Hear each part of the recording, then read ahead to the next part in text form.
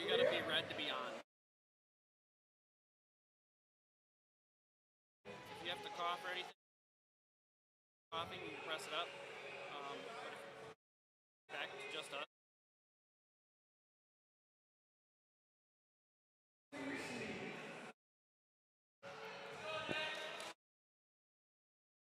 I can hear you. Off button and the red means on. All right, we're live.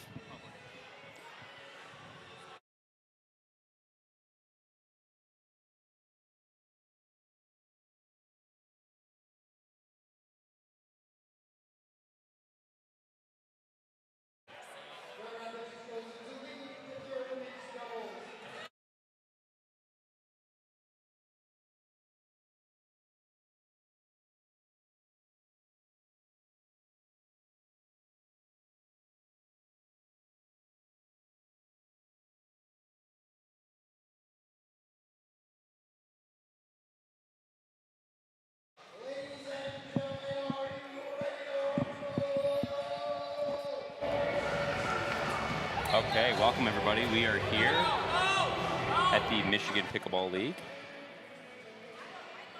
We are doing the coin toss, talking to the referee, and we have team captains out there, Nick Romano and Connor Mogul. Connor Mogul represented by the black uniforms, which is the Grand Rapids Rampage. Nick Romano's in the green with the Lansing Loons. I am here, Alex Ritter, alongside Lucas Ferreira. Welcome, Lucas. Thank you. Lucas, while we're waiting here to begin, will you tell us a little bit about yourself? Yeah, so I'm the head kind of coach here at Brighton Pickleball Club. I play with a lot of the people that play here today.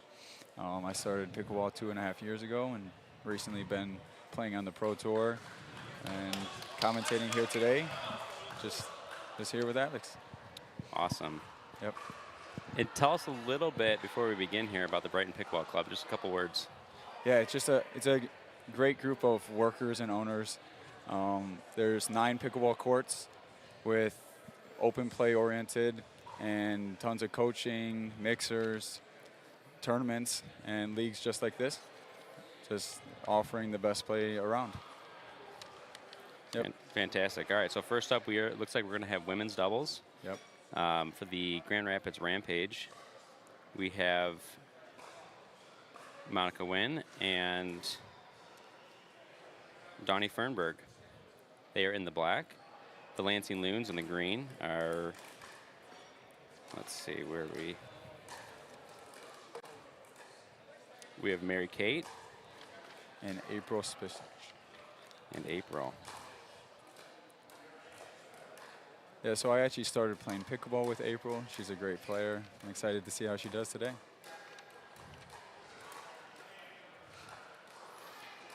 You got to imagine this is the first game of the first match in the Michigan Pickleball League. Do you think these players are feeling any nerves out there? Oh, 100%. You know, I think almost everybody has nerves coming into an event like this. I've talked to a lot of them behind the scenes, and they've told me directly that they were looking forward today, but also a little bit nervous. And you can just see by the body language of a lot of these players that they're you know, a little nervy. Yeah, for sure. A lot of players, you know, pick it up, turn that tournament mode on. So we'll see what happens here in this first game. So for those of you watching, what we have here is an MLP style format. We have 2 teams, the Lansing Loons and the Grand Rapids Rampage. This is going to be our first match of the today, followed by a couple more with different teams, and we'll get to that in a second. Lucas, tell us a little bit about the mindset behind going with women's doubles first, or the strategy rather. Yeah, the strategy usually, you'll see women's doubles is a lot more aggressive. I expect the girls to come out firing, especially in the first game. You'll see a lot of times the girls come out firing, and the person or the team that comes out, you know, on fire usually takes it home. I know a few people here personally, or yeah, 3 of these ladies I play with pretty often, and I know they have a lot of power. So I would expect them to come out hot. What do you think of the uniforms? The uniforms are awesome.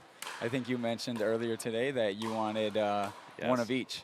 I think I'm on the same boat with that. I think I'd take 1 or 2 of each as well. I tell you what, the design is great. The colors are fantastic.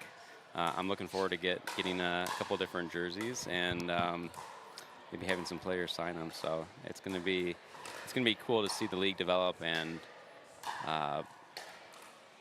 see kind of what type of merchandise we can create out of this. Yeah, it's awesome. The colors, like this green here, that caught my eye right away. I seen Sam Khalid walk in the building. I seen his uniform, his jersey, and I was like, okay, that one's a for sure sign.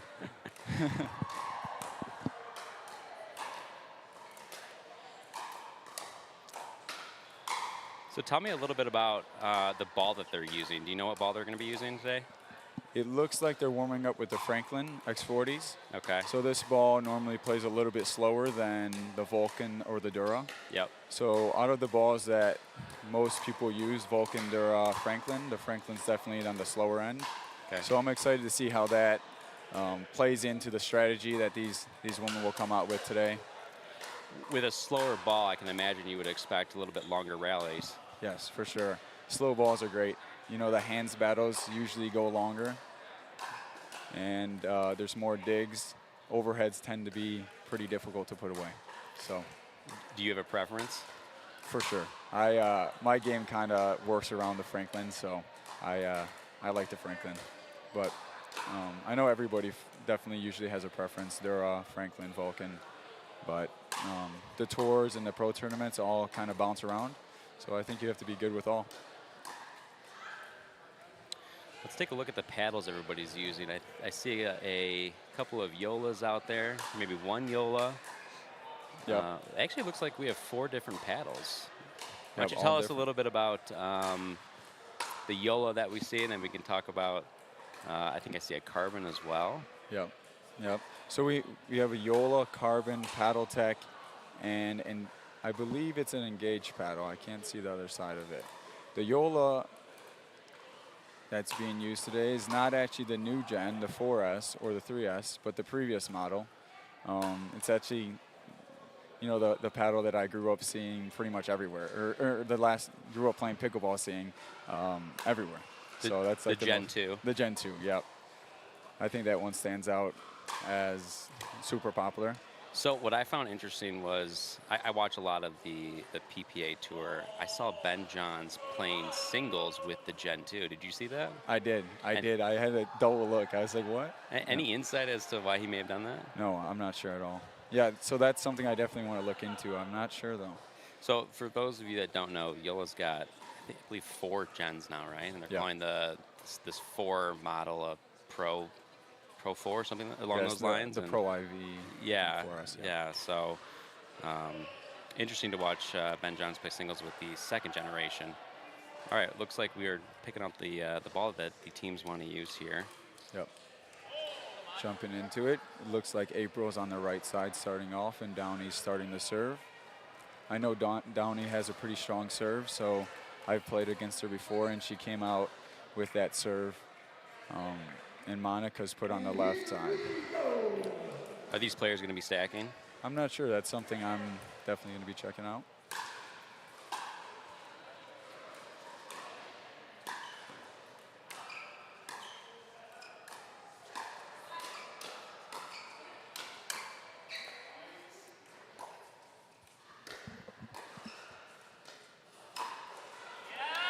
Great first rally there. Wow. Good hands all around.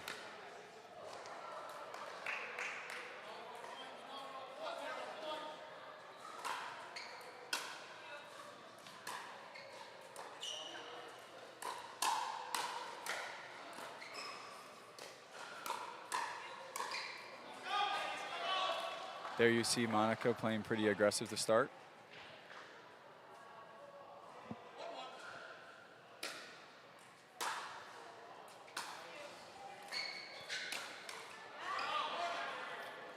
Looks like a good drive there on the Lansing Loons side of things.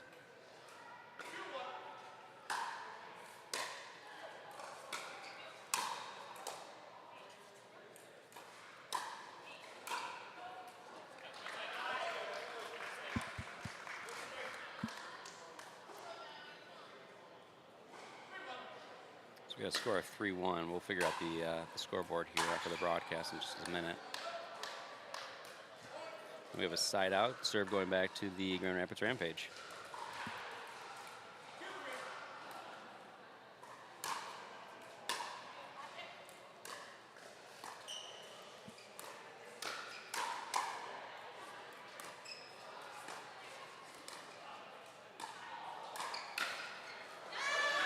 Great shot there, fit it right in the corner.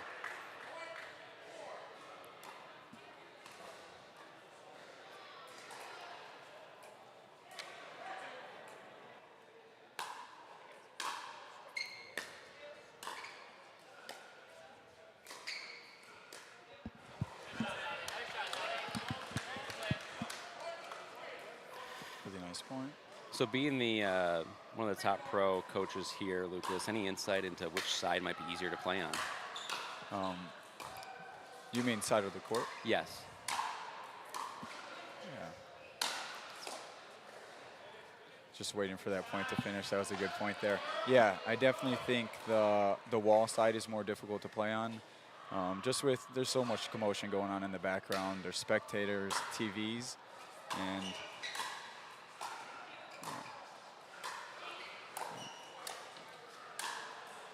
yeah. You think Good that'll point. factor in at all to this game?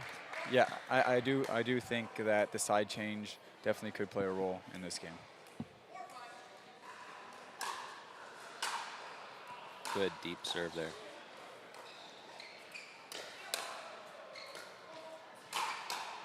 Good put away by Monica on that one. Really nice point. They're playing good defense on the other side, but really strong overhead.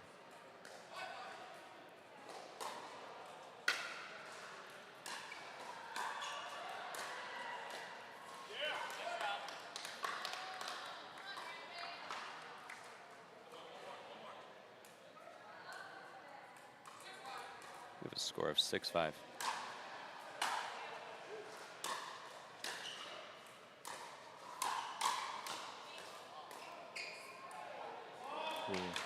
Good kind of mini scorpion on that one. Yeah, that was cool to see. It looks to see the Franklins definitely playing. They're playing pretty slow. Okay.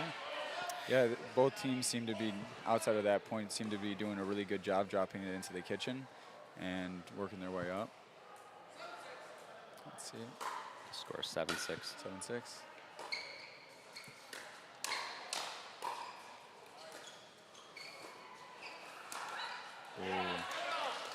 Great point. Looked like she was trying to speed up there down the middle. Yeah, that's a tricky speed up. 8-6.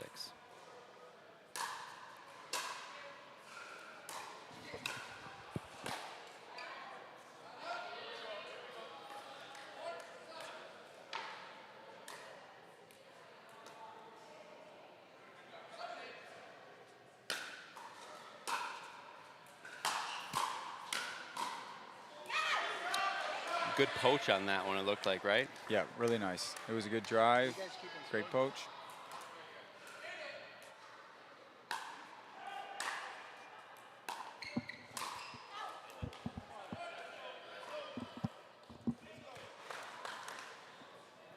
Yeah, so kind of what I expected.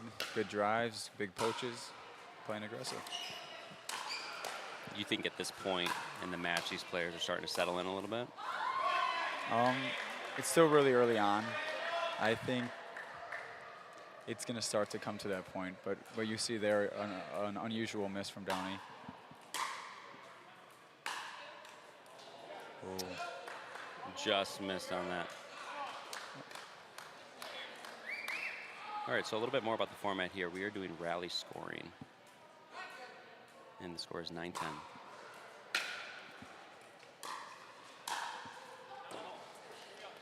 Just out, just out. Just long on that.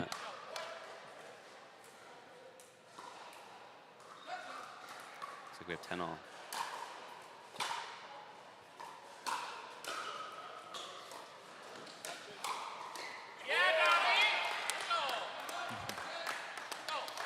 All right, we have an end change now. 11-10, Grand Rapids Rampage are up. They are. What are you seeing so far? I'm seeing some. I think settling in, people are missing some shots that they don't normally miss on both sides. We'll see if the side change or the crowd has anything to play with the second half of this match. But I think just settling in, it's so early on in the rally scoring, it kind of can go either way. It's really close right now.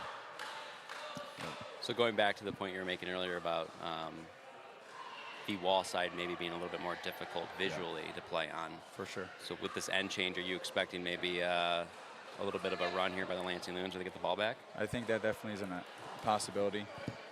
Yeah, I know from experience playing that side's more difficult visually.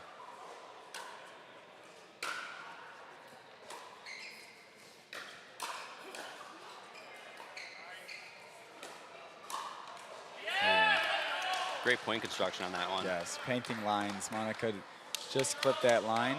It's a great shot. Got behind Mary Kate, and it was a really difficult shot for her to put into the kitchen. Nice.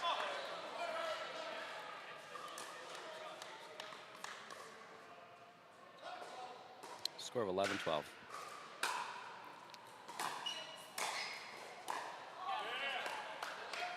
I think that was one of those Franklin points where the ball just didn't have much of a hop to it. Yeah, I think April expected it to bounce into her, and it just died. Yeah. Yep. It's 13-11.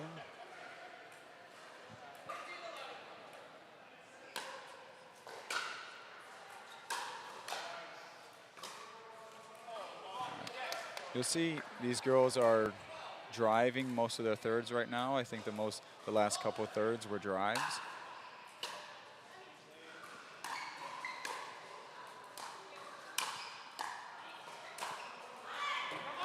Good idea on that. I think she had the right idea, just pushed a little bit wide. Yep.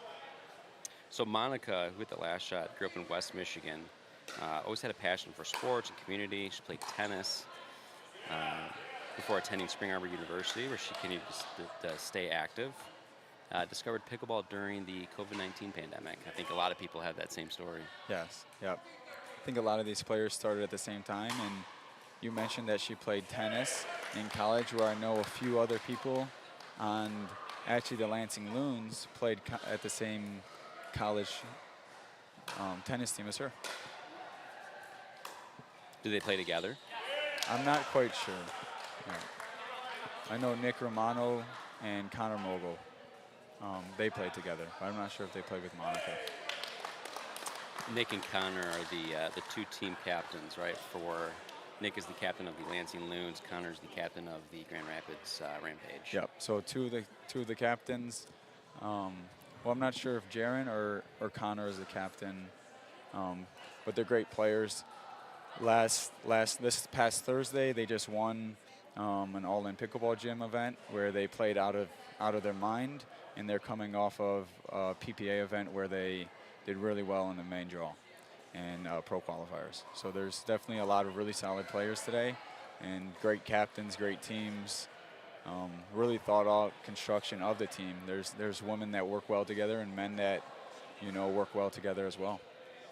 Yeah, it's going back to that PPA showing by Connor and Nick. They did fantastic. They ended up getting knocked out by CJ Klinger and J Deb, two of the best players in the world. So Yeah. and they did well against them. Yep. It was great to see. Seen some great hands battles, and excited to see more today. We'll get a score for you guys here in just a second.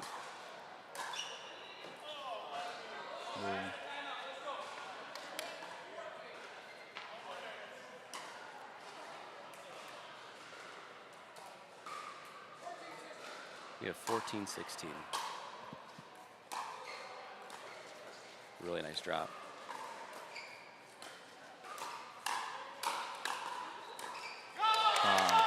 Fantastic defense on that one, right? That was amazing. What's the key there with that defensive play? Was it just staying low? Yeah, staying low, keeping that ball out in front, taking really small swings.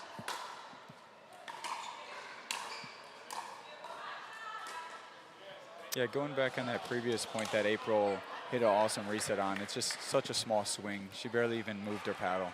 She just got her paddle behind that ball and let the pace of the ball do its thing.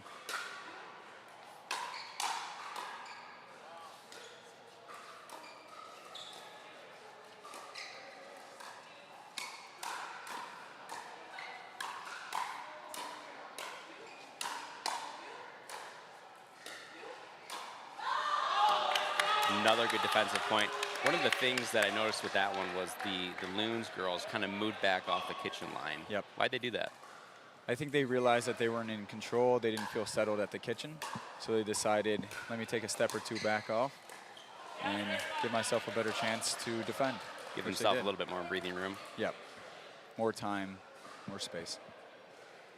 All right, serve back to the Rampage. 18-16.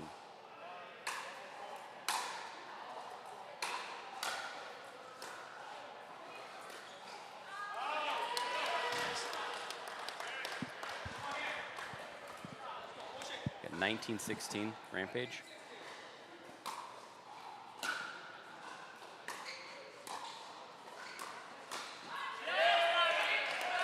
Another great point there by the Rampage. You guys need to keep score.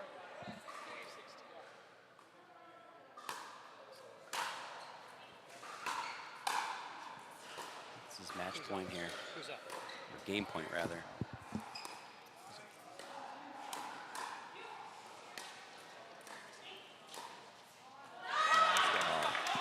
Good idea there by Monica.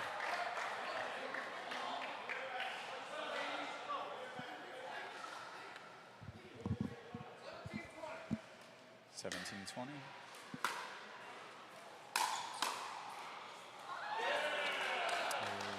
I think that was the result of the Franklin, or did she put a lot of good spin on that? No, I think she had a lot of spin on that. Franklin, Dura, Vulcan, either way, that's hard to get to. Yeah. Yep. So we have a freeze on 20.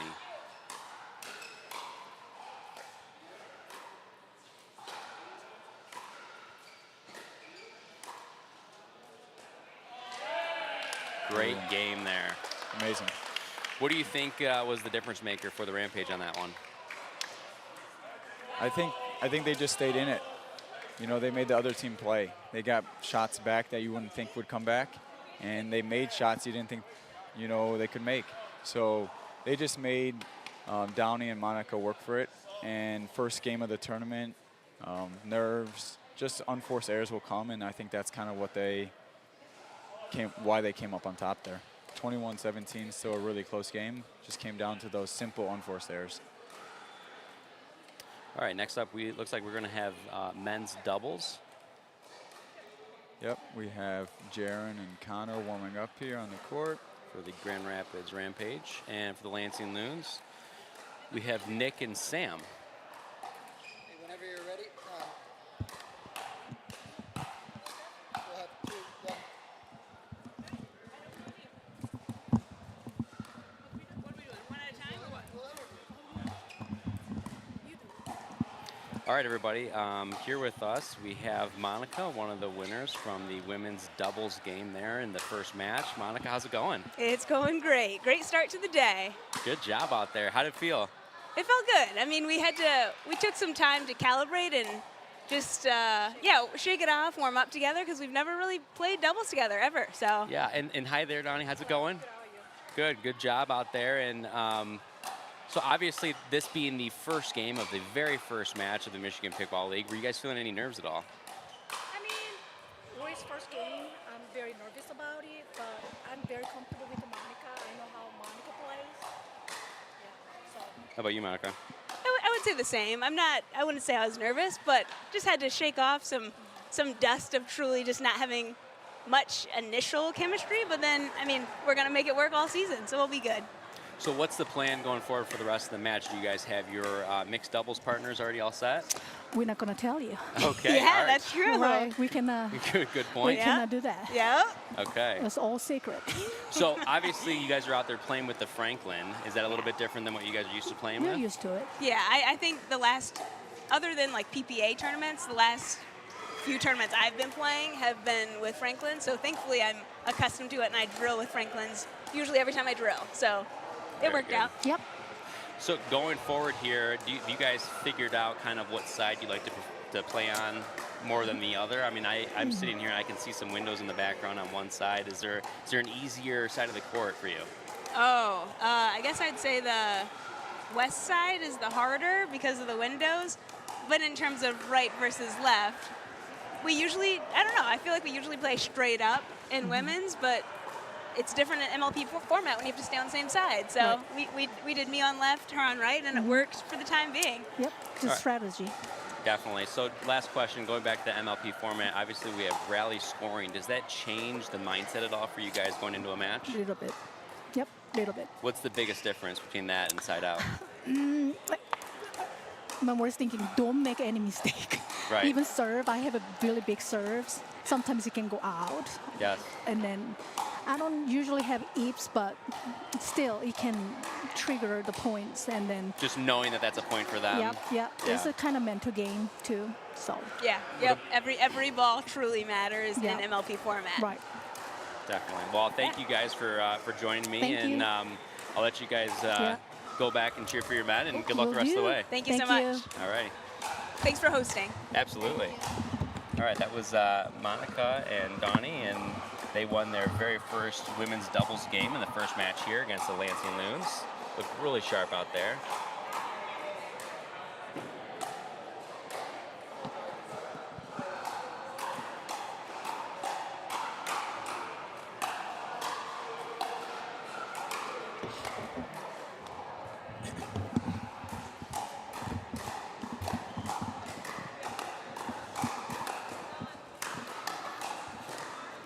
So Lucas, I had Monica and Donnie out here, and they had kind of confirmed what you were saying earlier about which side was a little bit easier to play on or a little bit harder with the windows and everything that's going on in the background there. For the guys here, what are you thinking to be the biggest game changer, the biggest factor for the strategy? Yeah, I think I know all these players really well. I think there'll be kind of two different dynamics. I think Connor and Jaron will look to be consistent and just consistent. And, you know, Sam comes out hot and Nick comes out hot. They're both tricky players. So I think the difference maker will be, will Connor and Jaron keep the unforced errors down? And will Sam and Nick be able to, you know, keep those unforced errors down? Essentially, Connor and Jaron are trying to play the consistent game, I would assume, and Sam and Nick are just firing away. So Nick and Connor, having just played together on the PPA and a couple of other local tournaments, now they're playing against each other. Yeah. Does that give either one of them an edge over the other, or are they kind of just on even footing now that they're on opposite sides of the net? Yeah, I think they're close friends. They're friends on and off the court, so it will be difficult to dislike the other person. But I think they're both super competitive. They don't necessarily need to dislike the person on the other side to find that mode. How about play styles? I mean, obviously they know each other's game pretty well. Do you think that gives them a bit of an advantage going forward here in the game? I think it just depends.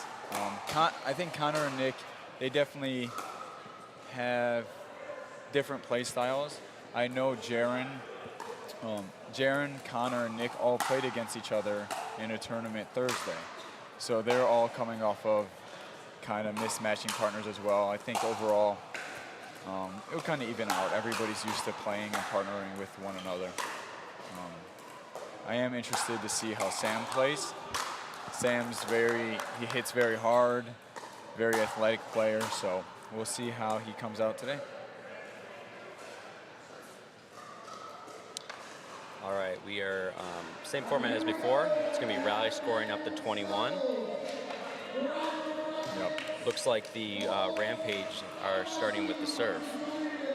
Yep. I'm interested to see if Jaron or Connor are starting on the right or left. Are you expecting them to stack? I know Jaron's more comfortable on the left side.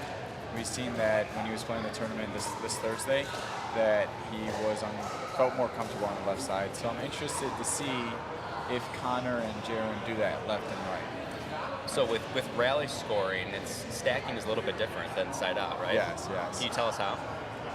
There is, in traditional scoring, you would switch every single time you score. Whereas in rally scoring, you would keep your side no matter what. So usually it looks like Jaron's going to be the left side player, and Connor's going to be on the right side. If they do decide to stack, they would have to intentionally move spots. In traditional, you would be put into a different side, unlike rally scoring. So you'll see Nick is going to be playing the left side, Sam's going to be playing the right, Jaren's going to be playing the left, and Connor's going to be playing the right on the Rampage. All right, first serve here by Connor.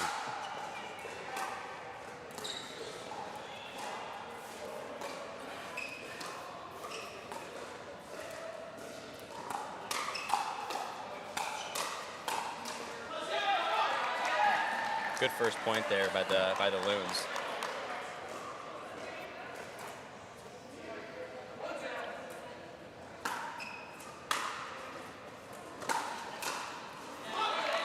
Yep. What are you seeing on that one? I see Nick and Sam kind of doing what I said, coming out firing, coming in hot.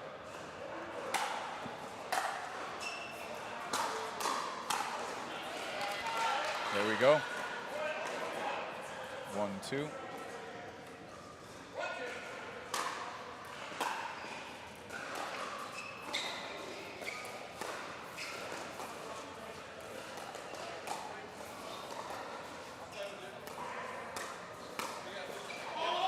All right.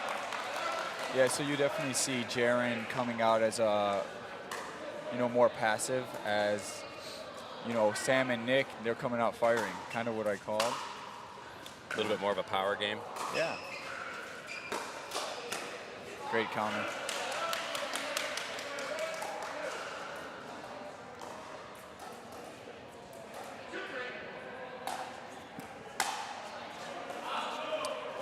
Return just out there by Sam.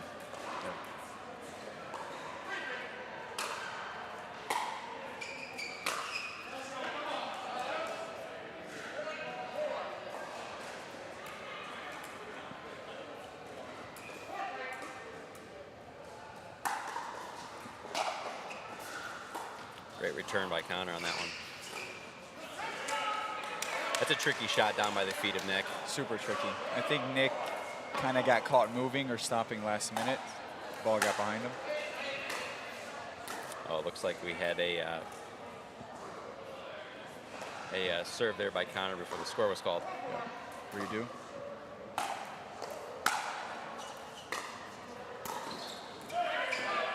It's a great drop shot. Kept it really low. Put Nick in an awkward position. Couldn't really let it bounce.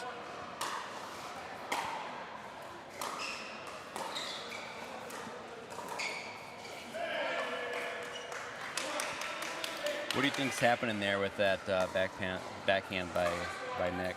Nick tried to change the direction. Usually changing the direction of the ball. It's tricky.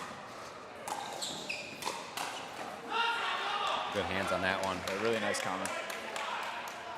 Yeah, so going back to that previous point, taking that ball out of the air and changing the direction is definitely a lower percentage shot. So great reset. Good clean point on that one. yeah, really nice. Both sides played well.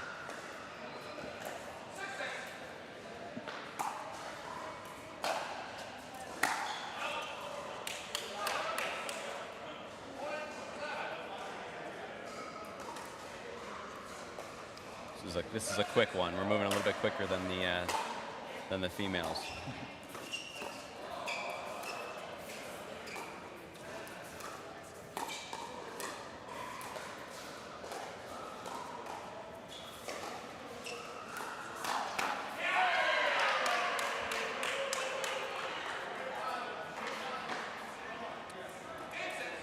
Kind of put it in the no-go zone there, right? Yeah, it's tricky. All right, we got a bit of a run here by the Rampage. It just put up 3. We're at 9-6. There we go. So a few missed returns, some, early fires, and looks to be 10-6. Maybe a little bit of momentum's creating here. Yeah.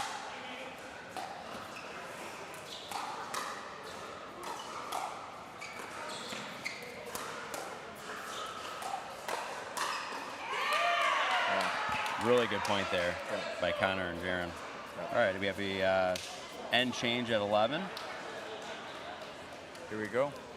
I'm Really, interested. really quick first 11 points there. Yeah, so you'll see even Jaron and Connor were serving quick. So the referee said the score, they served right away. Whereas the women's match right before, they took their time, did 1 or 2 bounces, and then served it. So I think overall, I'm interested to see if Sam and Nick slow this game down, go grab a towel, something in between the points, just slow the pace down and try to bring this game back. Do you think they'll try and play more in the kitchen on this Yeah. this side end? Yeah, I think Nick and Sam will try to slow the pace down a little bit, see if they can, work the point a little bit better and win the longer, more thought out points here.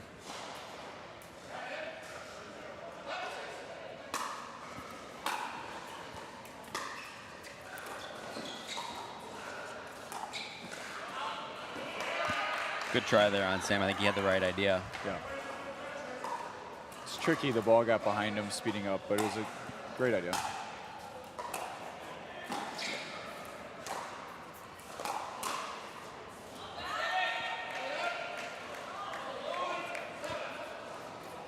All right, 7-12. They need to put up a few points here. Yeah.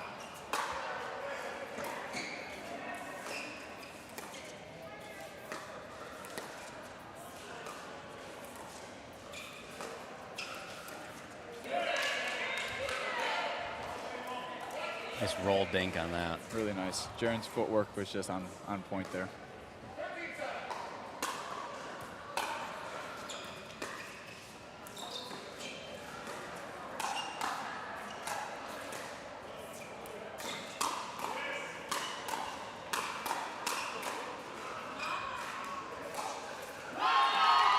Great shot.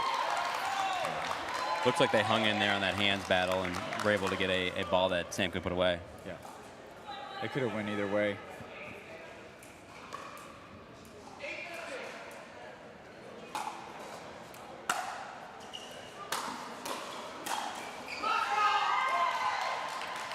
You see Sam bringing up the energy.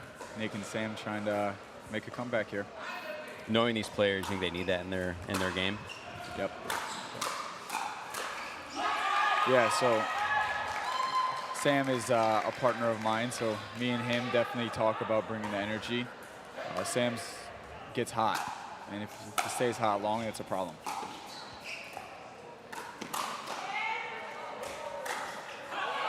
Good defensive play there by Sam. That was great. He gave them another shot to get back in that point. 14-10. This is a really close game still.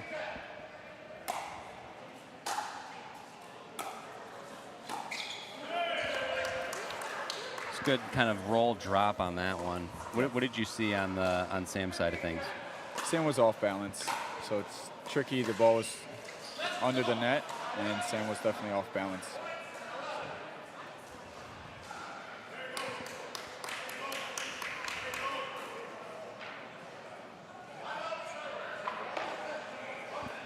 All right, looks like we have our first timeout of the match. Yep. Score is 11-15. Rampage are up by 4, but in rally scoring, we can see that turn around pretty quickly. For sure. 11-15, that can happen in a matter of a minute or two. So Sam and Nick, I think they called the timeout. It's a good timeout because rally scoring, you can switch the score so quickly. 1 minute and now it's totally changed. Especially with the play style Sam and Nick have. If Sam or Nick gets hot and they stay hot, it's very tricky to put that out. So Connor and Jaron, I'm sure they're talking about how to avoid Sam's maybe big forehand or them driving and crashing, just trying to extend the points and keep their lead. Kind of avoid these long, streaky points that could add up really quickly in rally scoring. It's going to be tough for the Loons as well if Rampage go up 2-0 in the match. Yep, super tough. This is an important game.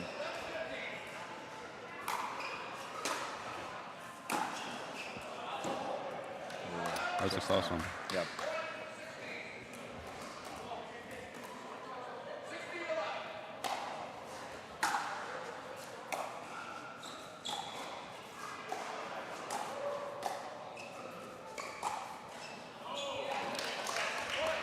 Looked like he had the right idea on that. Maybe the execution was a little bit off. Yeah, that's one of Sam's shots. The ATP on that forehand side. It's a comfort shot for him. Just missed it.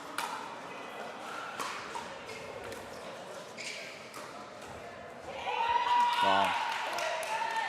Rampage is starting to pull away a little bit. What do the Loons need to do to get back in this? I think exactly that. They just got to rely on trusting themselves in the long points, not making any unforced errors, giving themselves a shot to catch fire. There we go. That's it. So big drive, big crash. This is what Sam and Nick are scary for. Their big drives, big crashes.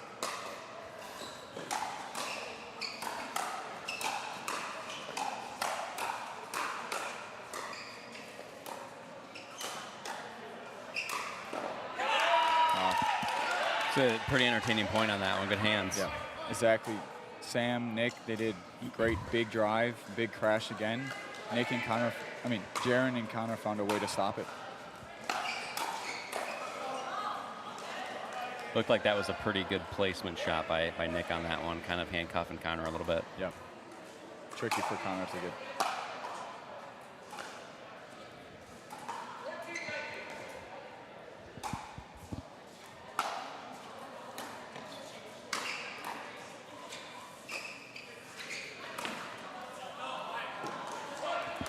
Just out on that ATP. All right, so the Rampage are on 20. They have to win on their serve.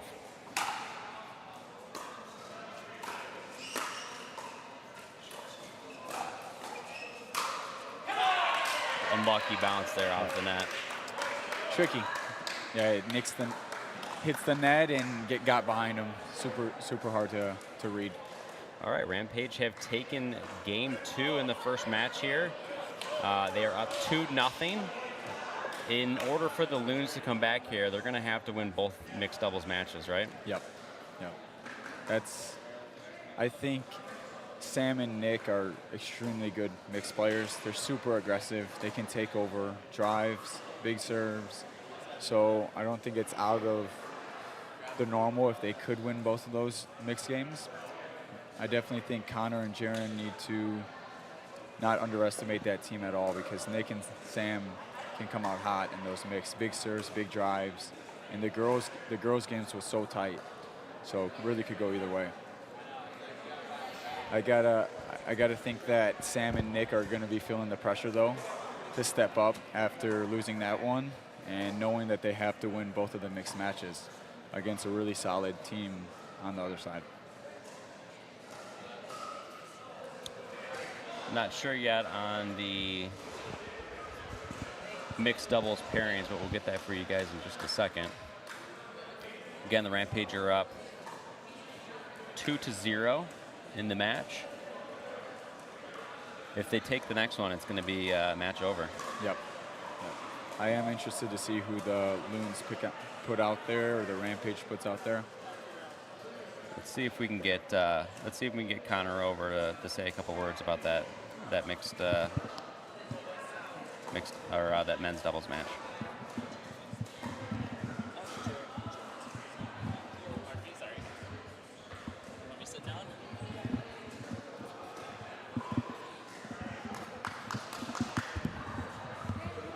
All right, we have Jaron and Connor's putting on the headset right now. Congrats, boys, on that win. Thank you very much. Any insight as to what the difference was there? I felt like we didn't really make too many unforced errors in that match, which was the big difference. Right. Came out pretty clean, and yeah, I feel like the errors in MLP just cost you even more because of the scoring format. So that was the key to that one. Yep, definitely. Looking forward to mixed doubles here. Any idea as to what arrangement we're going to have for partners? We have a pretty much solidified, so good. I'm not sure if we want to disclose that yet, but you'll find out shortly. I've been trying to get it out of everybody. Oh, you guys yeah, are keeping it close to the vest. If you watch any Michigan Pickleball or Thursday Night Premiere, you probably know the matchup coming up, but yeah, it's not too hard to figure out who's going to play with who, I guess, from our end, but yeah, it'll be interesting to see who they throw out there first. Yeah. Because we're going to adjust accordingly. So I asked the women's the same question about the ball. We were using the Franklin. How different is that compared to some of the other balls out there? Longer points, that's for sure. So it's a little bit of a softer ball. So you can hit it a lot harder, but it doesn't fly as fast. So it makes for a lot more entertaining TV. More work on the player's end, but whatever. Yep. All right, boys. Well, good luck in your mixed doubles matchups. Appreciate and we'll be talking to you guys afterwards if you win. All right, sounds good. Thank you.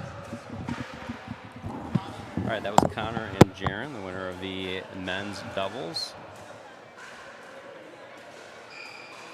We're going to take a short break here while we wait to see the mixed doubles matchups.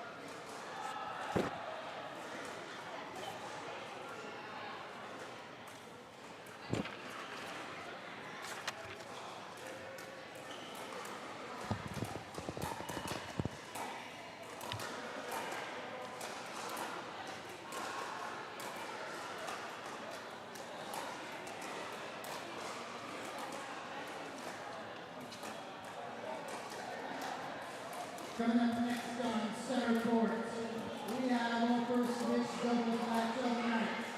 We have Noel and Whitney and Romano Wachowski. Grand Rapids leads 2-0.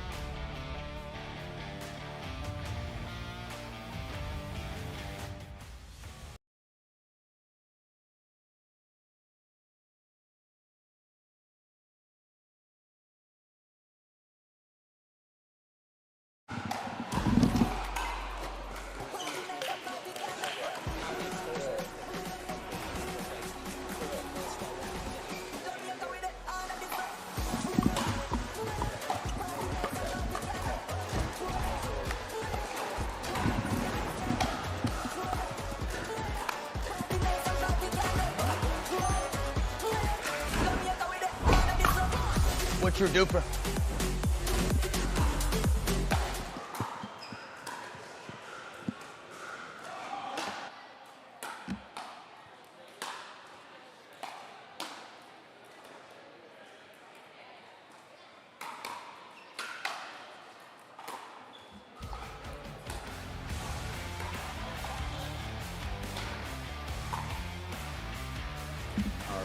So we have Connor and Monica playing for the Rampage, and for the Grand Rapids Rampage, and for the Lansing Loons, we have Romano and Mary Kate. This is an interesting matchup.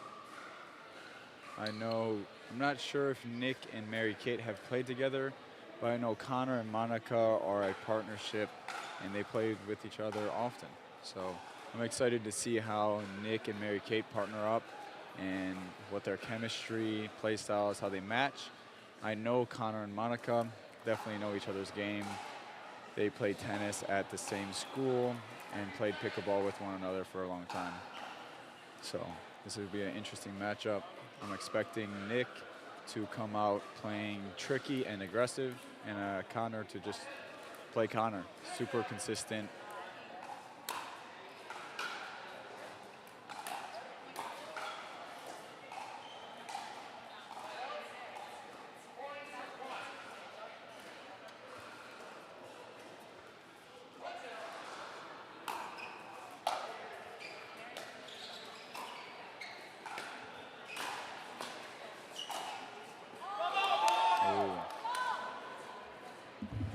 So Nick and Mary Kate were able to hold off, just defend, and make Connor make that on first error.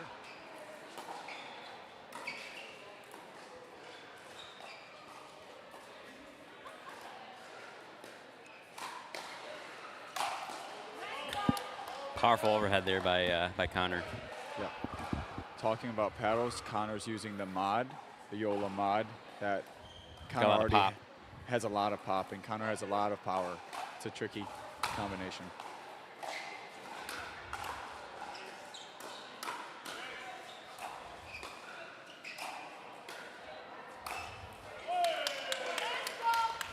That's a tough point to get out of for the Loons, right? Yeah, yeah.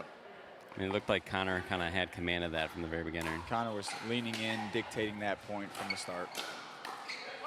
Wow, great shot there by Mary Kate. She was able to catch Connor kind of in the middle, not covering his line as good as he probably should.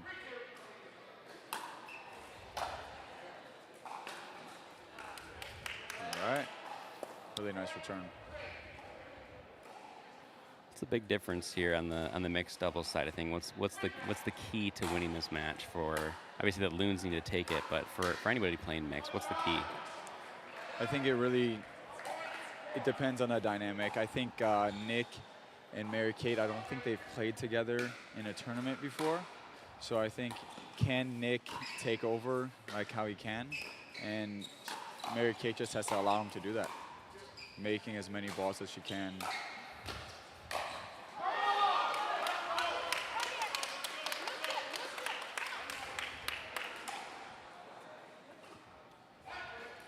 All right, we have a score of 5-3. We'll figure out the scoreboard here in just a moment.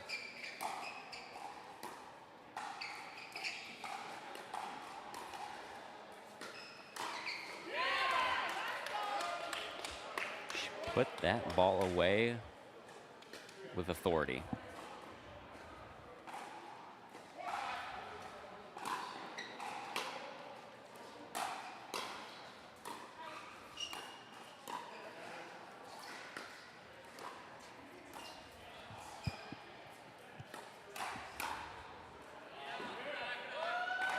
Just out. So there you see Nick trying to take over, attack Monica, but just missed long.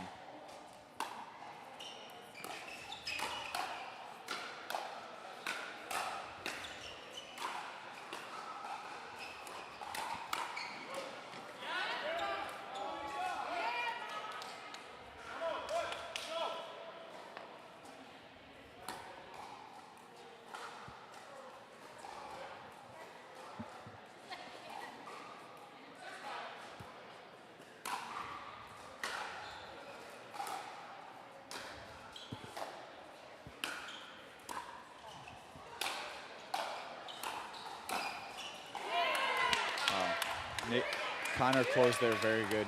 He's seen the opportunity and pounced on it. Yeah, he read that really quickly. Yeah, that's hard. That's a really good shot.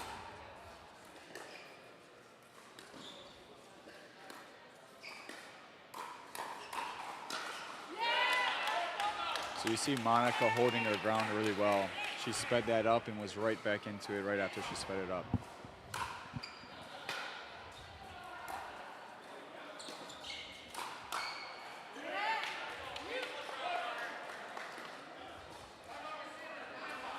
All right, we have a timeout here by the Loons at 9-5. Serve is on the Rampage paddle. What do the Loons need to do here to get back into this one? Yeah, I think Nick and Mary Kate just have to find a way to get up to the kitchen and play their game. I don't think they've been able to extend the points as much as they could. And Connor's just done a great job at seeing the opportunity and kind of pouncing on it. That previous point that I was kind of wowed by is Connor seeing an opportunity and was there in a split second. So, at what point do you think these guys are going to start switching up the strategy? I think soon here. It's 5-9. This timeout's used to switch out the strategy. I think Nick and Mary Kate are going to find a way to either drive and drop up to the kitchen or drop to a different area. Just figure out, hey, how can we get up to the kitchen to win this game? That's really what it's going to come down to. Can they settle? Let them play. They haven't really had a chance to create points or control the points yet.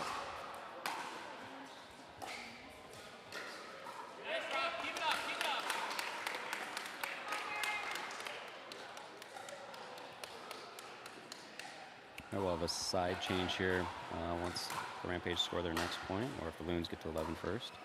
All right, that was an important one there. They needed that. Yep, super important. You got to start building momentum here. Yeah, and Riley scoring at 6-10, 4 points away is nothing.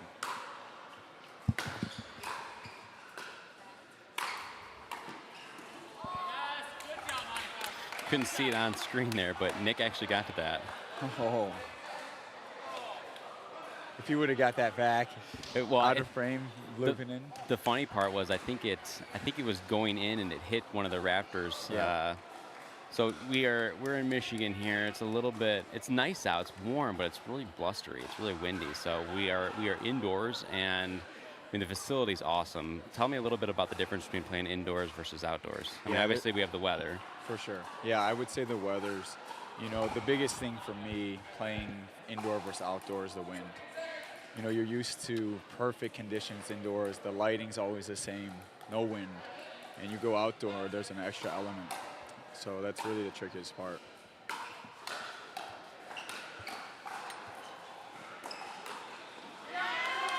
There you go. 7-11. Could be the time Nick and Mary Kate turn the game around.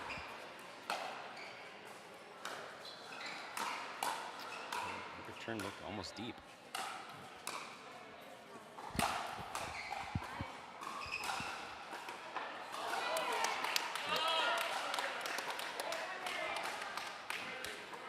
Tough point again. They kind of were defensive almost the whole time. Yeah, there. They haven't been able to make their third shot or fifth shot drop into the kitchen, making it tricky for them to get up.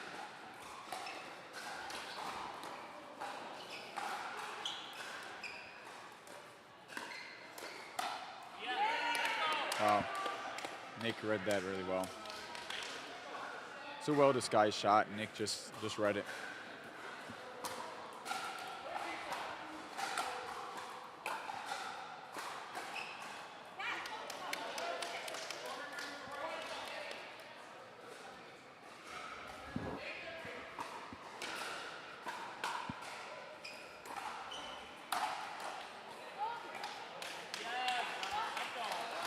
Connor seems to put a lot of top spin on that ball.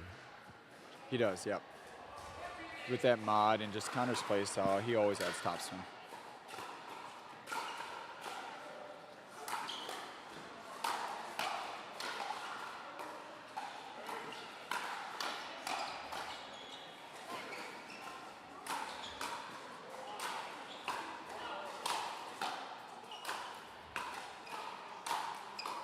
Wow. There it is. The Loons needed that. Finally, they had a point that they were dictating the pace. They were keeping the Rampage back. Let's see if they can build on that momentum.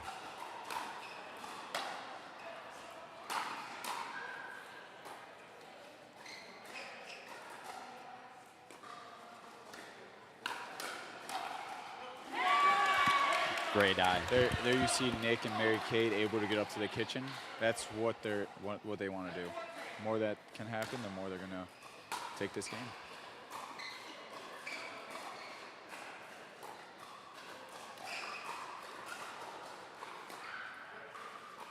Good lob. Wow, really good defensive lob on that. Yep. Starting to see that more and more in the game. Yep. So Nick and Mary Kate were able to work their way up to the kitchen one more time. I think that's good to see on their end. But Monica hit an awesome lob. Another lob. Oh, we have a foot fault here. Did you see it? Yep. I didn't see that it was in the kitchen. I did see it close, though. Good eye bear, ref. Yeah. Another lob being used. Yeah.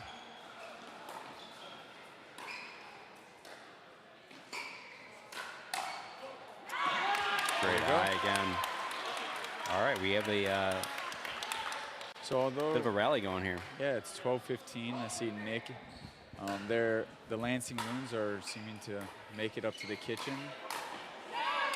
Ooh. Nick wants that back. He You wants can that tell one on back, his face. Yeah. Yep. Got exactly what he wanted. Yeah.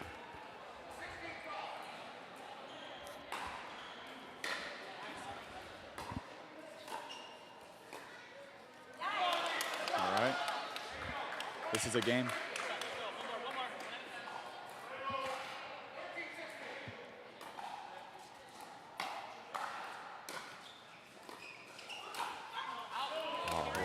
He had the shot he wanted again. I think he just pushed it too far. Exactly.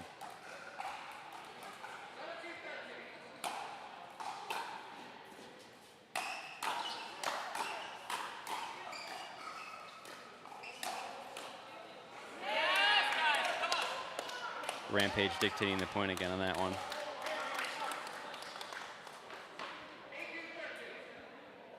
The Loons have got to go. There's that power again by Connor. Yeah, tricky. That's pretty much the last place I would have expected Connor to drive. And I think Nick thought the same thing. Great backhand there by Nick. 14-19. Let's see if the Lansing Loons can make a comeback here.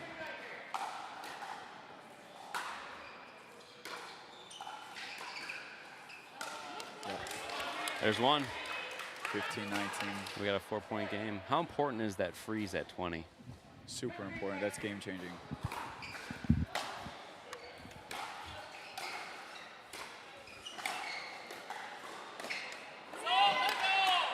Good flick there by Connor.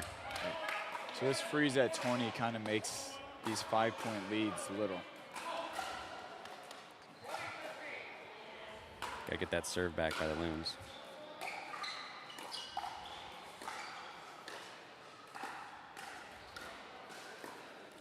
Great roll dink on that. That was a great. That had a little bit extra spice to it, right? It did. It did. Monica felt the pressure there. 16-20.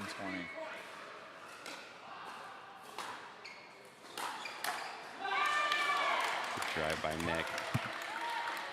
3 points, Lucas. Think they can do it? I think they can. It's a very close game. 17-20.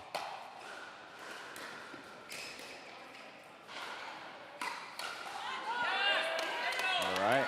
This is where that freeze comes back into play. This right? freeze. You can be stuck at 20 in this, which is super frustrating as a serving team.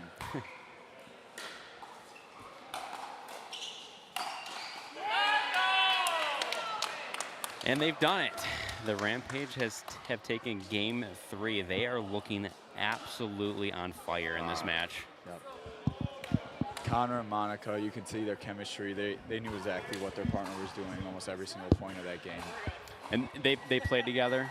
Yes, they've played a lot of tournaments together. They played PPA, the previous PPO together, and this tournament this past Thursday together.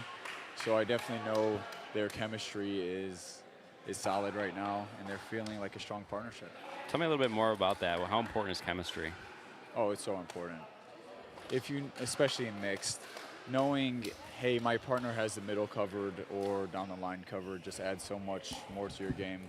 As a man's perspective, knowing that my partner has the cross-court dinks, exactly where I know they're going to go. Just allows me to play more aggressive and take over the best that I can. You've seen Connor able to dictate a lot of those points because he knew where Monica was and what Monica was doing. Very good. So April and Sam, I know they're a first-time partnership. They're warming up. I think this last one is strictly for points. The Rampage have taken the match, but this is going to matter towards the playoffs.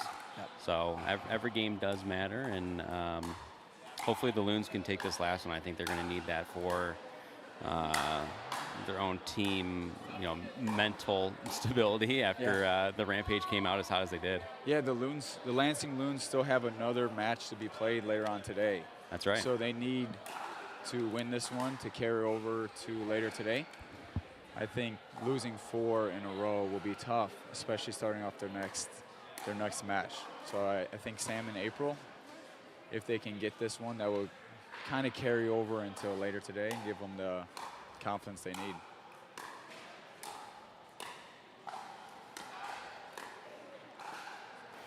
All right, let's talk a little bit about the team captains here. We've talked a little bit about some of these players, but I want to get into a little bit more detail. So we have for the Loons team captain Nicholas Romano. Nick played tennis at Spring Arbor. We had mentioned before that he and Connor were partnering in the PPA and had done really well at the last showing there in Cape Coral. Tell me a little bit about his game, what kind of style he prefers and what his strengths are. Yeah, so Nick has a awesome play style. He drops. I think Nick's play style is to drop his way up to the kitchen, get up to the kitchen consistently, and there he plays tricky and aggressive. I see Nick, he's comfortable dinking 20 times, but I think where he gets people is his tricky speed ups. He'll Ernie, he'll no look. You don't know where he's going, you don't know where he's dinking, and he kind of takes over at that kitchen line. So I had the opportunity earlier this week. I was drilling with Nick, and which is more of a favor for me than it is to him. So, as a friend, I think he was just kind of helping me out. But one of the things I noticed too was he has a lot of deception with his paddle. You think he's going one way, but then the ball ends up on the other side. Yeah, it's frustrating. I watched him at PPA, this past PPA, and the teams he was going against are just be ready for the craziness. You don't know where the ball's going, so Nick knows exactly what he's doing. It's not crazy to him, but when you're the opponent or the team going against Nick, it's tricky because his paddle doesn't necessarily tell you where the ball's going, whereas other players, you know where that ball's going. Nick, you don't. All right, let's talk about his PPA partner, Connor, the captain of our winning team here, the Grand Rapids Rampage. Also played tennis at Spring Arbor. Yep. How important is that tennis background? If you can use it to your advantage, it's huge. A lot of players come over from tennis and keep a lot of the bad habits. Then you have players like Nick, Connor, all these tennis guys that say, hey, let me take the good parts of tennis, bring them over to pickleball, and learn pickleball. What are some of the bad parts of tennis that you're going to want to forget when you step on a pickleball court? I would say footwork in certain ways, crossing over your feet can be tricky in pickleball, or slicing really heavily can affect your pickleball game. Just even some small changes, like in tennis you can close your paddle or your racket a lot more, where in pickleball you can't have it quite as closed. Or in tennis, a lot of those bigger swings are used, whereas pickleball, you need to be a lot smaller. Tennis as a whole has huge advantages because you know how to hit a ground stroke. You can serve, drive, return, but you'll find you have to shorten it up. But you see a lot of people on the pro tours coming straight from pickleball. They have, smaller swings. The drop shots. So I think tennis is a huge advantage if you can use it to play pickleball. All right, we are about to start our final game here in the first match. Yep. We have Sam and April. And then on the Grand Rapids side of things, we have Jaron and Downey. Yep. What are the strengths of Sam and April? Yeah, so Sam has a huge serve, huge drive. He has a ton of aggression and quick hands. I think April has a nice drive. We've seen previously her resets are awesome. Super small swings. I know they haven't played a tournament together before, so we'll see how their chemistry works in this game here. Good start by the Rampage again. Seems to be kind of a consistent theme for them is their hot start. Yep. The partnerships overall, Downey and Jaron played so many tournaments together. They know exactly what each other are doing. That's a huge advantage coming into this. That ball landed out. Let's see if they gave it to him. Oh, they did. They gave it to him. All right. What'd you see on that? Was it out or in? Yeah, it's close. Yeah. I guess it was out. 1-2. What do they say? Ball don't lie? Yep. Yep. Kind of a cheeky response sometimes, but it's hard not to argue, or it's hard to argue with that. It's hard to argue, yep. 3-1. You have to really get to the kitchen line here in this one. Yep.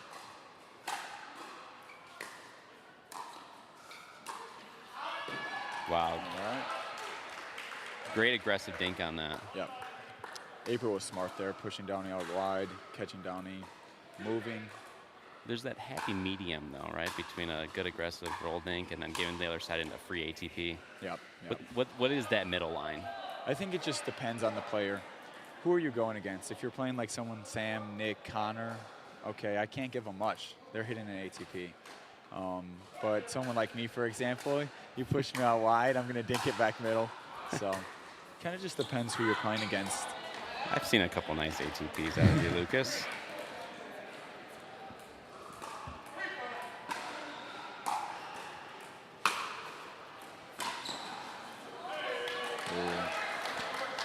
Just missed, hit the top of the net.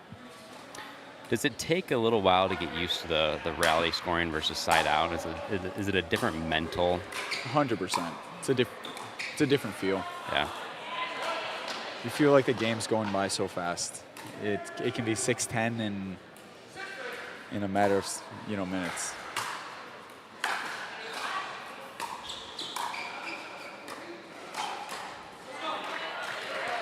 All right. I'm interested to see if Sam starts going big on the serve. Now, we were talking earlier in the men's doubles match. We could see it on the screen. He was a guy that was definitely feeding off energy. Is it like that in mixed doubles for him as well? I think so. Yep, so April there making noise. I would be surprised if April and Sam didn't feed off of each other here. We'll see if Sam does a big serve here. Pretty deep. Good point. All right, they've tied it up. All right. Let's see if they can keep this momentum going. 6-6.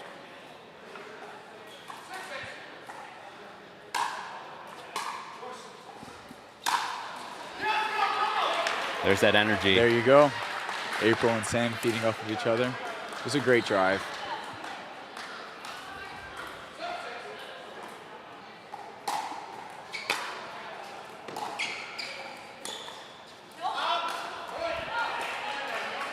Making a lot of noise.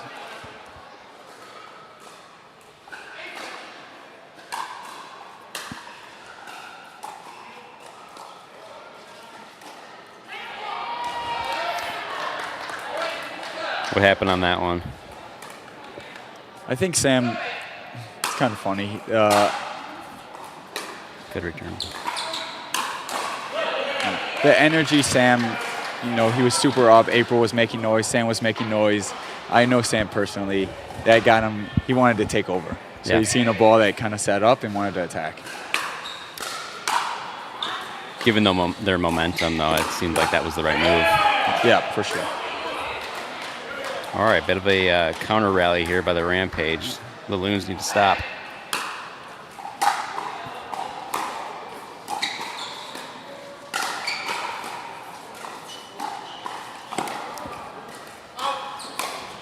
Great aggressive dink there by Sam. That was the stop that they needed. Inside out. That's a tough dink for Jaron to get. super close call.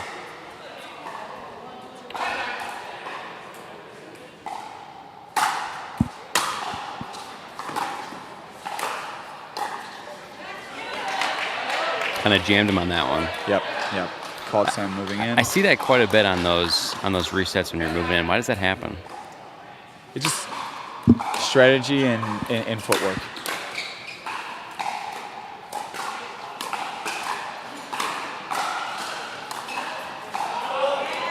Yeah, so going back on what you asked, why do you get caught kind of moving in?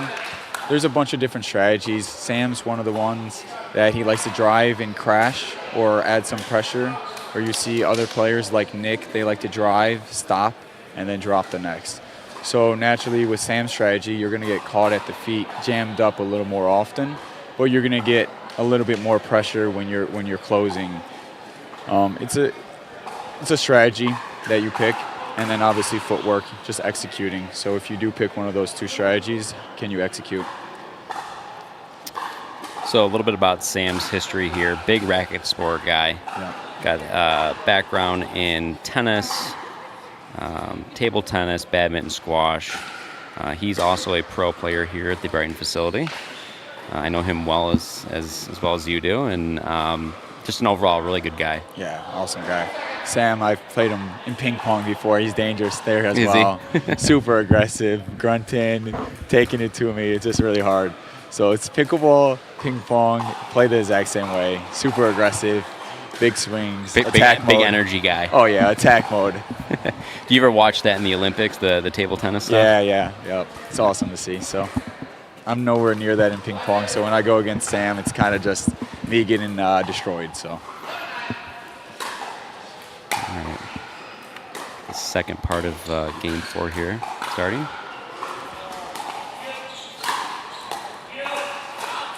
It's a really good lob on that. What do you think of the lob?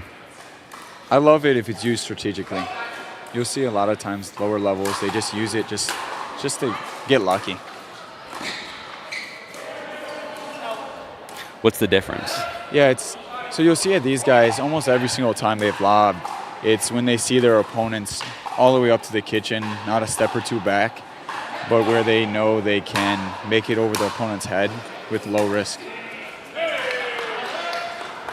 Another thing to think about when lobbing is, are you lobbing over their backhand side or their forehand side? Yeah, that's a good point. Yeah. So if you're going over their backhand, then it's hard for them to hit an overhead back. Yep.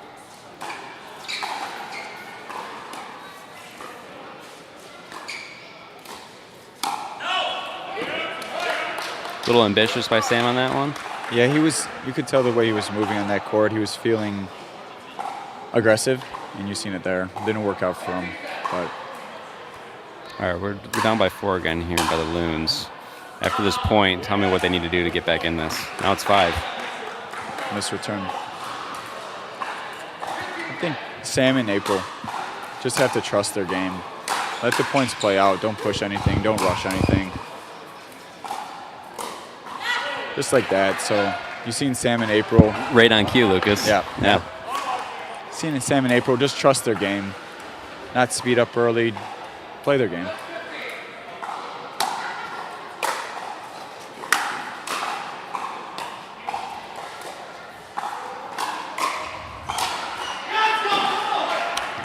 Sam trying to bring the energy back. So I've noticed watching Jaron now play a couple different games. Correct me if I'm wrong, but he holds the paddle kind of in an interesting way.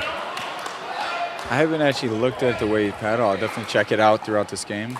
I'm not a big grip guy. I couldn't tell you the difference between Eastern, Western, Continental, but something strange seems to be going on there. Yeah, so a lot of these players play Eastern, Western, Continental. It's all preference and when and where.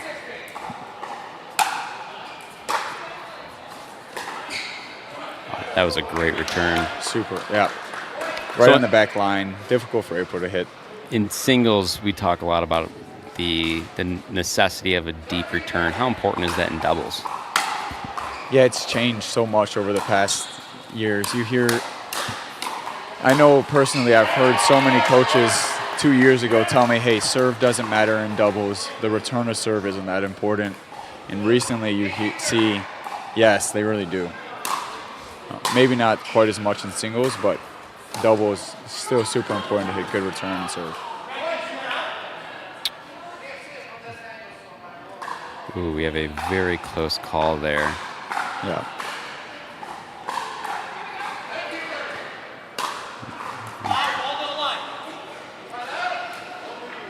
There you heard Sam say ball don't lie. We talked about that earlier. He said it.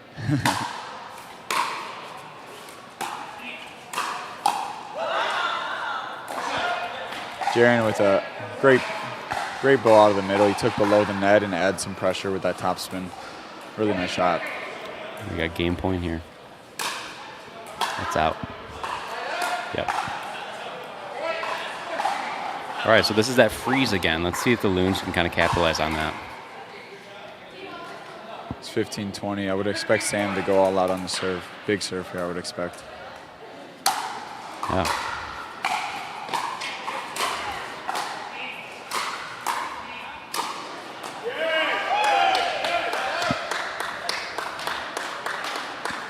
You're right. He definitely went for it on that serve. Huge serve. I could tell he took a step back off the line. When he does that, he goes big.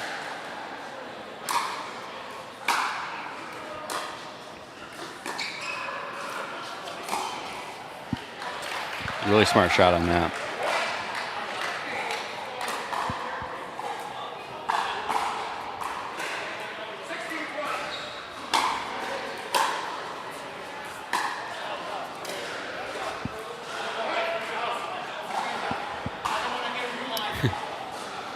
I think we have some questioning of some of the calls, but I think they've all been pretty accurate. I think so too. I think that was a little too aggressive there by Sam, or was that the right move? I think it was too aggressive. Downey had a ball that she was able to take in the gray zone, but not super low.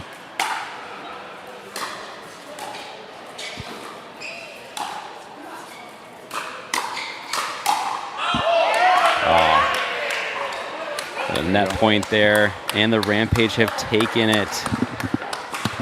4 straight games. They are looking great to start off the season. Yeah, all those Jaron and Connor, Downey and Jaron, Connor and Monica just seem so strong. Downey and Monica, all the partnerships. I know they've played tournaments with each other all in the past. That's a great team, really strong team. Are they all from the Grand Rapids area? I'm not quite sure. I think a good majority of them are from Grand Rapids. So we have so Connor is from the area. Monica is from Grand Rapids. Yep. Jaron is from Grand Haven. And Downey they have as from East Lansing. Yeah, that's what I thought. So 3 out of the 4 are from Grand Rapids.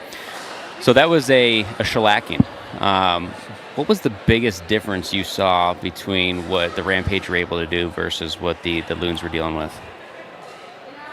The Rampage was able to get up to the kitchen a lot. And they were able to control the points, just kind of playing simple. They were keeping the other team back and controlling the point from the kitchen line. I think overall the Lansing Loons just weren't able to get up to that kitchen to play their game. All right, we're going to try and get one of our victors here on the headset.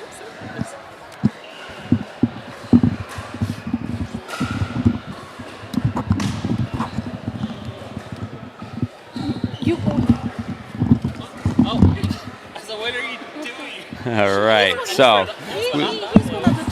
we have our final game victors here, Jaron and Downey. Congratulations, you guys. Thank you. That was awesome. So 4 straight games in a row. What was the biggest difference for you? I think just chemistry.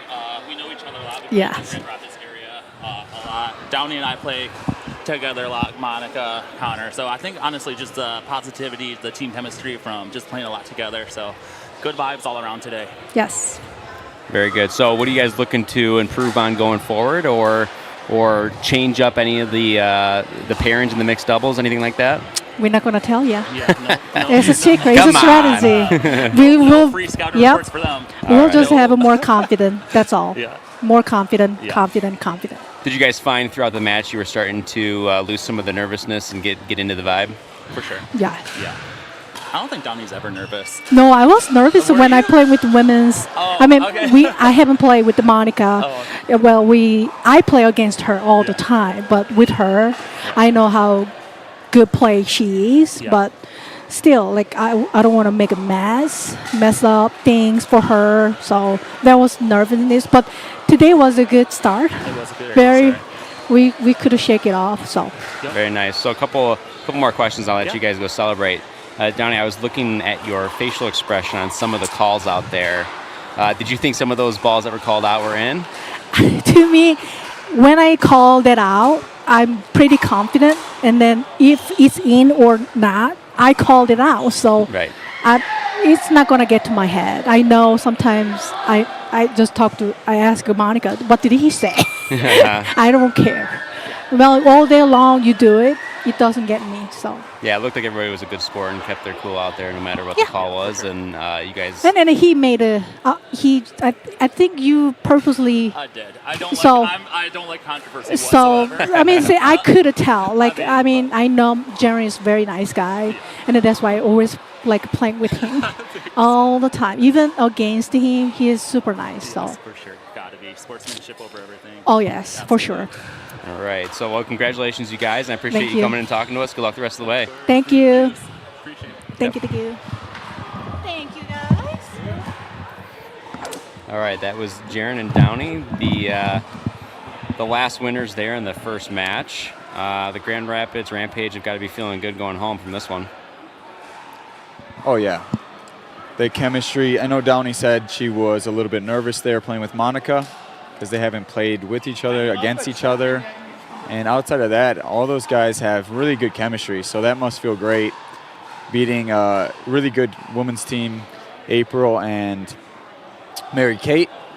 I know Downey and Monica, the next time they play, will just feel that much stronger together and more confident. All right, so we are going to have the Flint Tropics versus the Arbor Arctics coming up next. Same format as what we had there in match one. What are you looking to see here in the second match between these two teams? I'm excited to see the men's doubles play out along with the women's. I think Ann Arbor Arctics have Ian and Mariano, super powerful and great players. So Mariano I played with the other day, and he was just on fire. Every drive was like an inch over the net. Every serve was an inch from the baseline. Really tricky. If he comes out today playing like that, I don't see how anybody could stop that. I know Mariano came off of a silver medal in the APP not too long ago in singles. That just shows how dangerous and unstoppable he can be if he's on.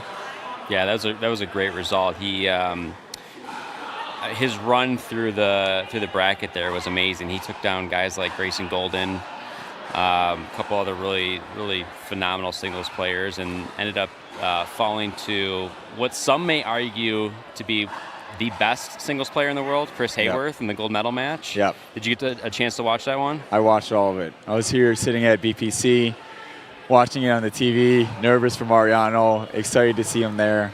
And wow, yeah, he put up a fight. So Chris is a great singles player. He's just so dangerous. You know, it's super lengthy. He whips the ball. Mariano, like I said, his returns sometimes are an inch from the baseline. You know, his drives are an inch over the net. With so much topspin, makes it so difficult. When Mariano's on, he's on. Yeah, his movement on the court is really great as well. Yeah. I mean, he's got phenomenal footwork and speed, and it's just a super athletic game style. Okay. I was talking to one of my buddies about Mariano's game the other day, and they described it as, think of the most athletic and quickest player you could think of. There's Mariano. He moves so well. He's explosive. Yeah. And powerful. Ian Yee, his men's partner, also on the Arctics, born and raised in Ann Arbor, played college tennis at Kalamazoo before picking up pickleball. Tell us a little bit about Ian's game. I know you mentioned they're both power guys. Yeah. He also moves around the court really well. Yeah. Ian, I would say, is a great example of tennis, taking tennis, a lot of the good areas from tennis, and playing pickleball. He plays pickleball. Even though coming from tennis, he plays pickleball like how you should play it. he doesn't let off the aggression, but drops the ball, gets in, resets. Super good movement. Just a dangerous player.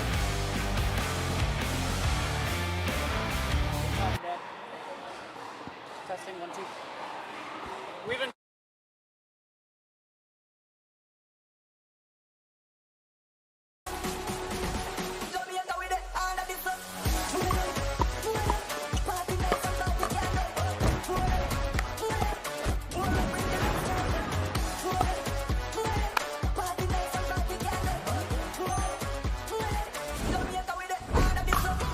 What's your duper?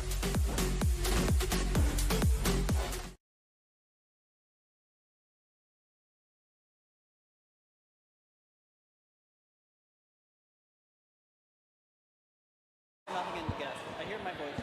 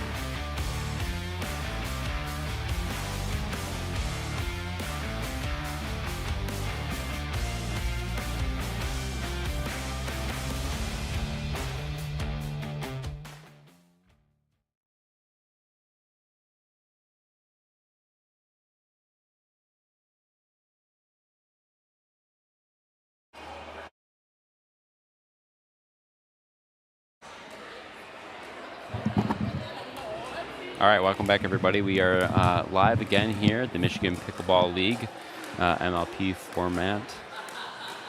We have the Flint Tropics versus the Ann Arbor Arctics. And first up, we're going to have women's doubles. Out here, we have Sarita and Renee in the blue. They are on the Ann Arbor Arctics.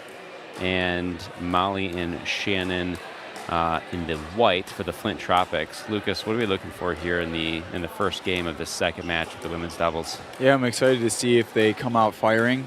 You know, previously in the last women's match, first game, they haven't played this format probably in a while. So we'll see if that gets to them and if that aggressive play comes out from the start. I know Sarita and Renee, they both come from tennis, so they like to drive their third shots. They like to crash. Sarita has a huge left-handed ground stroke. She loves big serves, big drives, a lot of top spin. So I would expect Renee and Sarita to come out firing. And for the other team, the Tropics, I'd like to see how they react to that or what they do to counteract that. All right, so my next question for you, Lucas, is you want to give us a shot on some of the pronunciation of the last names here? Oh. So for the Flint Tropics, we have Molly and Shannon. Molly is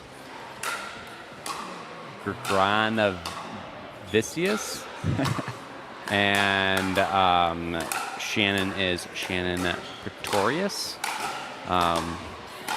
Could be wrong, but those are both Greek-sounding names.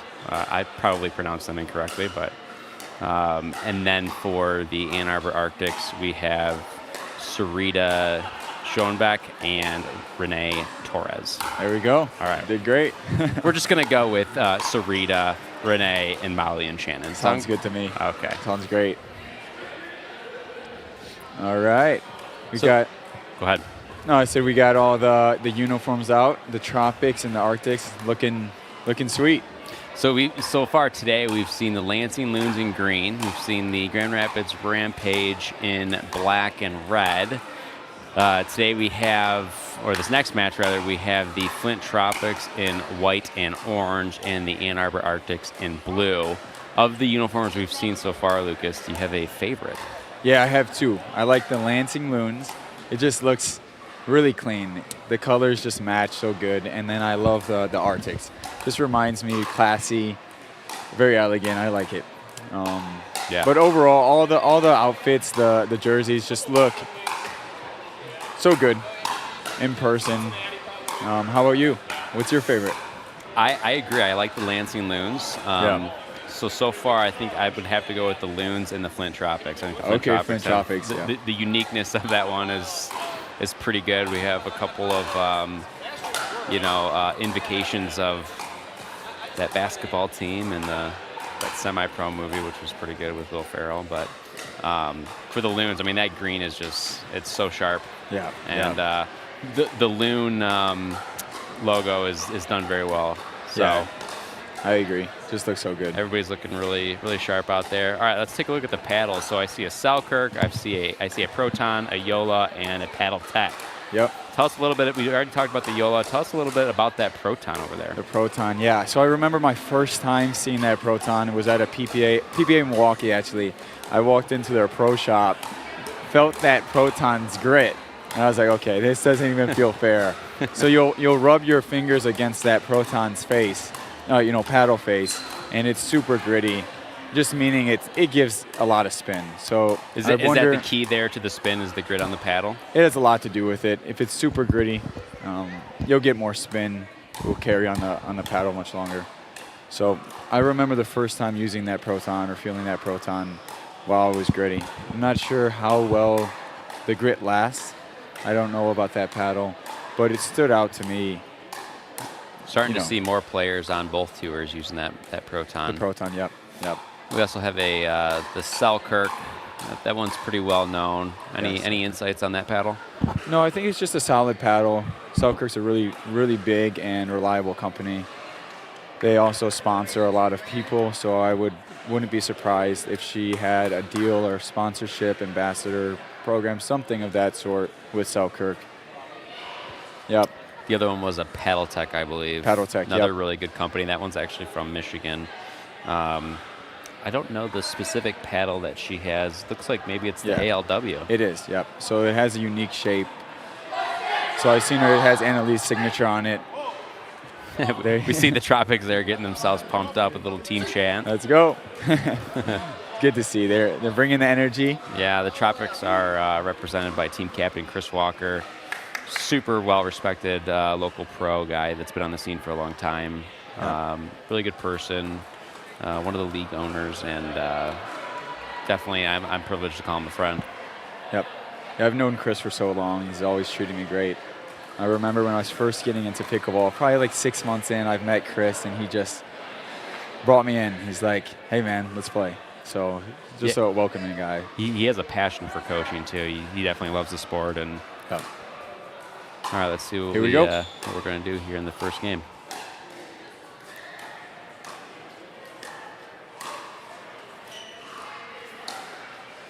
Right up to the kitchen line here. Good start by the Tropics.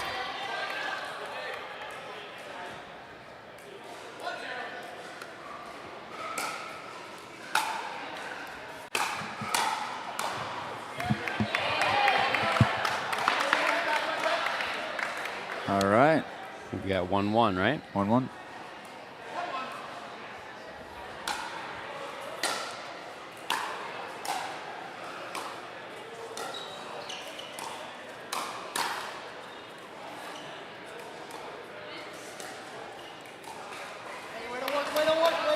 There you see Renee moving her feet well, getting behind that ball. It's unfortunate, easy miss. Could be nerves, could be courts, but moving her feet really well.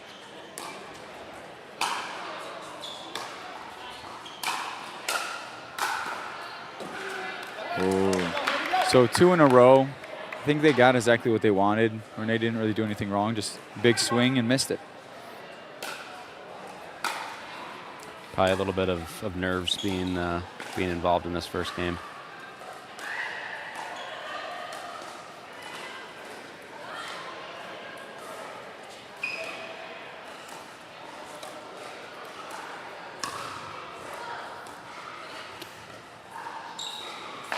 Oh, just out of reach there. I definitely seen a pattern so far. Renee's definitely got a majority of the balls. I think Sarita's a little scary. She's a lefty, unique, hits pretty hard. So they're probably trying to lean into Renee and then figure out the game. Yeah, you brought up a good point there. We have a lefty on court. I think for the first time today. Once this point's over, I have a question for you. Oh, just clipped her hair there.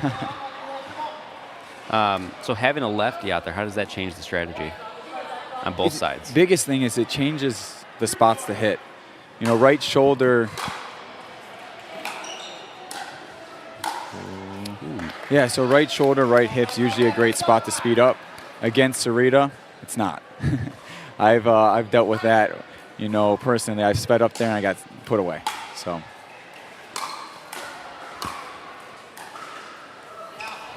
I also think Sarita adds a unique poaching style because she has that lefty. When her partner drives, she's super big in the middle. It would add a lot of pressure. Yeah, having that double forehand there in the middle has got to be tough. It is.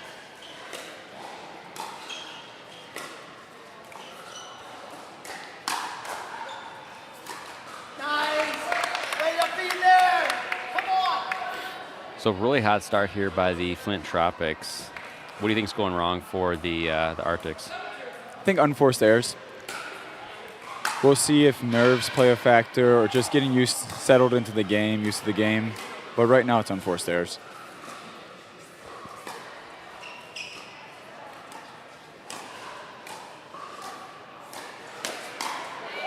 Yeah. Molly and Shannon seem really comfortable there at the kitchen. Yep. They're controlled, simple points. We'll see if timeouts are going to be used today.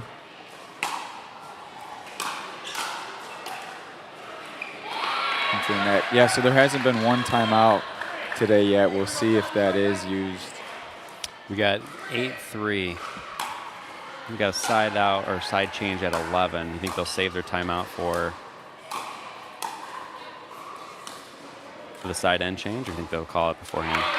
Just depends. There's hey, simple point, right? Yep.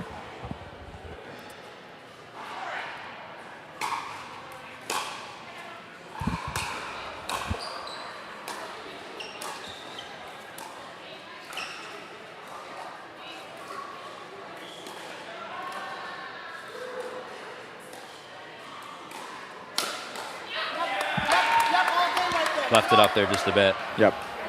Think these girls are playing with a little bit of nerves with this being the first game of the match? For sure. Downey mentioned last game that coming out with Monica, first game, had some nerves. I would expect the same thing here.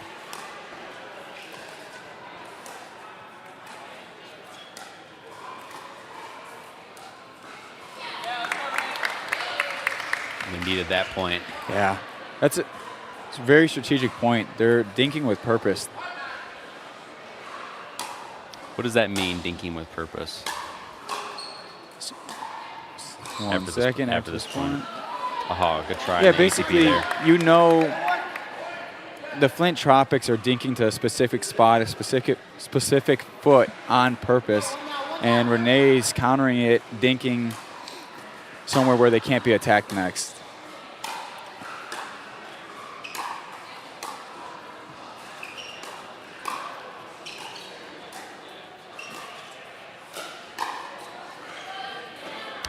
Well, you saw there the Arctics had done a good job of keeping the Tropics back, and the Tropics were able to bring it back to the kitchen line. Yep. That side change. We'll see what the Arctics have to change in the second half, if any. Maybe it's just settling in. Maybe it's focusing somebody or something on the opponent's team. I know they're not too familiar with each other's game. Yeah, I think this is the biggest deficit we've had so far in an end change.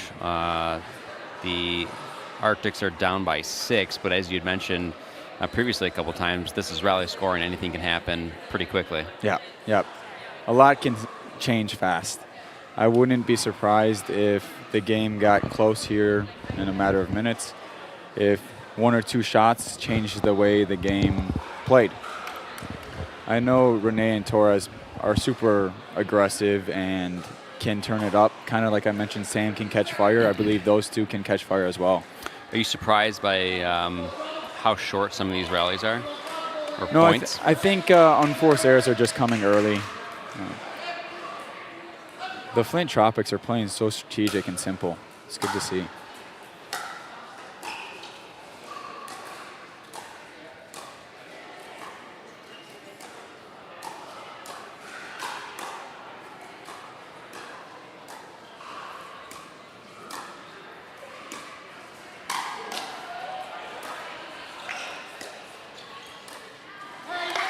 Wow.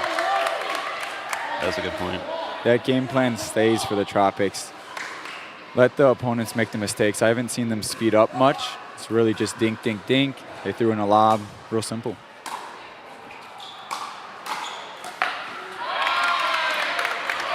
Good shot, good placement there by Renee. Yeah, Seemed like she was sitting on that one. definitely.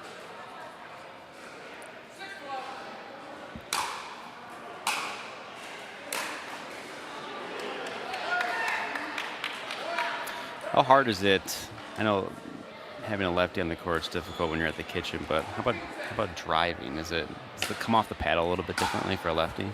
Yeah, I think as the opponent, it's tricky because it just goes a different spot than you're used to.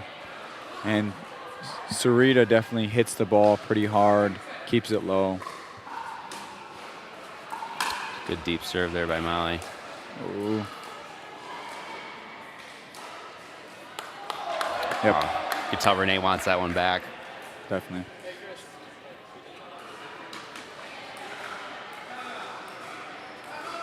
All right. Looks like we are going to have that timeout. What's the idea or the mentality here behind a timeout at this point in the game? I think Ian seen an opportunity to call a timeout, to switch strategy. It's so important to see something your opponents are doing, and if it's not working, change it and go after it. So I think Ian's seen something that they can go after. He's going to tell the team, let's go after this or change this. We'll see if it works here. It's awesome to see a team make a call like that for their girls or teammates. the girls on the Arctics are going to have to get a couple points here. They're going to end up calling big. I am wondering what Ian told them.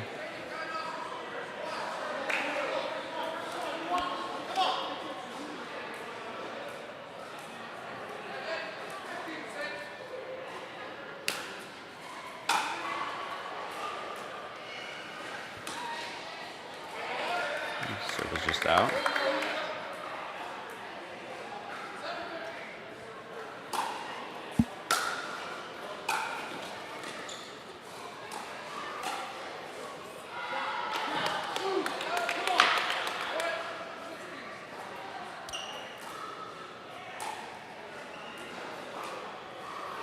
Serve back on Molly's paddle.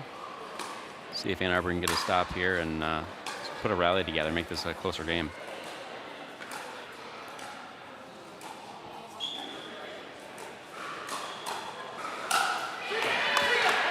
Tropics are just all over it. Yep. They started out hot and they've kept the pedal to the metal. They've carried it. You've seen they have a handful of unforced errors this whole game as a team. When you have that, it's tricky to beat. Great speed up. That was the one speed up they've done in a while, and caught Renea's off guard.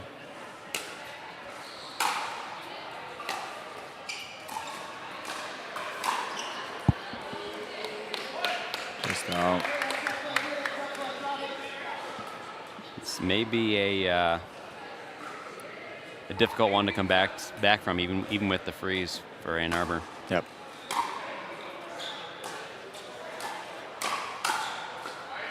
It's a good start, though. Really strong. They're going to need to put together a few points here to get some momentum going.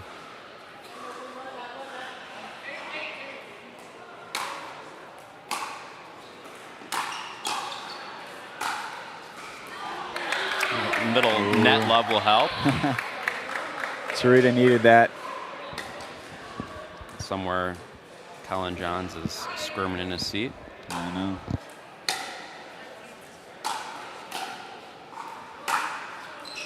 Wow, great Whoa. drive. That's 2 in a row down the middle. What is that phrase people say, down the middle solves the riddle? Yeah. Why is that? A lot of confusion. So when you have you and your partner both in the middle, who takes it? Because that's where the chemistry comes in, right? Chemistry comes in, knowing your partner's game, what they're strong at, what you're strong at. And that decides a lot of times who takes the middle.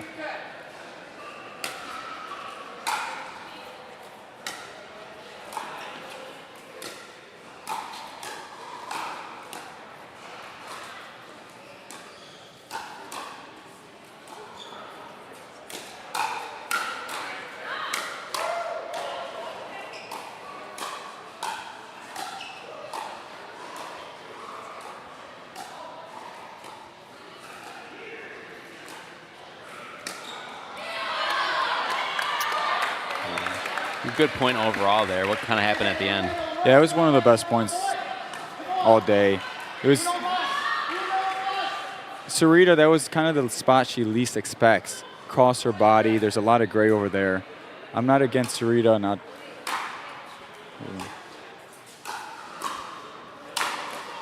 Good put away. Yeah. So about that previous point, just a tricky shot. Really, really hard for Sarita to cover that, and really hard for the Tropics to hit that. So we got the freeze again here on 20 for the Tropics. Let's see if Ann Arbor can put something together to make this a closer match. Flint's just got it right back. They are all over this game. Yep. Super solid. Doesn't seem like there's many holes at all. Some good sportsmanship there by Sarita getting the ball over to Shannon.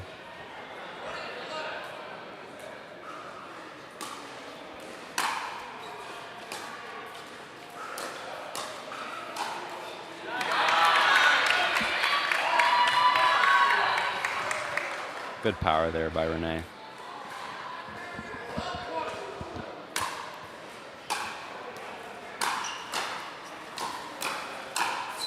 The lefty poach. Exactly. Sarita, dangerous, coming in, slamming the forehand drive, and she was there to clean it up. That's why lefty in the middle is dangerous. See if we can keep this going.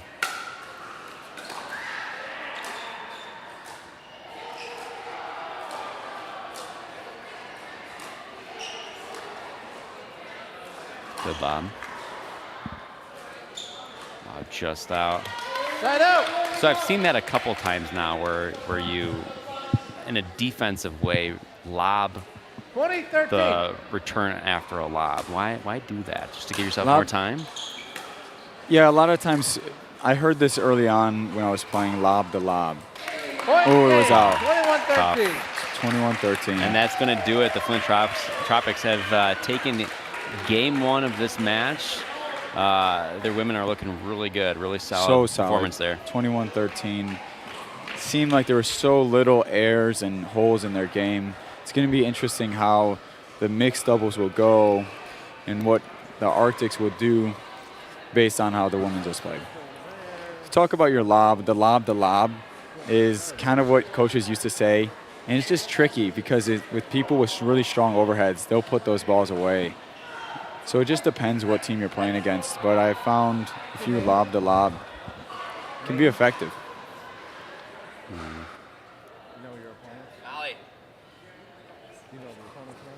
All right. Oh, okay.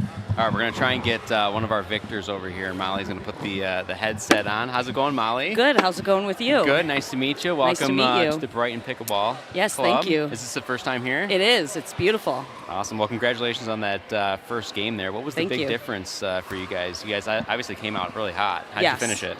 Well, they got a few points at the end, but my partner Shannon is very smart and noticed that they were going to drive. And I was ready for it, and I let it go.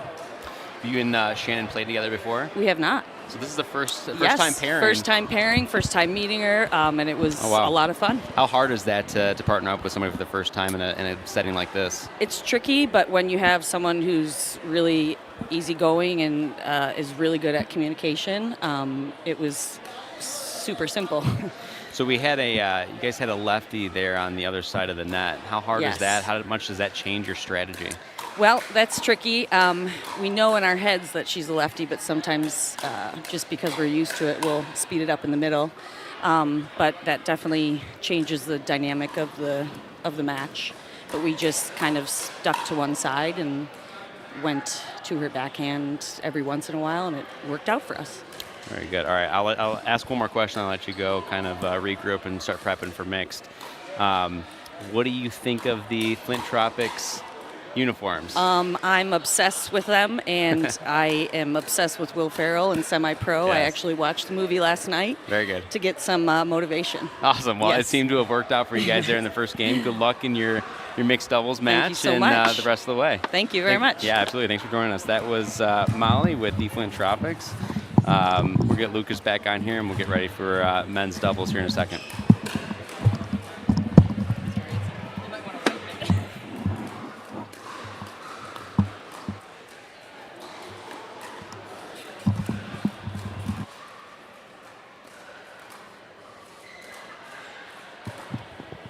All right, welcome back, Lucas. I'm back. Molly was giving us some good insight there on what it's like to play against a lefty, and I learned that her and Shannon have not played together before, so that was the first time, actually first time they had met. So she brought up a good point that that's sometimes difficult, but I think she found out pretty quickly that Shannon was a partner she could trust, and they seem to have good chemistry out there for a first-time pairing. Yeah, really good chemistry. The only time I question it is those middle balls like we talked about. A few of those slipped through the middle. Overall, they played so solid. Seemed like they played with each other every day. All right, so we have men's doubles coming up here. We have, for the Flint Tropics, Chris and Matt in the orange. It looks like they both have white hats on. Chris has the white leggings, and Matt's got the black leggings. And then for Ann Arbor Arctics, we have Ian and Mariano, both using PaddleTech paddles. Those are also pretty poppy, kind of like the Yolas. Any insight on those? Yeah, they're 12.7 millimeters, so super thin, really poppy, powerful. Ian and Mariano are both with PaddleTech currently, so everything I've heard from them is that they love the paddle. Yep. I know previously Sam has used it as well, so I've been around the PaddleTechs a lot. Come off in like 1 second they're back in your face. There's other paddles, Selkirk, a little bit softer. PaddleTech's far from that. It looks like Chris is using the carbon. I think that's the new True Foam. What's the word on that? I hear mixed reviews. I've used it. I didn't love it. I know Chris likes it. I've talked to Chris a few times about it, but he feels it's pretty similar to the previous carbon. And Nick Romano uses the carbon as well. He said it's pretty similar to the previous carbon as well. So not much difference from the new gen, from the old gen, from everything I've heard from these players. And then I know the other paddle on this court I've seen. Yeah, what is Matt using there? Yeah, Matt's using, I don't know the name of this brand. It's so, the only other player I've seen use it is Sam Trent, and it's powerful. Okay. Super powerful, thin. Kind of an interesting shape. It has that rounded head to it. Yep. All right, so what are some of the keys to the match here for Ann Arbor? They need to put together a good showing to make up for that first one. What can Ian and Mariano do? Ian and Mariano will come out firing. Mariano will come out big serves, drive their third shot. They'll crash. They'll speed up a lot. I think they'll use that to hopefully, if they do it well, carry into their mixed. And Chris knows Ian and Mariano's game well. He'll know that they'll come out driving, crashing, playing super aggressive. I'm sure Chris has talked to Matt, say, let's handle this fire, give it to him back, and see if we can win this game. Very good. Well, we're going to get started here in a second.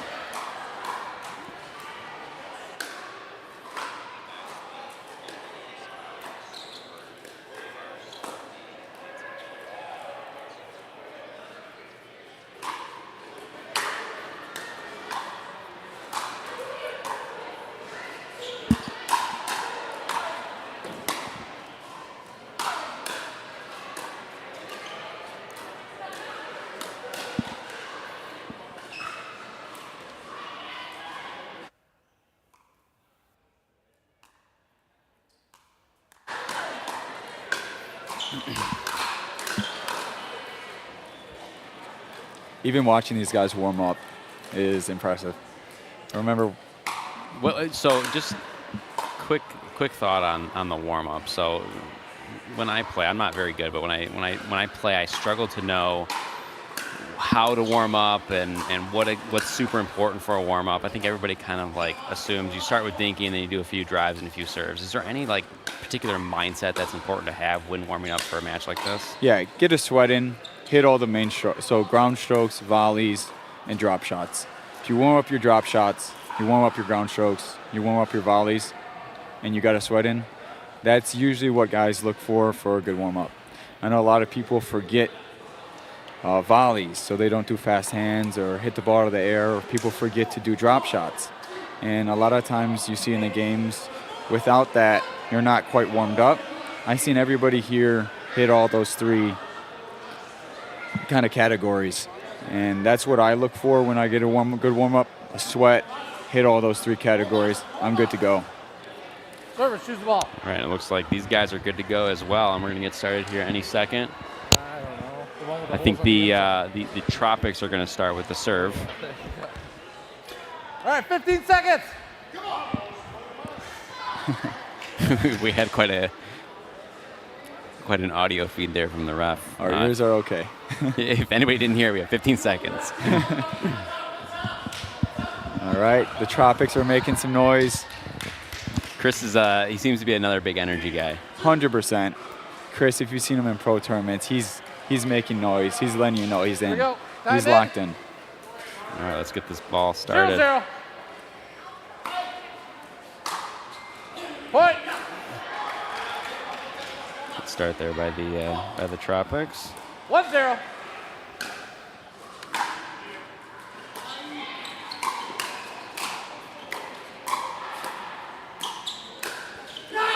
Point.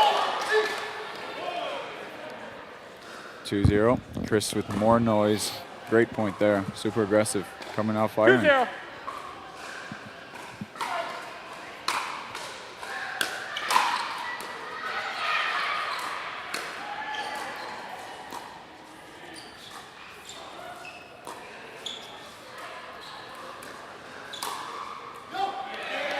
Point. just out on that. So seems to be kind of the theme here today is hot starts. Yeah, but about the hot starts, that's a One. theme today, but that's a theme in pickleball in general. You see on the pro side, the beginner side, intermediate side, people are kind of starting out games hot. 1-3. That's how pickleball is going right now.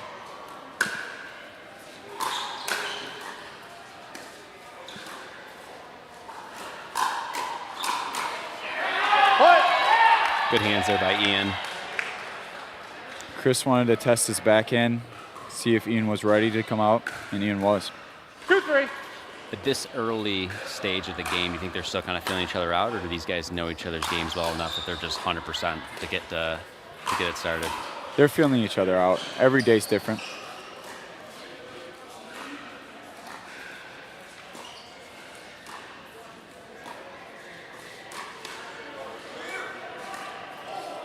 Wow. Unbelievable. There's that movement we were talking about by Mariano. Phenomenal Quick. point. Good adjustment off the net there. Quick. That was awesome. 3-3.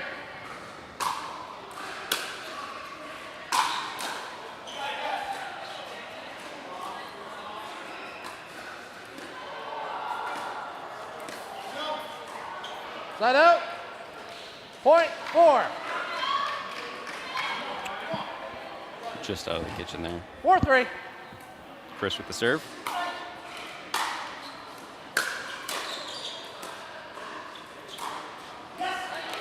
Point. Chris is fired up. It's made the most noise today. Yeah, it's great. Yeah. 5-3.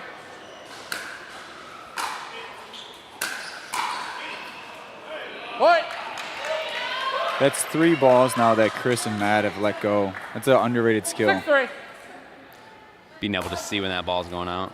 Yep. Side out. I find Point myself 4. struggling with that. I'm kind of a shorter guy in that rule where if it's over your head, let it go. It doesn't 4-6. always apply to me. Point. All right, and as we see with rally scoring, it's that 3-point lead just got cut down pretty quickly. Up 5-6 now. What was that? All right, Lucas, any insight as to what we just saw there on that serve? That's Lucas. 6-6. Bit of a looping serve there. Point. You'll see kind of all the local guys, Ian, Sam, Mariano, me. We throw in those loopy serves just to 7-6. switch it up. Just a change of pace. Another one. Wow. Point. So what I see there is it kind of helps them dictate the point if they don't get a good return. It's awkward. As they're returning that, it's so different. Not necessarily pace, but the ball bounces way higher.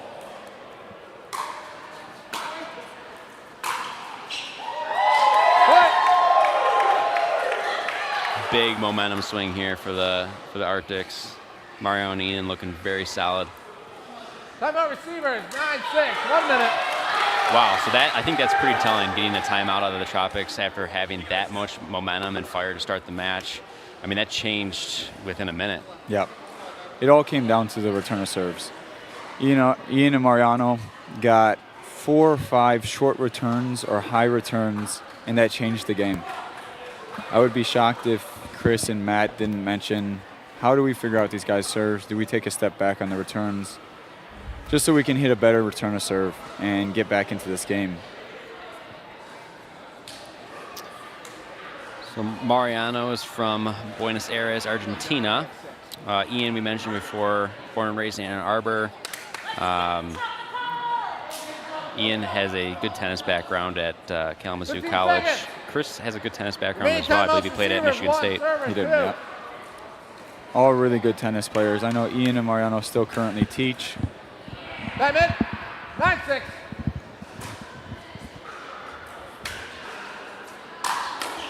Whoa. Side out. That drive had some spice on Point. it. 7. Chris was a little bit defensive, but it ended up working, right? It worked. They have 7. You have 7.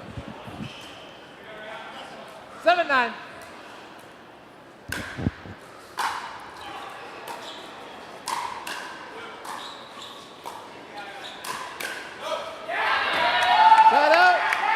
Point 10. Looked like Matt was sitting on that, but just a little bit too much. A little late.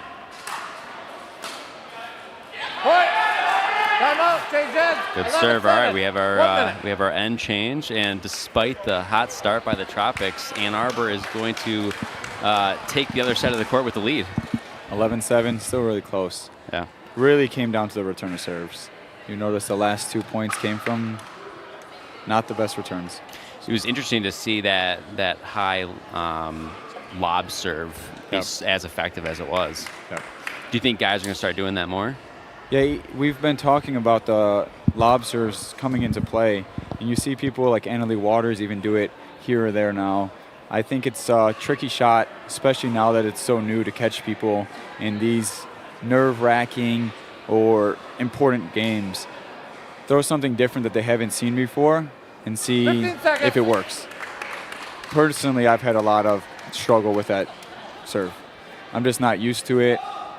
My grip has to change. I feel awkward. You know who's got an interesting serve cadence is Paris Todd in singles. She reminds me of a pitcher who she kind of mixes in a couple change-ups, some sliders and curveballs, and then she has her fastball serve, and I think it serves her well. I'm surprised you don't see that more. Yeah. All right, good start here in the second half of the game for the Flint Tropics. Let's see if they can put a couple points together.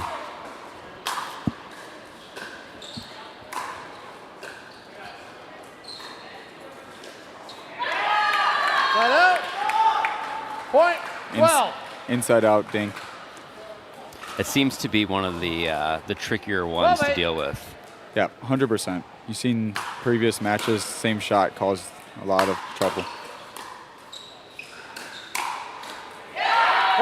Why is that? What's so tricky about the inside out? It takes time away, and especially on that backhand side, if that ball gets behind you, it's almost over.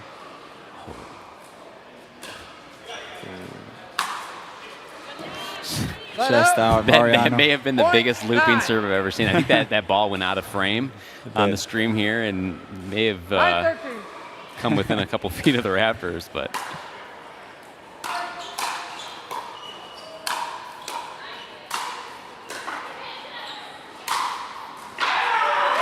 Good defense there. Really strong. And Arbor was able to dictate that and finish it. Mariano with the serve. 14-9.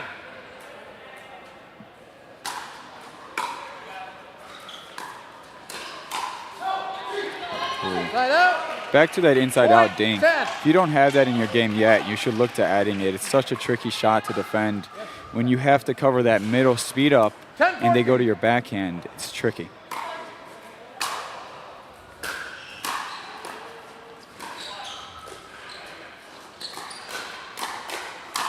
Wow. I mean, that was just a masterclass there in a hands battle for Mariano. He dictated that from the beginning, initiated the speed up. He did.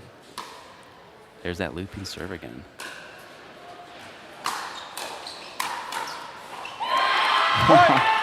It's working. Yeah, I mean, you can see that they're struggling with it. So it must be frustrating. 16-10.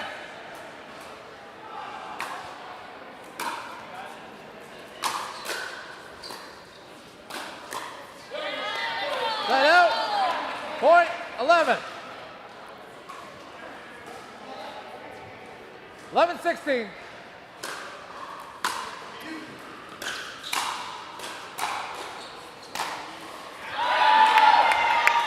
We had a ball going to the crowd there. Hope everybody's okay. Nobody spilled a drink or anything. Oh, close. 17. She defended it. Has a paddle in her hand now. 17, she was ready. 11. Better prepared. There's the looping serve again. That was a good return on that. Yeah, you can see the difference when you have a good return. Point Yep. 12. It's night and day. Do you think you'll start switching away from that now that they're maybe getting used to it? They will. Yep, I would assume so.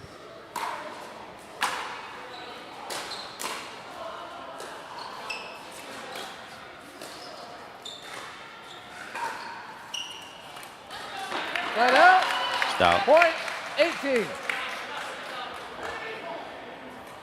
Mariano's got a good hard drive. 18-12. It's funny to see in contrast to to Ian's looping serve.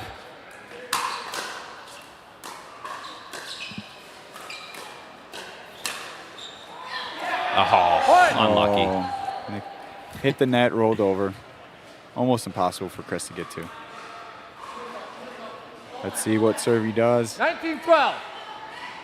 Another looping serve. Ooh, that's such a tricky serve. All right, they got to 20. They got a win on their serve. Let's see if they can finish it right here. Game point. Timeout receivers. 20-12. All right. I was kind of expecting that a timeout. I was surprised they didn't call it sooner. There seems to be a lot of momentum on the side of the Ann Arbor team. Yeah, Ian and Mariano got hot. The serves, the returns, the drives, the hands battles. 20-12. We'll see if Chris and Matt can turn it around. I wonder what they're talking about. What do the Tropics need to do here to get back into this? The Tropics have to find a way to hit a good return, or multiple throughout this game. If they want to come back, they have to make Ian and Mariano work their way up to the kitchen. I know Ian and Mariano's strength is that drive and crash. They're super dangerous there. If you hit a deep return, you can't drive and crash like you could on the short one. That's what it's going to come down to. We'll see if they can do it right now. Ready? 15 seconds. Remaining timeouts, receivers, none. Servers, 2. All right, we got the serve on Mariano's paddle, so that they at least don't have to contend with that looping serve at this point. 20-12. See if they can get a stop and get the serve back. There it is. Right out. Point. 13. All right. 13-12. 13-20. 13-20.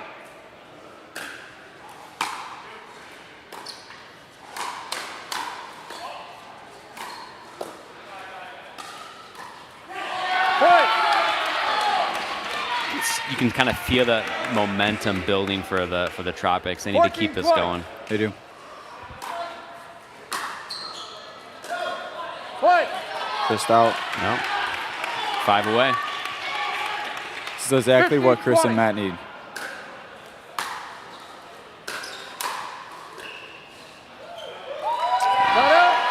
We got that freeze in place, so no point goes to Ann Arbor. They got to win on the serve. 20-15. See if Mariano can do it here.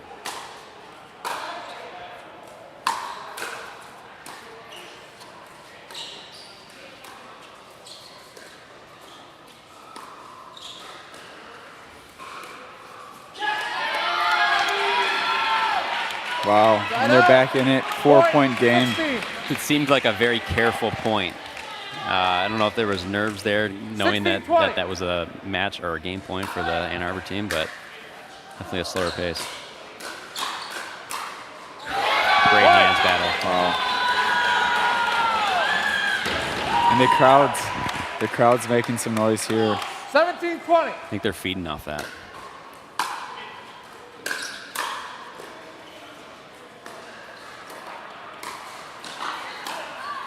Unbelievable defense there by the Flint Tropics. Full extension by Chris, full extension by Matt. They couldn't have played that any better. That was awesome. Great point. 18-20. 2 away.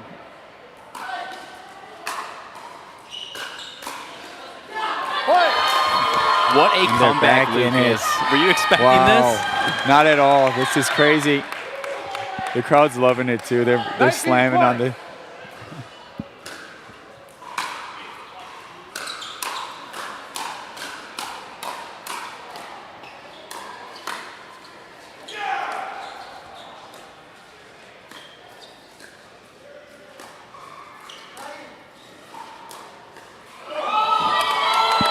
Unbelievable. They have come back from, I think, 15, maybe even 14-20 to tie it, 20-20. And now we have a timeout by the Ann Arbor Arctics.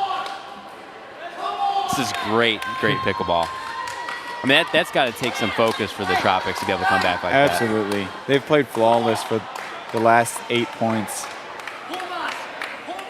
They've made so many balls we didn't think would come back. Chris has made some incredible gets. It's just 20-20. We have a game. Yeah, Chris is in the zone right now. You can tell he can't even sit still. He's just kind of pacing back He's in the and game. forth. Yeah, he's ready. He wants to go out there and finish it.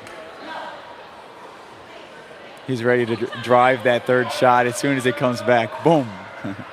What do Mariano and Ian need to do here to kind of slow down what Flint's doing? I think you have to expect Matt 15 and seconds. Chris to Remaining get every timeout single ball receivers, back one, servers, and play. none. Time in. 20-20. Point. Chris is just This on is a huge another level game. right If the Tropics can pull this off, it's 2-0 lead.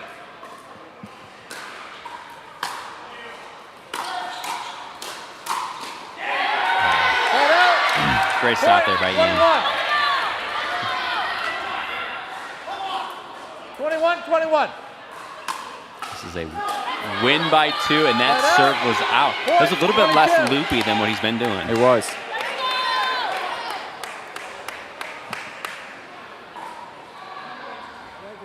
Yep. 22-21.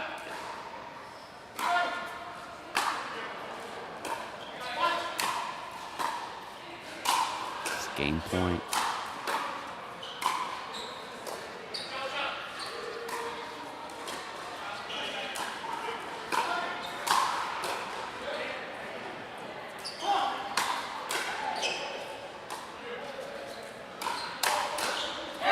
What a point. Point, 22. And Ian with a no.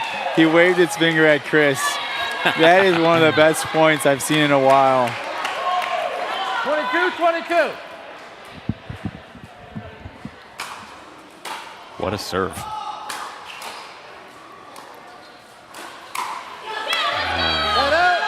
Point, 23. All right, back to match point. 23-22.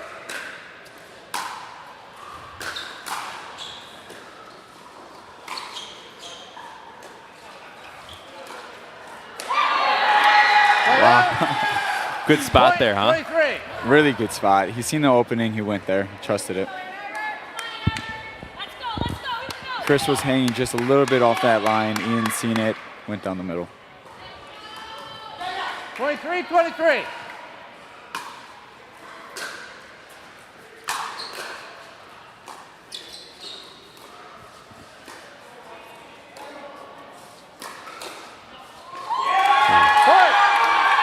Good spot there by Mariano.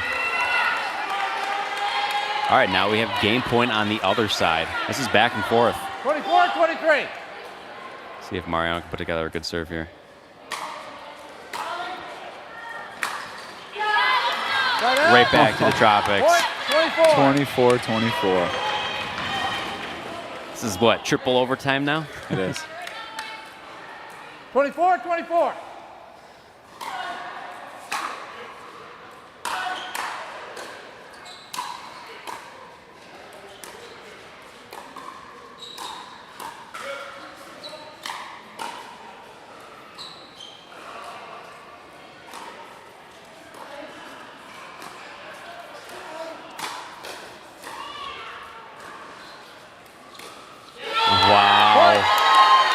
Chris is resetting everything. He's a reset clinic over there. Great defense there. Okay, we got 25-24. Game point. Serve on Matt's paddle.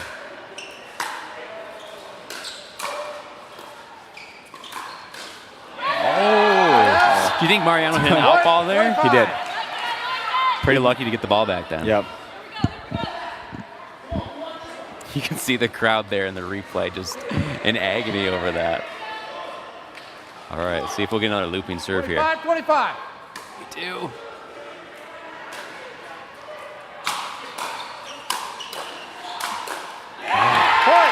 Great point.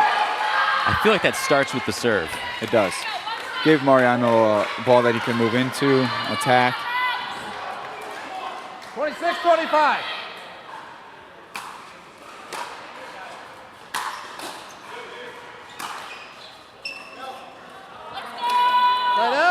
All right. Point, 26. Back to tied. 26-26. What a game. This could go on forever. This could reach 30 here soon. What do you got a prediction for us? What do you think? 26. I think 30-28. All right.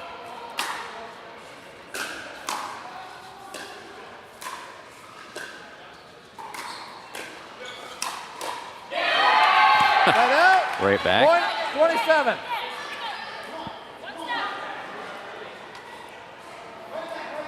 (27, 26). Game point. Looping serve.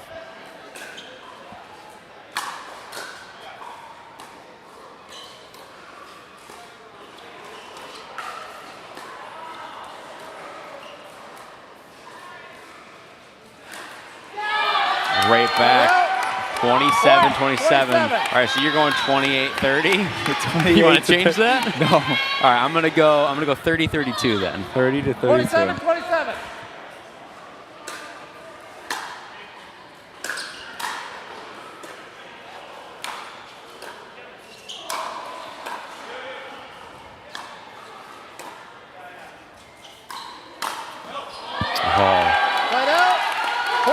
Seemed like he was trying to find a way to get offensive there on that point. Yep. 28. All right, game point. Back on Mariano's paddle. 28, 27.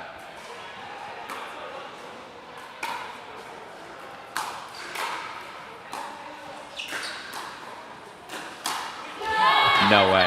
28-28. This is ridiculous. 28-28. This is one of the craziest matches I've seen in a long time. Chris's brother John just poked around and said, this match is wild, and I would have to agree with him. I would agree.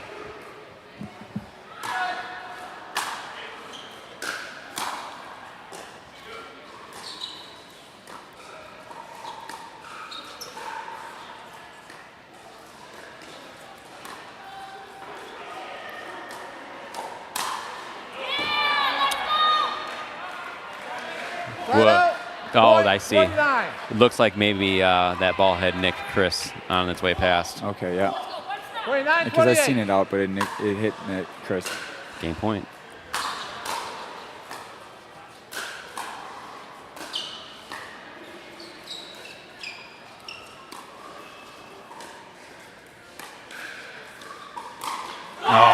Great read there by Mariano. And that's going to do it, 30-28. Lucas, I believe you were correct, my friend. I called it. That was a very fun watch. Amazing game there by everybody. Good defense by the Tropics and phenomenal offense there by the Ann Arbor Arctics. Mariano and Ian are looking really hot. And Ernie to win it. Yeah, that was spicy. Look at this read.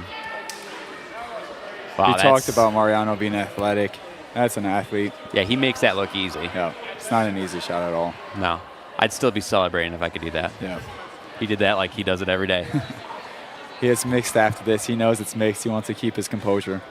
So after a game like that, we're going to have at least one of the two men from each team out there. Are they going to need a little bit of extra time to catch their breath or kind of settle down? No, I think, yeah, potentially settle down. I think they're both, seems like everybody's ready to go. Ian, Mariano, Chris, everybody here is standing up and ready to play. I'm excited to see what matchup comes out next, what mixed team will play and face off after that game.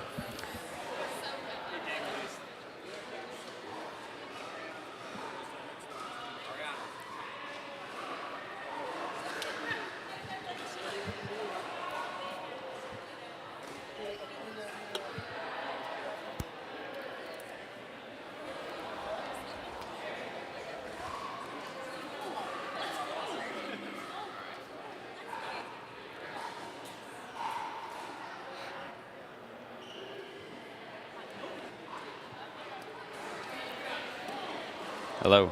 Okay, we're going to bring Mariano over, one of our winners. Mariano, can you hear me? Yeah. Okay, we're going to... All right, there we go. So congratulations. Thank you. Good start there. Heck of a way to end with the Ernie. That was a good read. Did you see that coming from the beginning? Yeah, I saw it. He's been hitting to me a lot down the line. a good moment to do that. Yeah. So a long game like that, do you guys need an extra minute here before you take the court for mixed doubles? Yeah. What was the biggest difference for you out there? I was surprised to see that lob serve by Ian. Did you guys feel like you could create a lot of points off that? Yeah, Ian's been doing that for the last few months, and it usually works very well.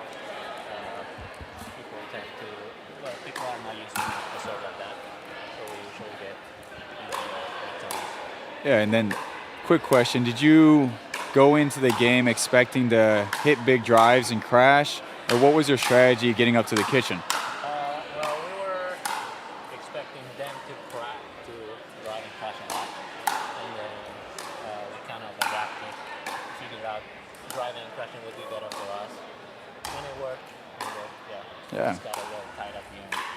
Yeah, that was a heck of a match. Congratulations, and go catch your breath, and good luck in mixed. All right, that was Mariano.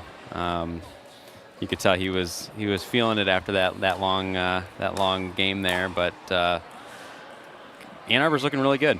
Yep. That was a go ahead. important win, 30-28. Couldn't have been closer. I think you're just happy because you called that. Yeah, pretty much. I wanted to say 30-28 one more time. Yeah, that was good. Yeah. All right, so we got mixed coming up here. I don't know if we have the pairings yet, but we'll get those to you guys. Lucas, what's going to be important here with mixed specifically for the Tropics being down 2-0 or 0-2? The Tropics won the women's, right? So it's 1-1. Correct, it is 1-1. Yeah, I think it's going to come down to what the serves are looking like, what the returns are looking like, and can the man take over? So we'll see the matchups here in a second. It looks like Walker and Mariano are out there first from the score. We'll see if that is the matchups. Yeah, so it looks like it is. So if Mariano's playing with Sarita, I would expect Sarita and Mariano to do that exact strategy, drive, crash, drive, crash.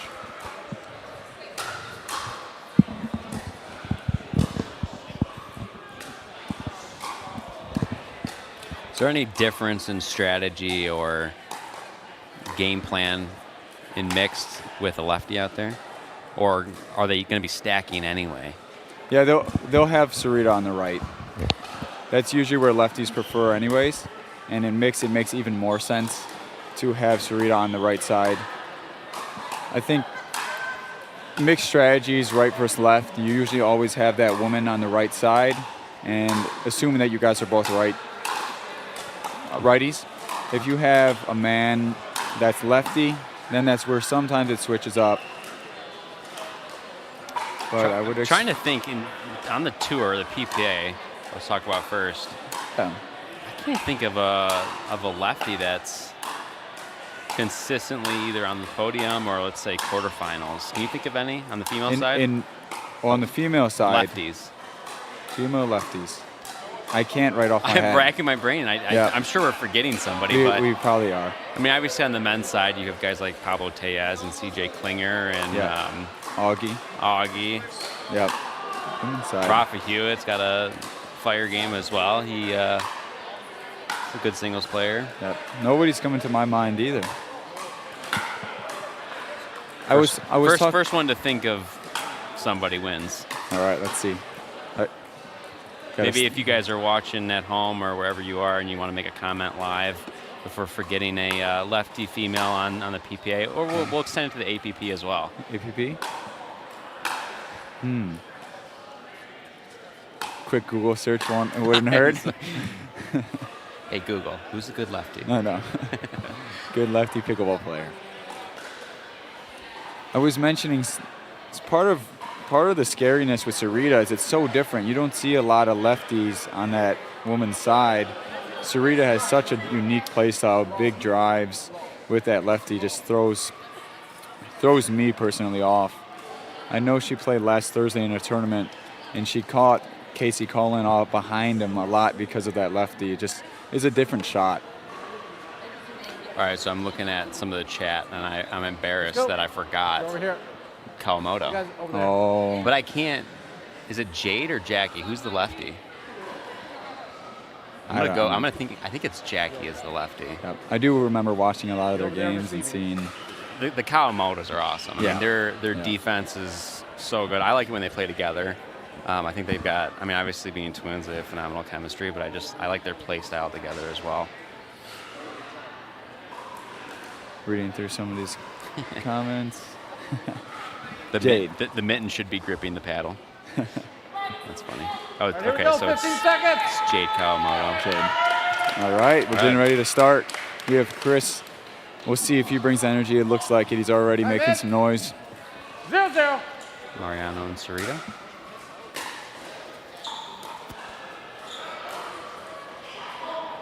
Point. Just out there. That net, I tell you what's having a 1-0. big presence in the matches so far.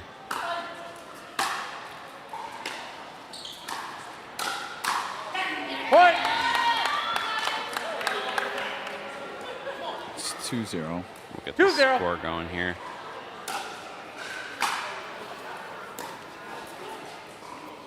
Side out. Point. 1.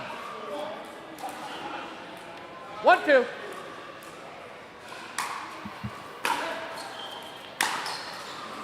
Side out.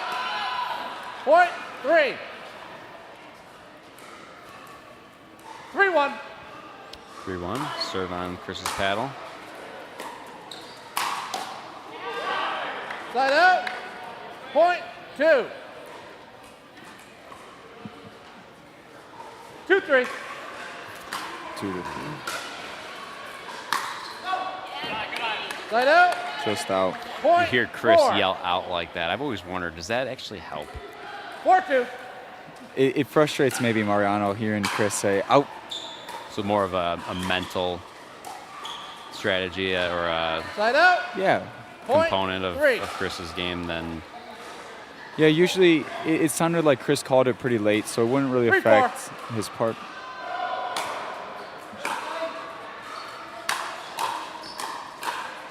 Point.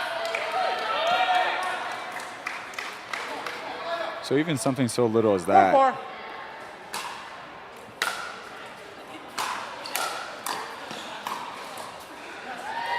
All Side right. out. Good Point. shot by 5. Chris. Nice and simple. 5-4.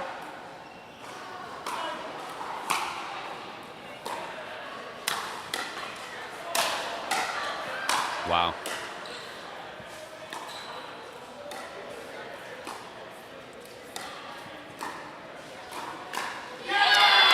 Wow, that get by Shannon off the overhead was top notch.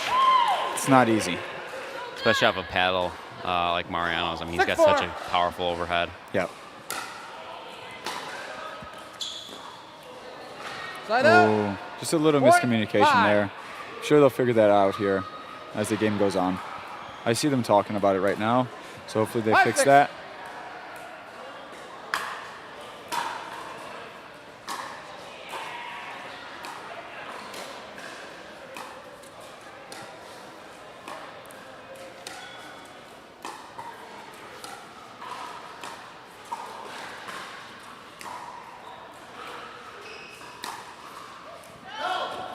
Just out. Side out. Point. 7. So in mixed, is there any sort of strategy or game plan with the 7-5. return in terms of who to return the ball to? Yeah. It's. Let's see after this point. Point. Yeah, a lot of the times it's who's more dangerous. So you have to look at your opponents and say, is Chris poaching? If he is, maybe I want to return to him because he can't 8-5. as easily poach his own shot. So to keep the guy or the more dangerous player back, Yes. return it to them? Yep. That's smart. Side out. Yeah, a lot of the times you have to look Point at, hey, 6. is the man hitting really big forehand drives? That's something to 6-8. stay away from. So hit away from that.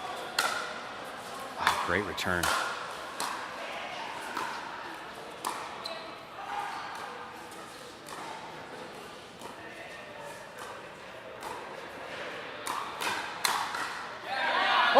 Mariano's hands just too quick on that one. Yeah, that was real quick. If I was Chris, I'd be returning a lot to Mariano's backhand. Just keep Mariano from poaching.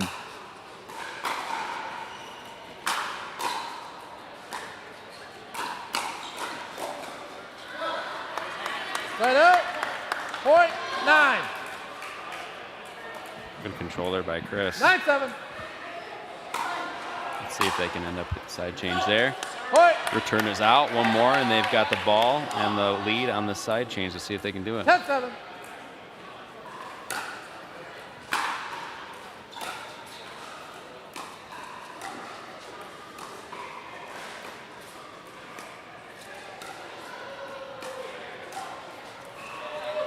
Line out. Point 8. Looks like Ann Arbor was able to get to the kitchen line on that one and kind of control the point and the pace. Yeah, Mariano took a lot of balls out of the air there, taking time away from Chris. Point. Good drive. Nice drive. 9-10.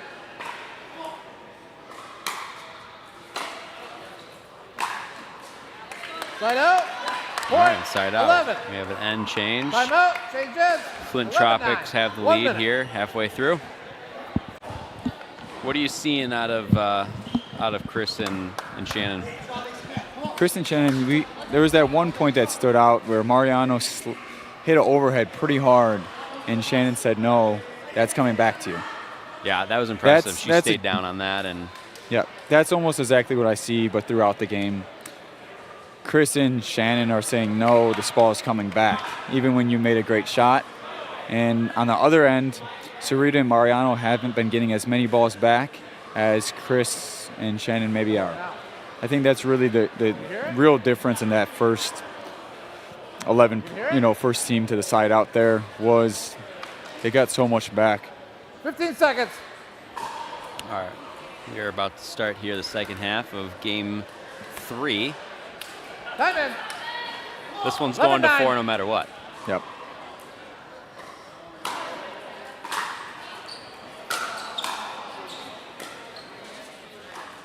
Wow. Oh, Sarita was all over that. What went wrong there for her? I think she got super excited, thought it was a little higher than it was, so swing path was super up to down. Should have just went through that ball. Line out. Super high to low, I mean. Point 10. Close game either way, though, here. A little bit 10-12. closer than what we've seen. 10-12. Yeah.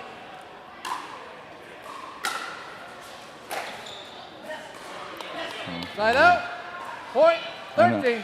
All right, Lucas, any predictions on this one? Who's coming away with the win? 21-17. 13-10. I would say Mariano and Sarita. Okay. Point.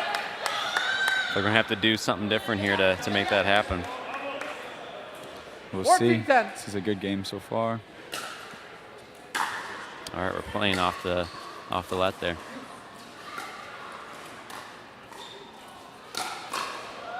Oh, wow. That ball wanted to go over. 15-10, this is a great run by Flint. Great ATP, and you can see in the replay 15-10. why that worked. She waited so long and waited for it to open up. It's good insight. Wow.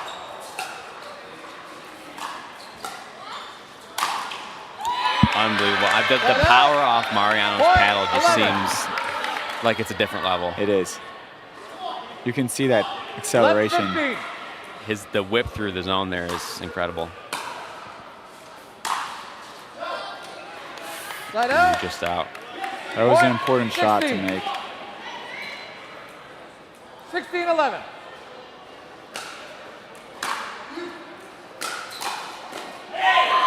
out. Point 12. That felt big there. It felt was. like maybe a timeout was coming if they didn't get that point.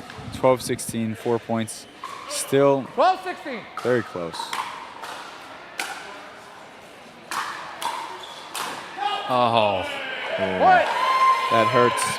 Looked like maybe he just Line out. kind of ran through that shot a little bit, Yep. didn't set his feet. Got excited. He got what he wanted, and he... Big mistake there. Timeout receivers. 17-12, 1 minute. We need to do crowd is asking for merchandise. Literally like 7 people have mentioned. Is there merch? And then raffles or something in between the games.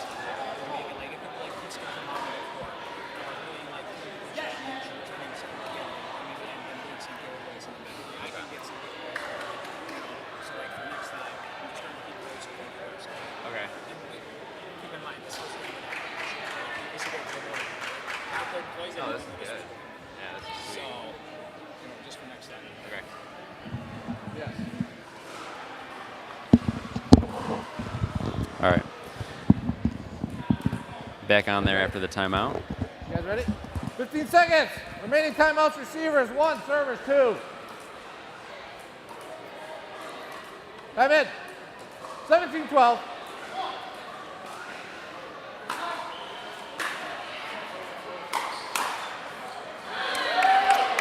Okay. Right out. Oh, Lucas, they're going to have to win out here to get your My prediction right. is getting close. It's 13-17. Or is it 8 points in a row?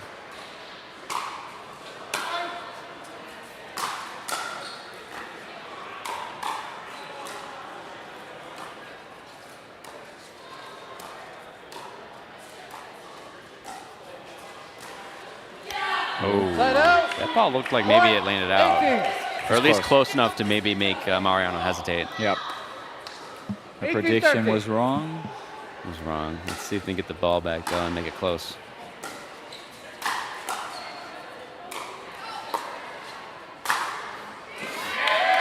Yeah, leaving it up like that on Mariano's paddles, not the move. They made him hit 3 extra balls than he's used to. That is a good point. 14-18. So.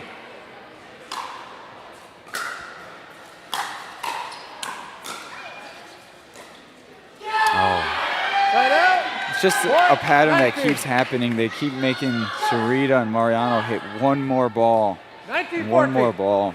It's tricky. They're putting it right on the line too.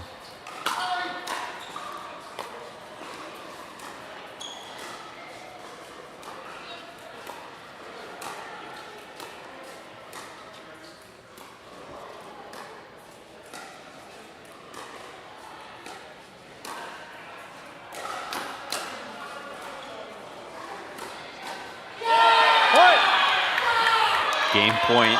You can feel it. Chris really wants this one. I was watching his facial expressions during that point. I was like, he is in. Oh, yeah.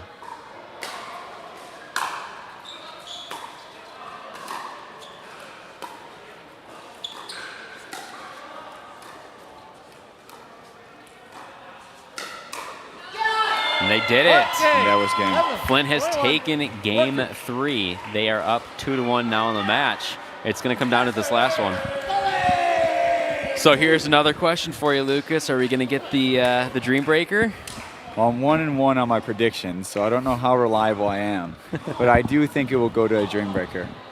That'd be pretty cool. So for anyone that doesn't know, Dream Breakers are when we are at 2-2 at the end of the game. And they go to a tie-breaking Dream Breaker.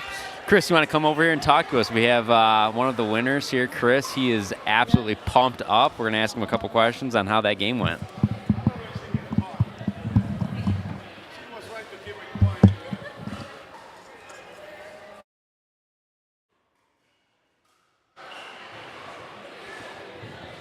All right, congratulations, you guys. We have Chris and Shannon. How'd it feel out there? Okay. It felt great. Chris, I was watching your face, and that was about as intense as I think I've ever seen you. Yeah, I think it kind of started with the match before, so we brought a little bit of fire into it, and Shannon made big plays, big time plays, so it's easy to get fired up when she's making moves out there. So we had a lefty on the other side of the net. How hard was that to contend with? Sarita's got a tricky game for sure. I've had the luxury of playing against her a few times, so kind of knew what to expect a little bit. But they're a great team, very solid team, and again, I give all the credit to Shannon. I think she really neutralized cross court. I mean, she was solid cross court lockdown. Yeah, you guys look great out there. So we have one more coming up. If Ann Arbor takes it, we're going to go to a Dream Breaker. Any idea on the order of play for that one? You guys talked about it?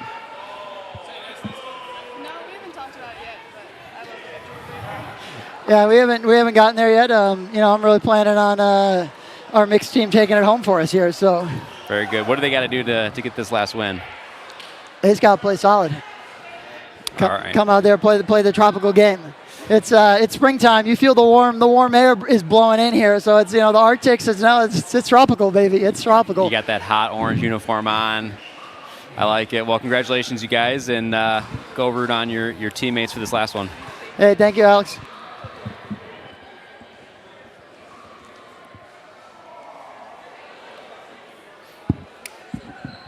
All right, we had Chris and Shannon there. We're getting ready here for our last game of this match.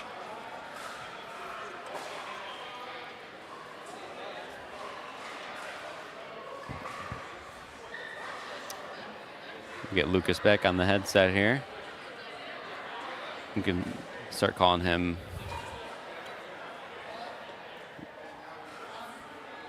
Nostradamus Lucas.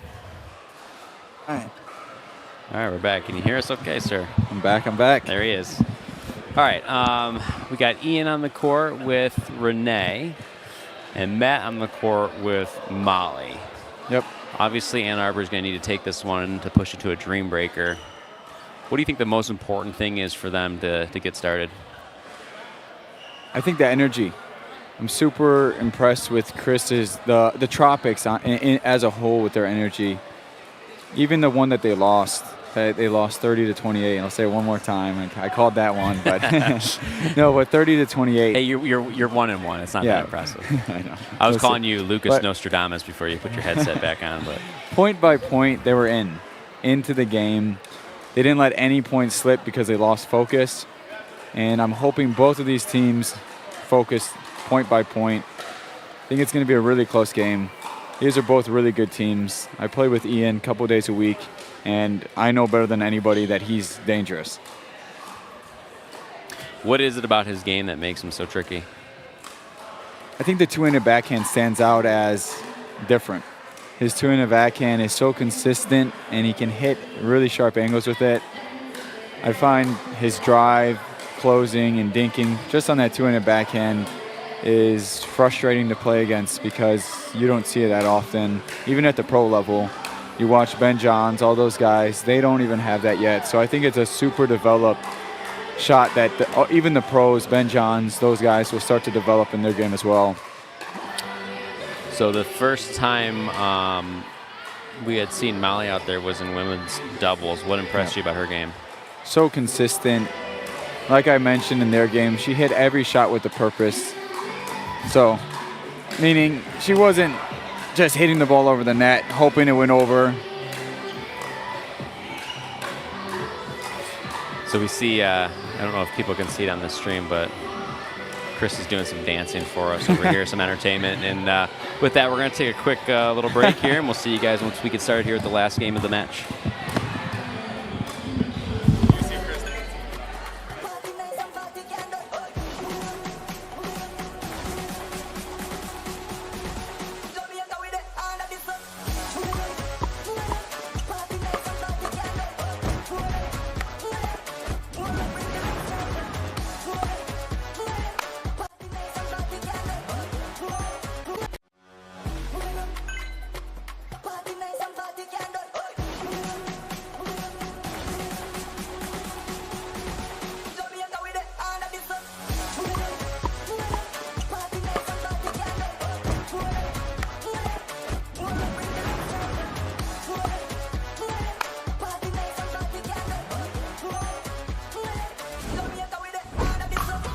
What's your duper?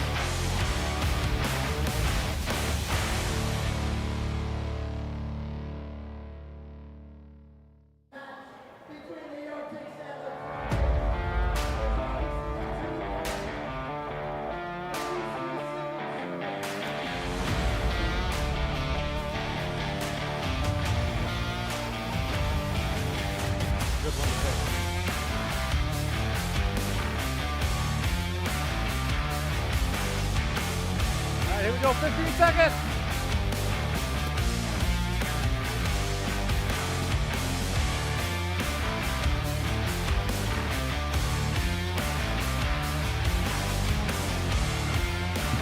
All right, back live here. Here we go. Final game of the match. 10 minutes. Ian and Renee versus Molly and Matt.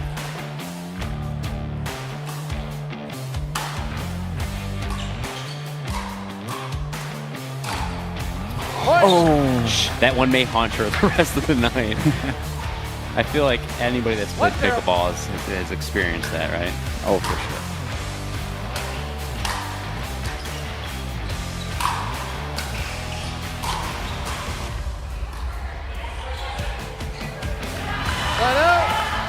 Something that stands out about everybody on the Tropics is they get so many balls back. That's the one team today that's got every single ball back that you wouldn't expect to come back.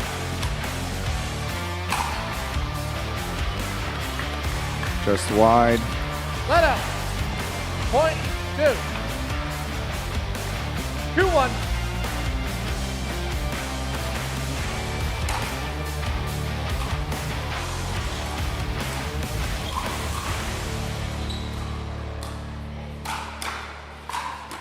Wow. Right out. Yep. Ian rode an elevator up and put that ball away. Those were some impressive jumps there. Super. Yeah, it's hard to be accurate when it's that high.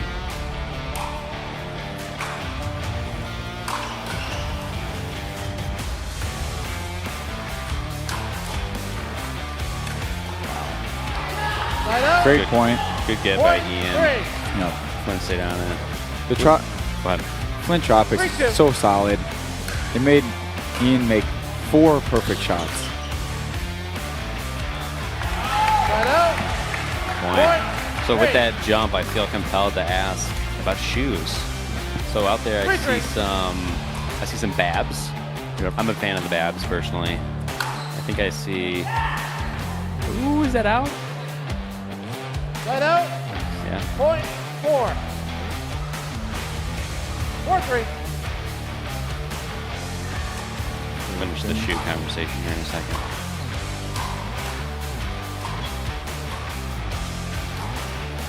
All right.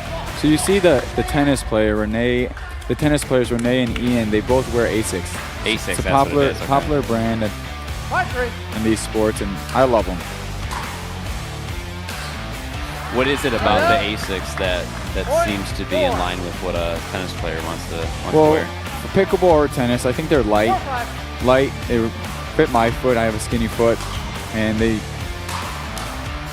don't see this. Really nice shot. So a lot of the pickleball shoes made, K-Swiss is one of them. They're a little bit heavier, sturdy. ASICs aren't quite that. They're more light. You can move well in them. How important is the shoe in pickleball after this point? I wouldn't say it's quite like the paddle, but it definitely matters. When I first started, I wore a running shoe, and I tore the whole sole off the bottom. So they're important. I did the same. Right in the toe area. Yep.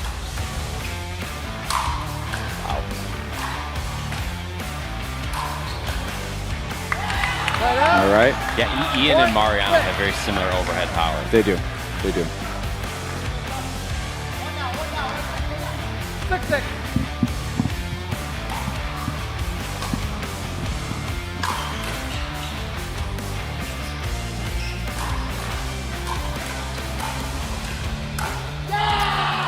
Wow. Point 7. Flint Tropics are Super. feeling the energy. Yeah, Matt's playing so impressive today.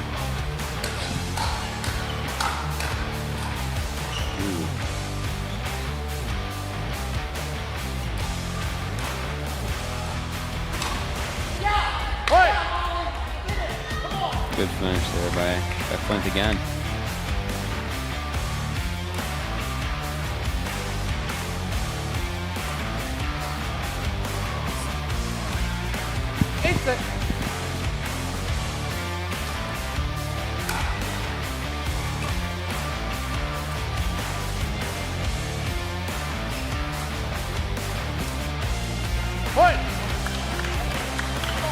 All right, so they put together like maybe 3 or 4 in a row here. At what point do you think the Ann Arbor team's going to call timeout? Or are they going to wait? Side change is so close. I would wait if I were them. Not sure. That's very close to timeout. That's 4 or 5 points in a row. With the side change, they should definitely talk about what they need to change to get this win.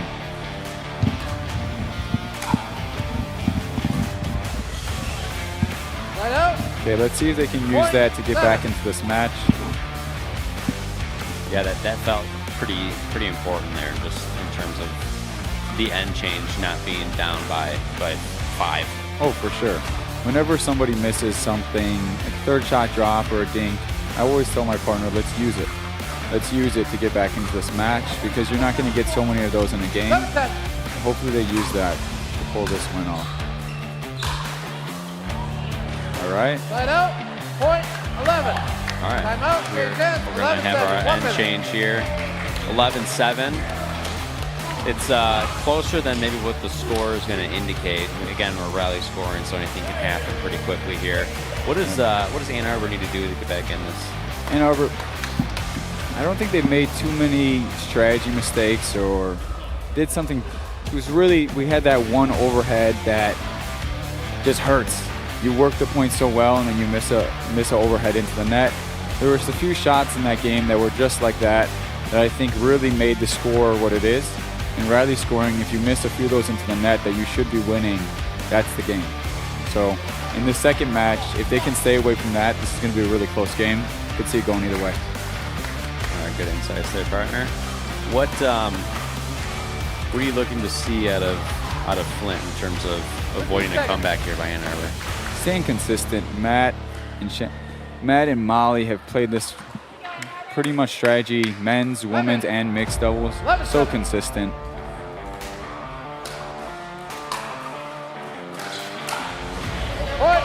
Wow. Good start.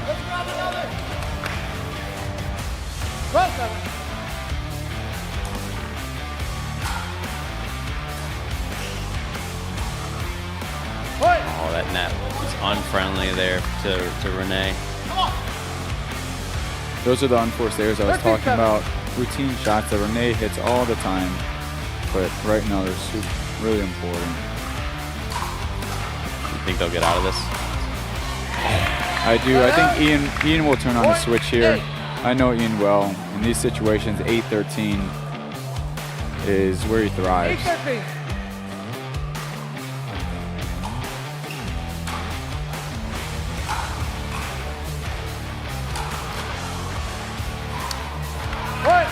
Renee seems to have a lot of good power. Yeah. Really nice stroke. You can tell it just looks smooth. She has a tennis background as well. Yep. Just out there. All right, not a bad few points. We're going to need to get the ball back here, though, to make this a close match. 14-9.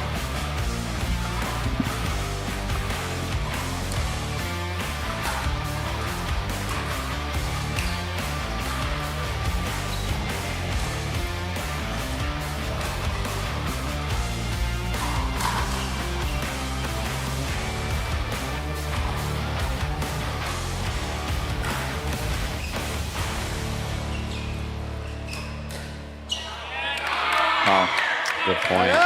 4-point game. That one felt a little bit more patient. It was. Went both ways. They both were at the disadvantage, advantage, and they worked their way back to neutral a few times during that point.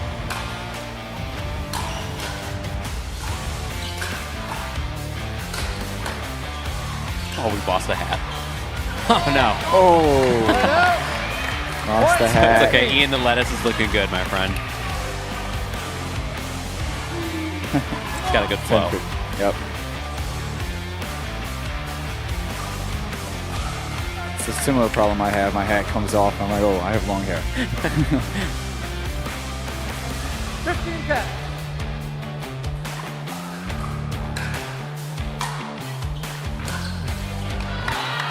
Okay. Point 11. This is a 4-point game. This is the game-changing moment. Can Ian and Renee capitalize on that mistake? There's that loop serve, or lob serve.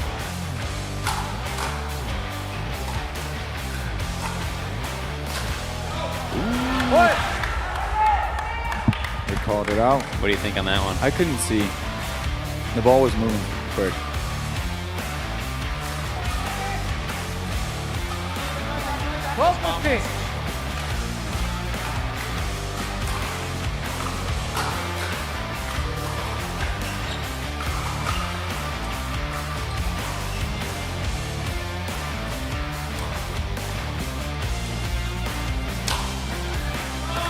Point.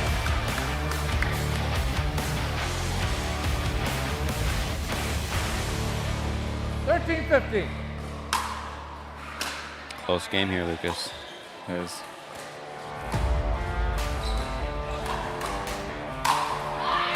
Point.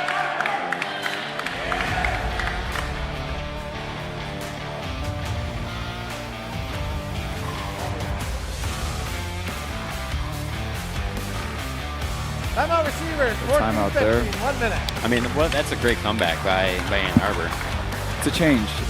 And it all came down to just unforced errors. Ian missed a few third shot drives.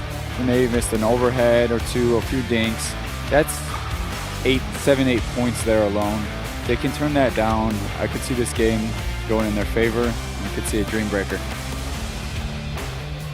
I think Matt and Molly's strategy has to be, let's play our game, play consistent, look for that easy counterattack or easy speed up and win the game that way. That's how we won the 2 wins so far. Let's keep up to that strategy. I honestly would really like to see a dream breaker. Me too. I don't know about you. I feel like So- that's one of the better aspects of MLP style games. Yeah. 15 seconds. I mean, no doubt. Dream Breaker's exciting to watch. And these teams, I would favor the Ann Arbor Arctics, and that just because Mariano, like I said, had a silver in APP a couple weeks back, and Ian's about the strongest singles player I know. Yeah. Chris is a 14-15. amazing singles player as well. Hey, right now. Right out. Come on. Come on. 16. Let's go. Back to a 2-point game here. 16-14.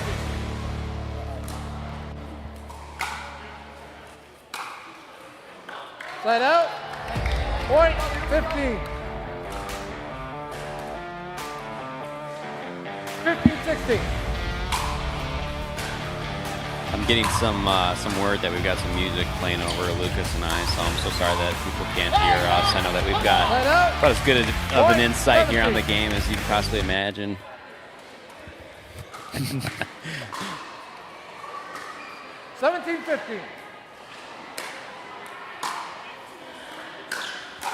Big ball. Point. Big ball. Come on. Show me another one. 18-15. 18-15.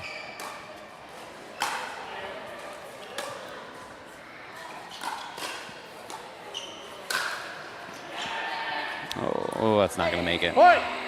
Very close.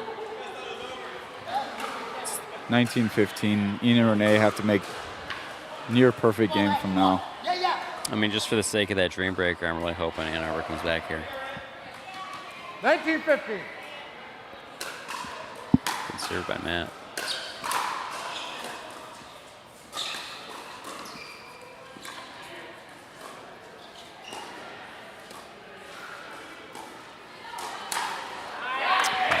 Looked like Ian was sitting on that. That's a 2-in I talked about. Against most players, that's a point. Come on, right back. 16-19.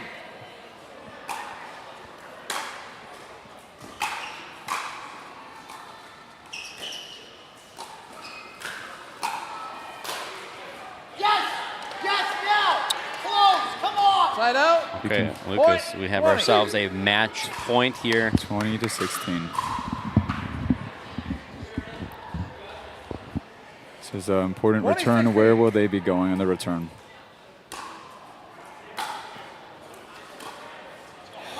Is that what you would have expected or what you would have recommended on the return there? No, that was scary. Okay. Right over the net. Ian had to look back and move. Here we go, lob serve.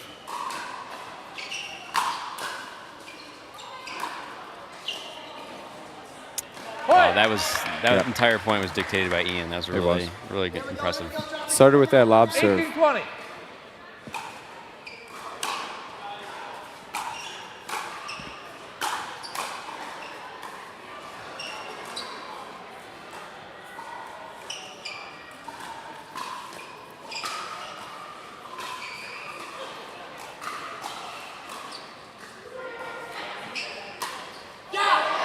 Oh, we had ourselves a tweener there. Wow.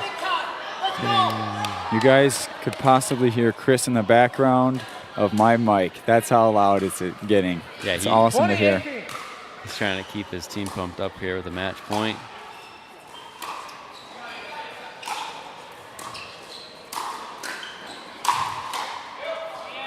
Wow. A few inches away from getting that back. Wow. That was impressive by Molly to even come close to getting that back. Oh, that hurts. We got the freeze though, so if they can get the ball back and tie it up, then we may have some extra points here again. I would expect Matt to play super aggressive here. 20-19.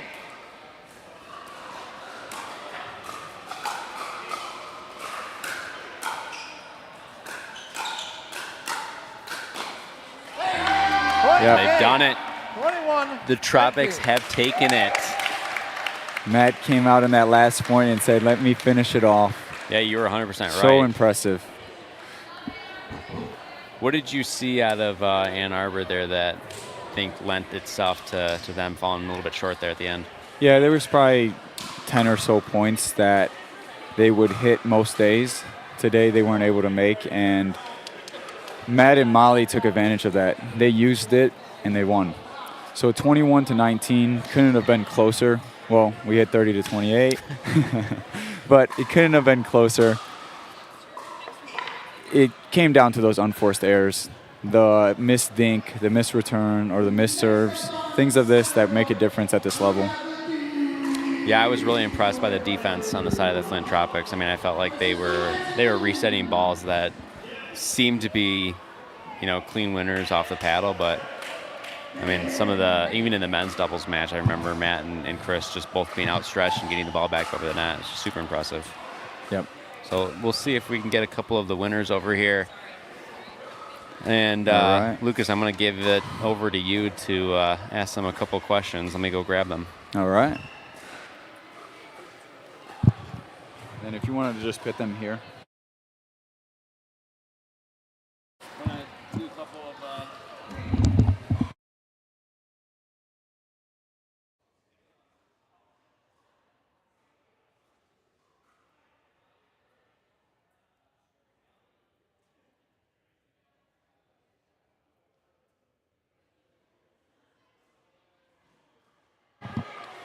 All right. Can you guys hear me? I can, yeah. All right. Wow, what a game. So, 21-19 that last game. What were you guys thinking? Matt, I kind of called you. It was 20-19. I said, I think Matt's going to take over on this point. What were you thinking at 20-19? What was going through your head? We let a couple of match points slip away in the men's match, Mhm. the men's game, and didn't want to do the same thing in mixed. So. All right. And then have you guys partnered before? Is this a new partnership? Just for about a week now, right? Yeah. Wow. Yeah. All right. Yeah, there was chemistry-wise, you guys didn't let it slip. The middle balls, did you guys feel confident with one another? Absolutely, yeah. I mean, Molly's super consistent, plays great defense, makes it easy for me to be aggressive and kind of take over the court. All right. She's got a great lob cross court, and sets us up really well. Okay, awesome. So Chris is your captain. Did Chris bring you guys both along, or did you guys come together? How did it happen? I was asked by Jess Samiri, and she's no longer on our team, but I'm so happy that she asked me. And then I was talking to Matt, and he said, wait, Chris just asked me to be on that team. And I was like, what? Chris asked you. Funny coincidence. I mean, we live pretty close to each other, so it works out. We can practice together and awesome. came together nicely. Yeah, it's going to be exciting to see you guys in the future weeks. Great job today. Thank you. Yeah, keep it up. Thank you. Yep. Thanks for carrying me, Matt. Here we go. No, not at all.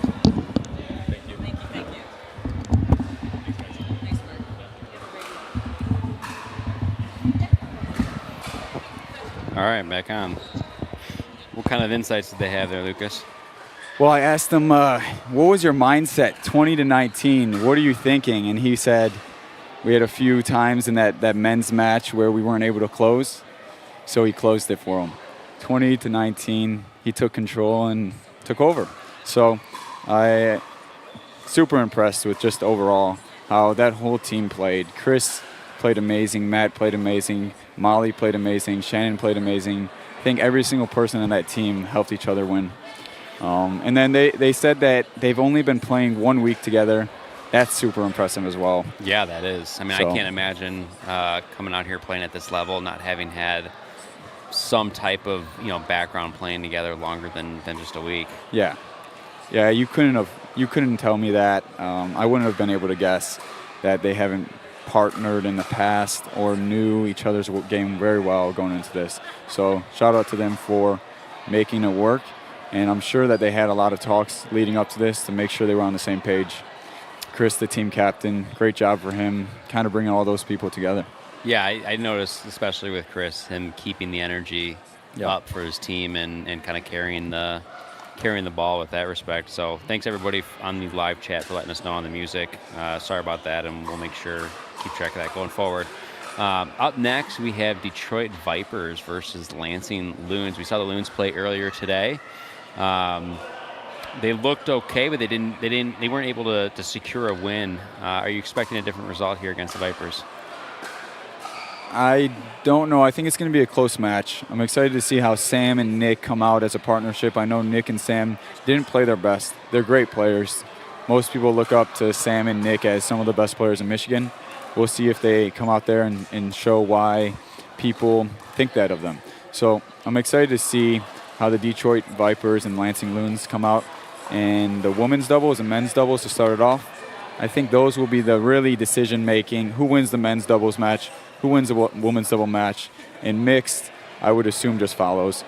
If one team goes 2-0 in those men's and women's doubles, I would doubt for the other team to come back and take it to the Dream Breaker.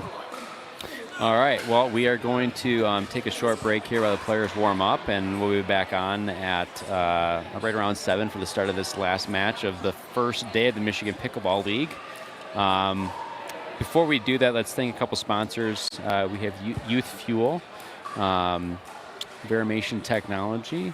There's a few others that we're going to be calling out here too as we go forward with the rest of the evening. And obviously just want to thank Chris as well for putting on this league. He's done a really, really good job of putting it together and getting everybody involved. And uniforms look great, and the Brighton Pickleball facility has done a really good job, and we're really thankful for them for hosting us. So, all right, with that, we're going to take a quick break, and we'll be back on for the start of the last match.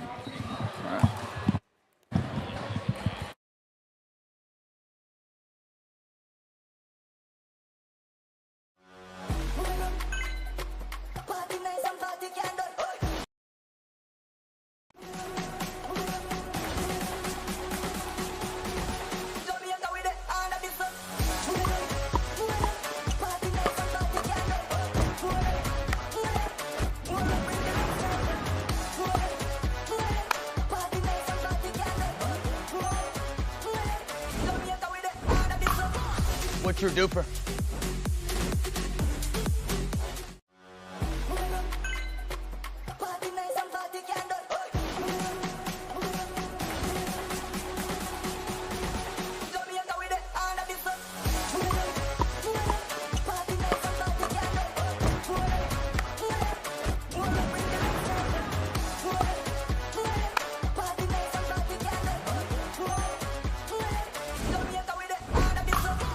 What's your duper?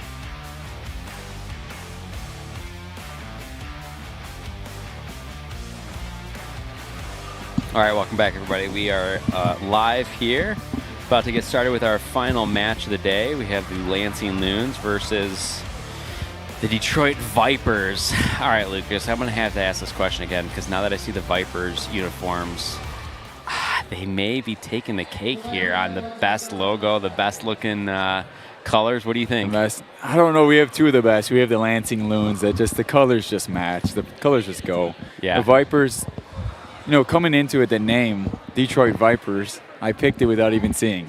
So, they both look really good. I would say, for me, those are the top two. I don't know. You may be too young for this, but back in the day, so I played hockey growing up. We had a Vipers. It was a pro hockey team. I think it was the Detroit Vipers. They played out of where the Pistons used to play. The Palace, I think it was. I'm sure somebody on the live chat will correct me, but their uniforms were awesome too. Sweet. Yeah, and I think this is similar looking. Yeah. All right, so who do we have out here for the Vipers in purple? Yeah, so Vipers, we got Casey Cullen and Nick Hernandez. They both play out of Bash. I know Nick Hernandez is the head pro at Bash Pickleball Club, and Casey often reps it. In the past tournament, I've seen him wearing a Bash Pickleball Club shirt. I've played with them both lots of times out there. Really good players and good partnership. So I got a funny story for you about Nick. Yep. My first ever pickleball tournament I signed up for last year, and I have no tennis background, and I signed up for 5-0 singles, not knowing that 5-0 was the best, and I played Nick, and he pickled me very easily, but he was super nice about it, and offered me some tips and pointers while we were playing. So I have that personal story with him, and I just remember him just being all around super nice guy. Yep. Really friendly, really nice. It's always Casey. Everybody on this court has always been so nice to me. On the other side, we got, if you weren't watching early, Lansing Loons. We have Sam Kahn and Nick Romano. I play with them a couple days a week. I know they've played tournaments in the past together. Good chemistry. We have previously Nick's been on the left side. It's be interested to see what happens this game. I would assume same thing, but definitely I'll be looking at that as the game starts. With Casey Cullen and Nick Hernandez, I would assume Casey's on the left, Nick's on the right. All right, I got to ask. I see some interesting footwear out here. We got Babolat for Nick. What does Casey have on? What is that? Are those Babolats? I'm not sure. We'll have to ask him sometime in between one of these games if we get a chance to talk to him. All right, I've never seen those shoes before. Yeah, those are sharp looking. And let's talk about paddles really quick. We got Nick with the Carbon. He's sponsored by Carbon. Super happy with them. I know he's got nothing but great things to say about the paddle he uses. Sam's using is it the Pro V4 or the Pro 4? Here's a Yola 4S. Yep. So the Pro IV. It's a new Yola that just came out. March 11th, I think, was the release date. He's been playing with it for a few weeks now. He really likes it. And then I see Casey has the Invicta, Selkirk Invicta. From what I've seen, I mean, since I've known control Casey. Paddle? Yeah, just from the looks of it, it's 16 millimeters. But since I've known him, he's been using that Selkirk. Okay. And how about Nick? Nick's using the Engage. I'm not quite sure what Engage it is. Overall, all really popular brands. Reliable. Yeah. My choice. Reset clinic there by Nick off of Casey's shots in the warm up here. Yeah, when I first started, I learned so much by watching pros warm up. You can watch Casey and Nick, or Nick and Sam, watch their form, watch their technique, see how they hit their shots. It's the best way to learn. Yeah, you've seen Nick on that resets. He didn't swing barely at all on every single one of those resets.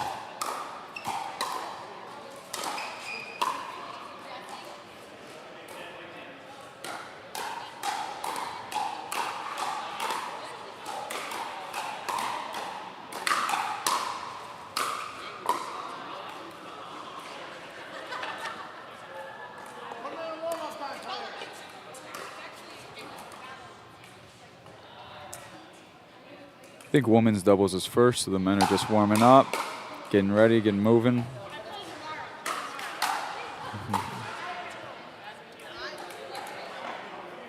We've had women's doubles as the first game in each of these matches. Is that a choice that they're making? No, I believe that's just how we're doing it. Would have to ask Chris about that again. If it but is it seems like. Go ahead. No. You go ahead. If it's a choice that they're making, what's the mindset behind having the women's doubles go first? I don't know. For me, I would be, hey, you go first. I want to get the nerves out. Have my teams play first. But I would assume it's just the way we're running it. Oh. Are we going to have men's doubles first? Looks like it. Okay. Yeah, so I guess possibly could have just been a choice to put the women's doubles first.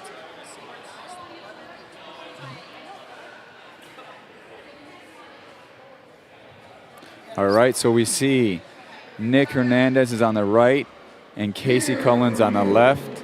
Sam Kahn is on the right and Nick Romano's on the left.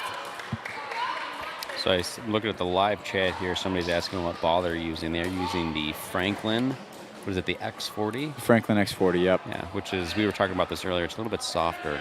Yep. Compared to like a Vulcan or a Dura.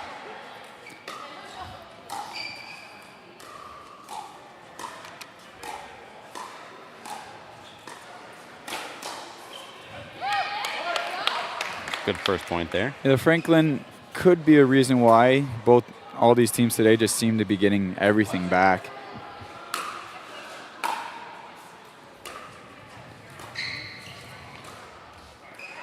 All right, just missed the net. Just missed it.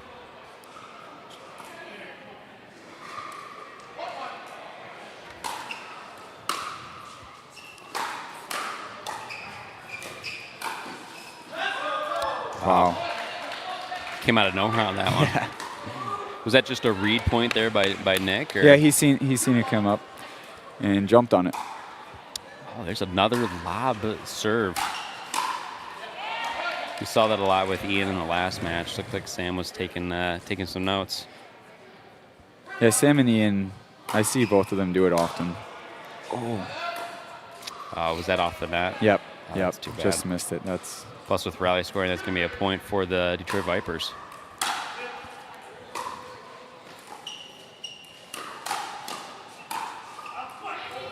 Good hands by Sam there. Yep. I'm sure Nick would take that point again. Got almost exactly what they wanted. Sam with a strong counter. Just missed it long.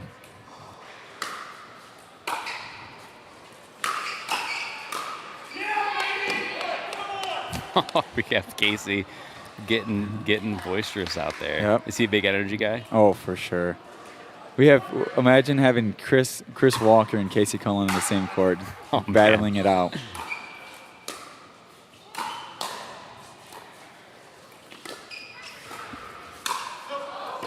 Good duck there by Sam.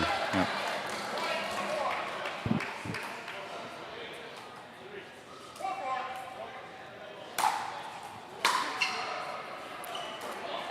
Good serve.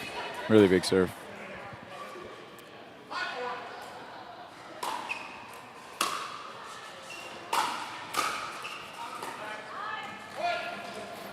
Looks like Lansing's getting some unforced errors out of Detroit here early.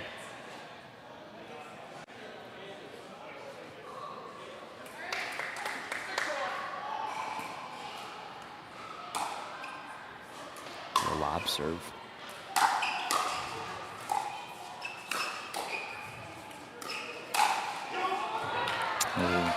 Sam wants that one back. Yep. Sam and Nick have missed 2 of those so far. They worked it well. Got what they wanted and missed it. They got to be feeling pretty good, though, that they're right on that. Yep.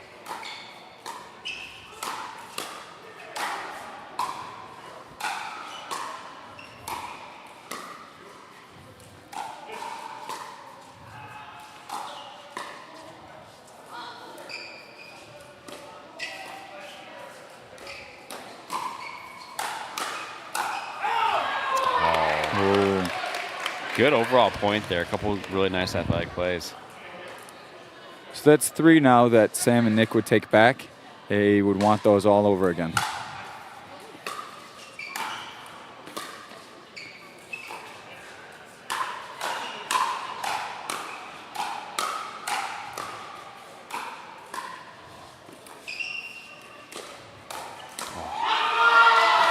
Great reaction there by Nick.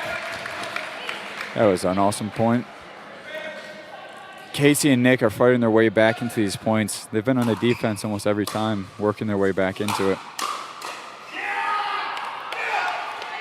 You see Casey getting really pumped up there. Yep. We'll see how Sam and Nick react.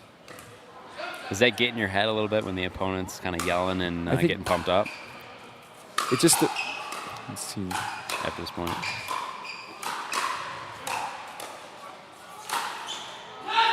Wow. Oh, 100%.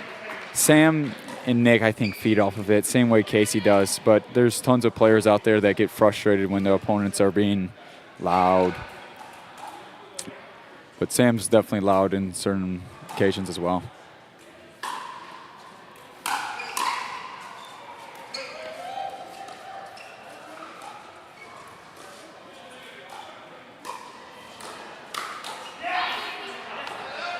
You think the switch on that one kind of tripped him up a little bit, just timing-wise? Possibly. I think Nick just pulled it too early.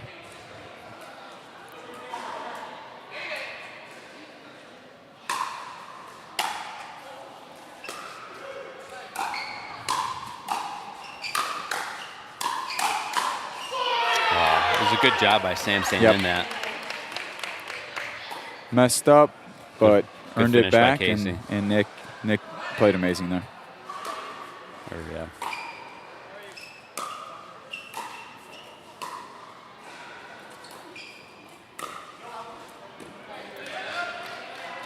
All right, we got ourselves a tied game, 9-9. What does Dave Fleming always say on 8A? Like snowmen? Does he? I think so. I don't know if he's got that trademark. He's trademarked it. All right. It's going to be a close one at the end change either way. Yep. Close game here. All right, Detroit's going to take the lead up by 2 on the end change, but rally scoring, this could turn around really quickly. What does Lansing need to do to turn things around? There was 4 points there that Nick and Sam would take back. They worked the point how they wanted to and lost it. So I think those are the points that matter. If they can capitalize on that, win those points, there's no doubt they'll be ahead in this game. Casey and Nick have been on fire. They've worked their way back into almost all these points while starting off not the hottest. So if Casey and Nick can find a way to start that point, add a lead, there's no doubt that they'll come home with this win here.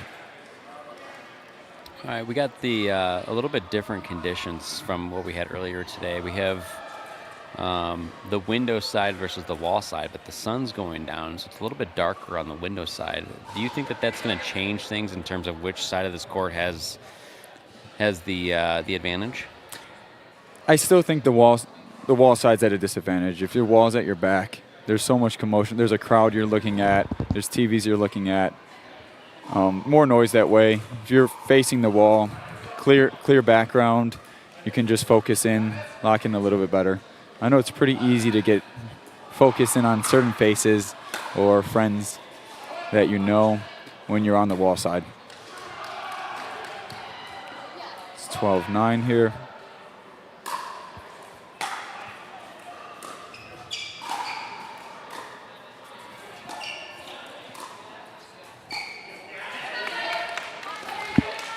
That's Sam shaking his hand a little bit on that, and I see some tape. What's going on? Any insights? Yeah, he's dealing with a little bit of an injury, trying to work through it. I know he's a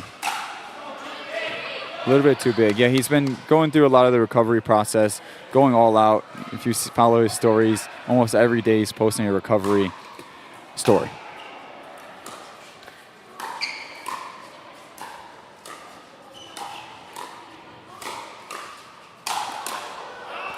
One of Sam's sponsors is Youth Fuel, and he was telling me how great they've been, and it's really been helping him out on that recovery road. Yep, Youth Fuel. I've talked to them, the owners and everything, and they're good people. Sam seems to love them and love the way that he's treated by them.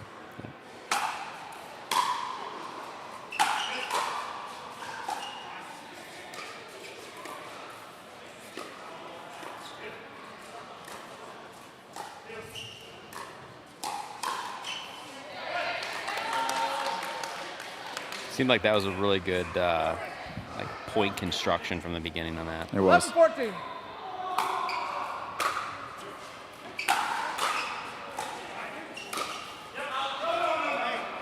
Oh, here we go. Our first controversy on an out call. I think Sam called the ball out. Casey seems to have disagreed with him. Lucas, what are your thoughts? Hard to tell from this angle. I would have to do the replay.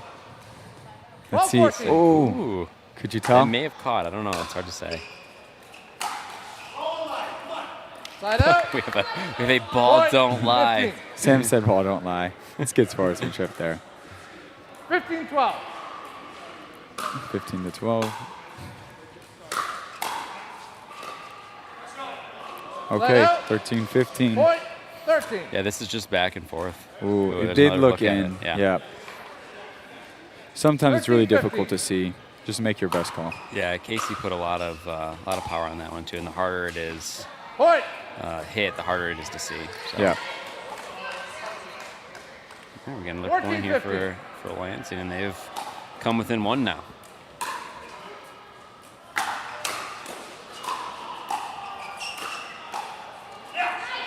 Side out. Point 16. What'd you see on that one? Sam just wanted to fire away. He 16-14. got caught kind of being a little wild at points there and missing to the net. Point. I think this would be a point, pretty good point to time out. Just calm down, focus on winning the game.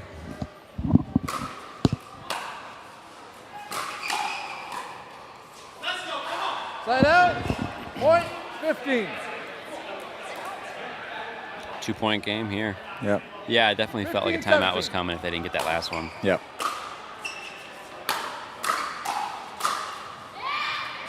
Side out. Casey Point is all over 18. that. Yep.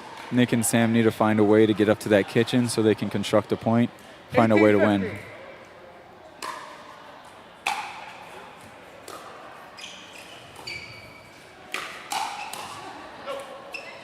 All Side right. out. Point 16. We'll see if Sam and Nick can find their way up to the kitchen here. 16-18. See if he doesn't serve here. Kept it low. Oh. He's got to feel good after that between the legs shot there. Sam's so happy that's on replay.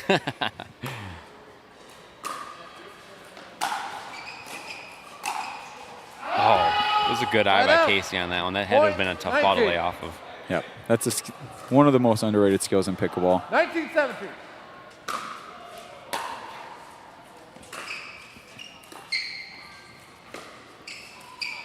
Wow. Oh, ball's out.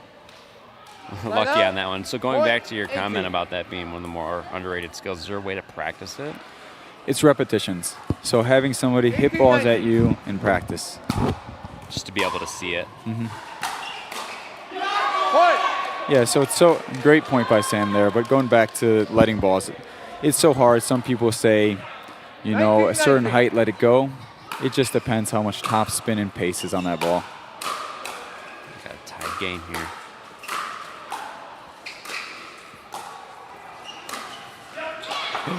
Watch the wall. Side out. Point 20.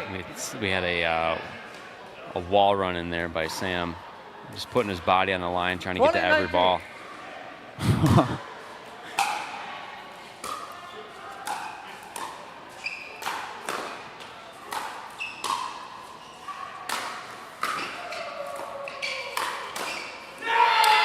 Point game. 21-19. Wow. It was a close one overall, Lucas. I mean, I think Lansing, the men looked pretty good overall. It was just some of those points just got away from them a little bit. Yeah, really strong game. Both sides of that game played well. Casey and Nick were able to construct points, get up to the kitchen and construct points.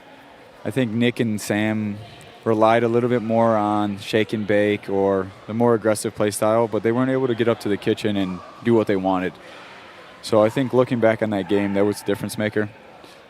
Hopefully these mixed matches could take it to the Dream Breaker. We're still waiting for one today.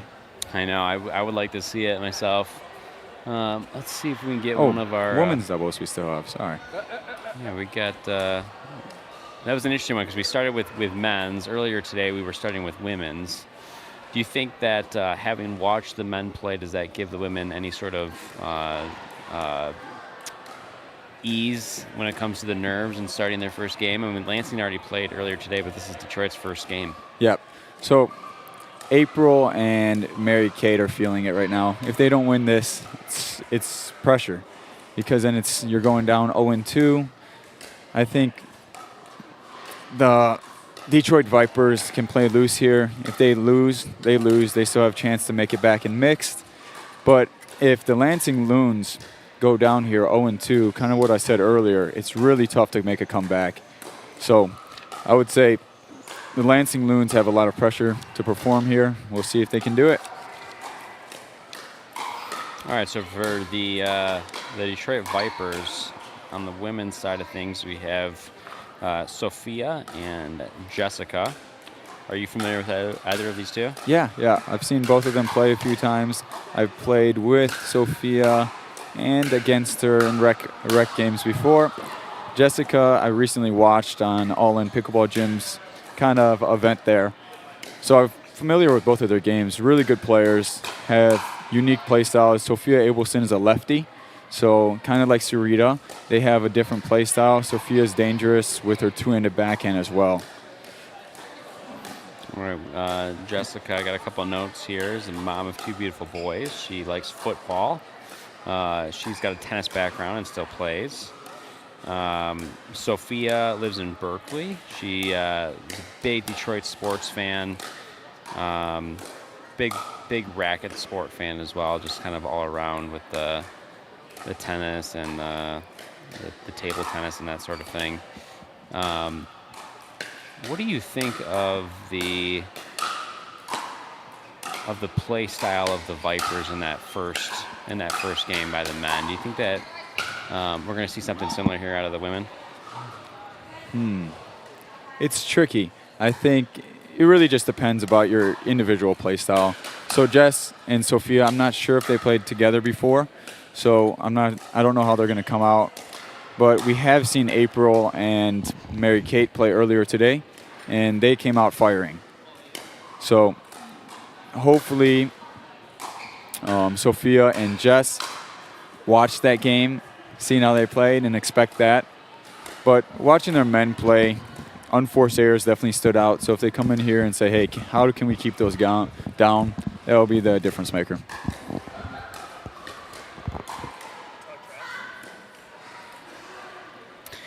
Casey's asking us if we talk trash, mostly about him.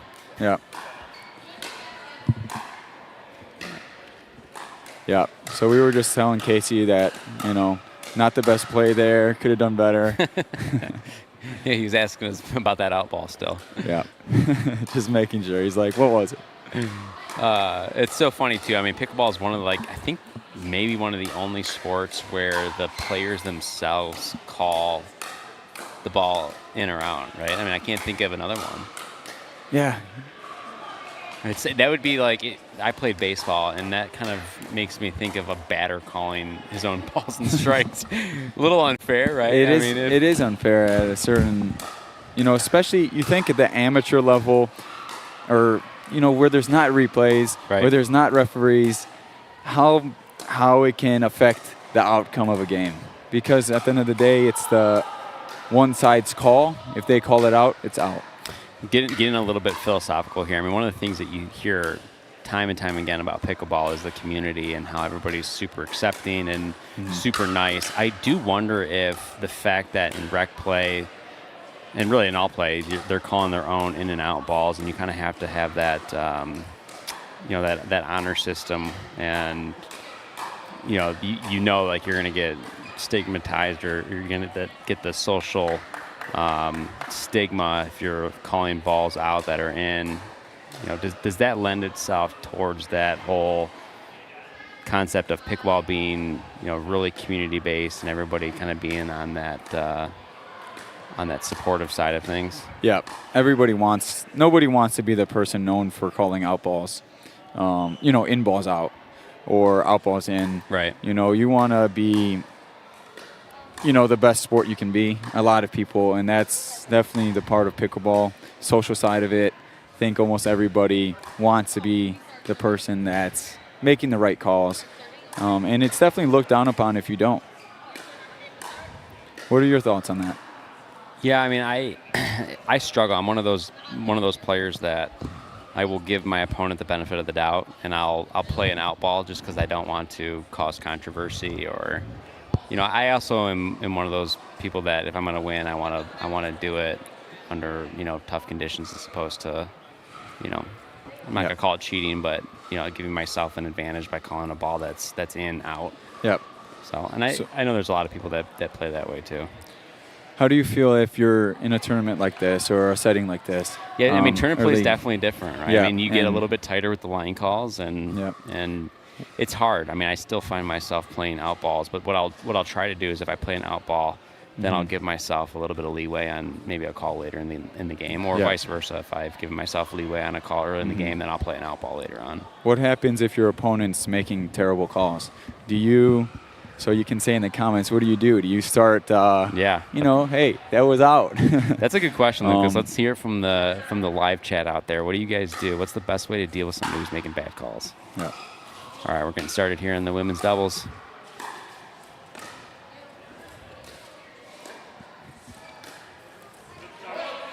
Good start by the Vipers. They're keeping the momentum rolling from the men's. All right, so we've already seen the Loons play today, Lucas, but give us just a couple of quick notes on both of these two girls. On the Detroit Vipers or the Loons? The Loons. Loons. All right. April lives in the area, I think Canton or Livonia, one of the, Novi maybe. She coaches at a Lifetime Fitness there. And then Mary Kate, I seen her play for the first time at one of the BPC tournaments where she actually took silver. She's played amazing. She's playing the left side here, super aggressive, super consistent. So I would expect Mary Kate to kind of take over this game, or try to. Seems to be topspin heavy drops, topspin heavy dinks.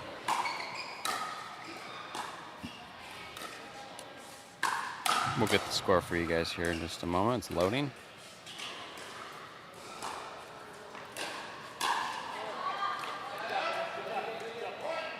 So the Lansing Loons, it seems like Mary Kate tends to drop shot her third shot more often than not, and April likes to drive that shot more than drop it.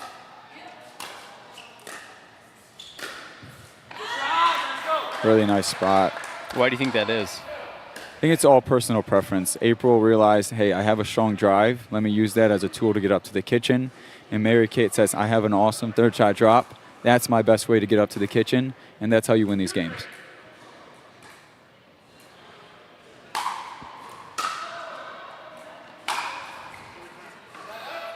I want to see the Lansing Loons take a game here. They had a tough first match against the Grand Rapids Rampage. Went 0-4.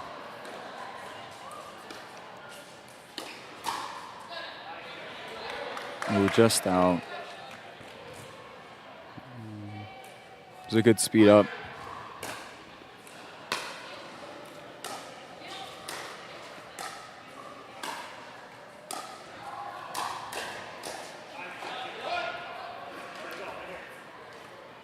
All right. So you see Sophia definitely coming over from that tennis background. You can see she's crossing over and slicing the ball. She's doing it really effectively, though.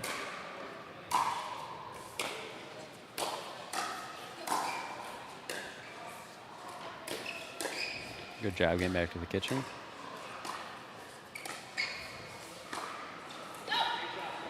Ooh, just out.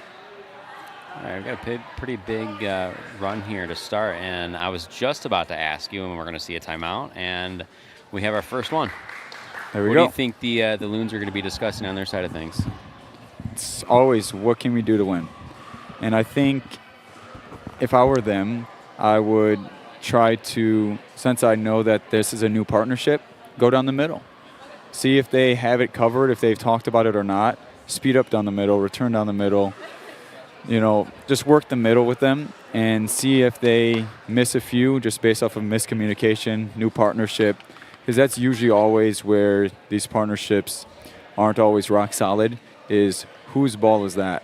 So if I were them, I would say, let's try to see if this works. And if it doesn't, take another timeout, find something else. How important is it to have the men kind of on your sideline when you call a timeout like that as opposed to just your partner? It's important, yeah, because it's so easy to see from the sideline what's working and what's not. Right.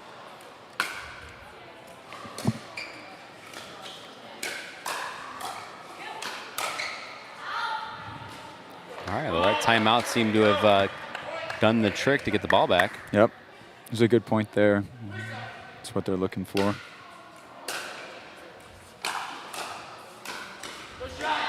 Okay. So far, so good. There you see why that third shot drive is effective, because it opens up opportunities for Mary Kate to take that next ball out of the air.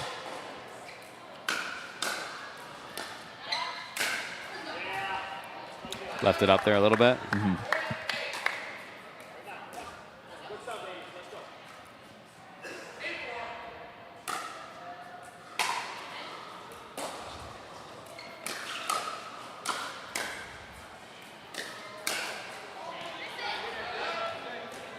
I felt like that was a big point. We didn't want to go 9-4. Yep. 8-5, 3 points. Anybody's game.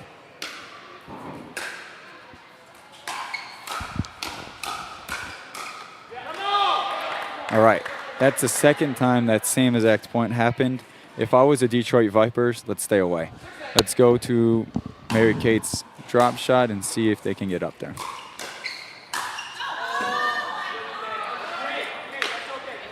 She's going to want that one back.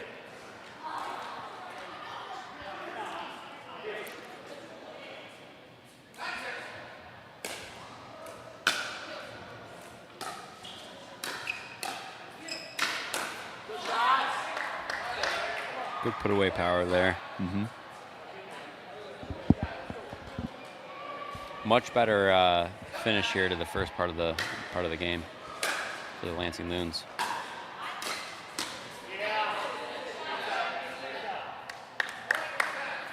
There's that roll dink again.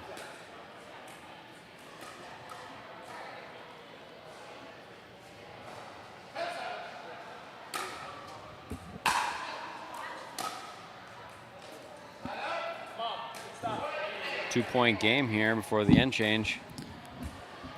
Let's see.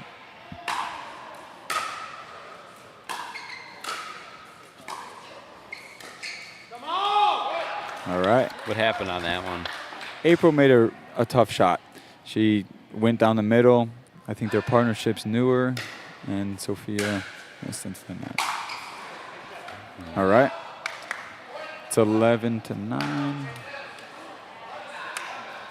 We'll get the score here right.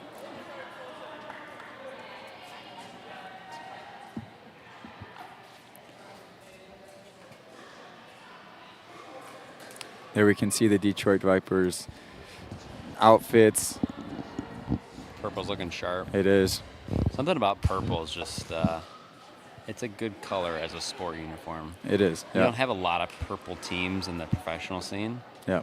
All right, here we go. Another trivia question for you. Maybe the live chat can pitch in, but can we name 3 pro sport teams where the color purple is either like a primary or secondary color on the uniform? Oh. I can think of. There we go. There we go. You got the Vikings. All right. I got another football team, the Ravens. No. All right. Oh, you're the Ravens, yeah. Okay. What about anything outside of football? There's a. Oh. Yeah, I'm not the person to ask for these trivia questions. We'll let the live chat pitch live in chat. on this. Can't believe it.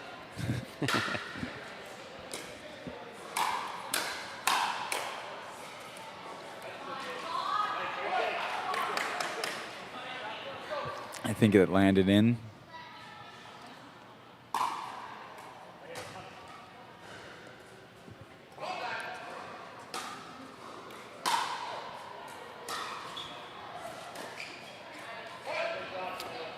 What's going on that It seems to be pushing her back just a little bit off the kitchen So line. Sophia has a slice on her forehand, so when that ball bounced, it stayed really low. That's why April missed that into the net.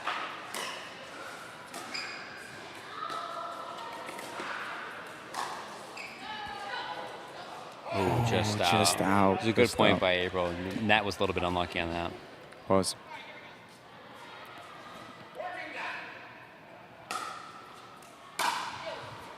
Good return.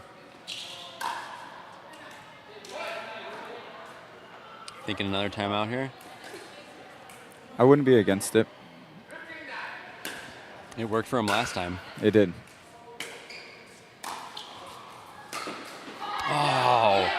Okay, so that was, I don't know if that was going out on the ATP, but let's see. I think it was going to end up in. Yeah. It was close. It's a good shot. So hard to read those ATPs. It's called body bag ATP.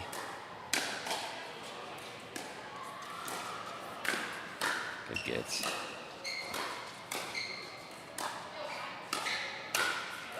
Wow, great read there. Really nice. Oh, what a point.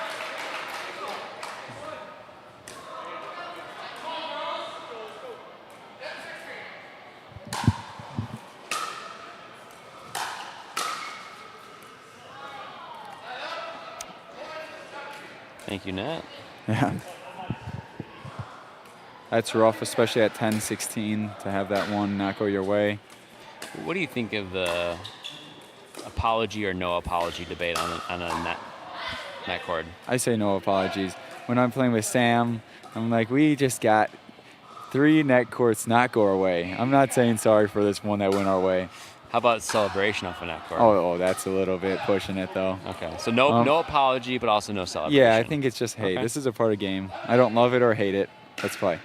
All right, live chatters, let's hear your thoughts on that as well. Are you guys apology people or celebration people off a net cord?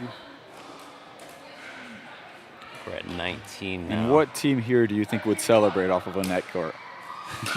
Ooh, that's a good question. You're going to get me in trouble if I answer it. I know, that was for the comments. I think we have ourselves a game point.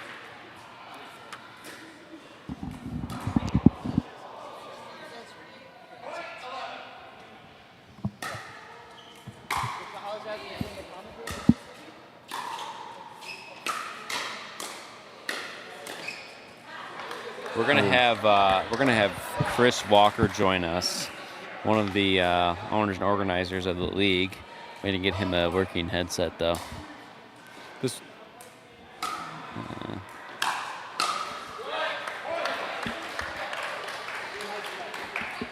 right, I think we got. Let's see where we're at. 13-20. The freeze is helping the Loons out. Oh, what a shot. I thought you guys could hear me. Wow. Let me see if I can do it this way.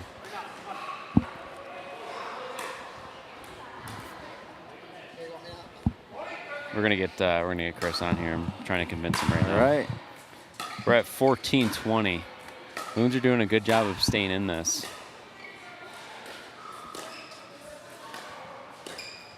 All right, welcome to the broadcast, Chris. Oh, it's great to be here, boys. All right. It's great to be here, boys. So you were looking pretty hot out there in your Flint Tropics game. Oh, that's going to do it for the women's doubles. Good showing there by the Vipers. It was a great showing. They almost pulled it back in. Solid start for sure. Yeah. Up 2-0 puts a lot of pressure on the opposing team. They got to come back and chip away at mixed. 2-0. Do you think the Lansing Loons have it? I think they got a little fire left for sure. We haven't seen a single showdown all day, so I would love to see this match go into the single showdown here. We were secretly hoping for it in your match. I was not even a little bit. We were debating a little bit about who had the upper hand, and I think, no disrespect, but we were giving it to Ian and Mariano. Yeah, they're tough. Matt's an excellent singles player. I don't know if you know much about his game, but he's real solid. But yeah, no, Ian and Mariano would have been extremely difficult in singles, and then it kind of would have depended on the women there. talking to this. Hello? All right, there we go. All right. On the broadcast? You said You so are now- much good. Everybody on the live stream, we're sorry you missed some really insightful stuff there by Chris, but I know. It's all right. he actually told us where the Holy Grail is located, and sorry if you guys missed that. Yeah, that's a real shame. Let's see here if we can. Can you hear me now?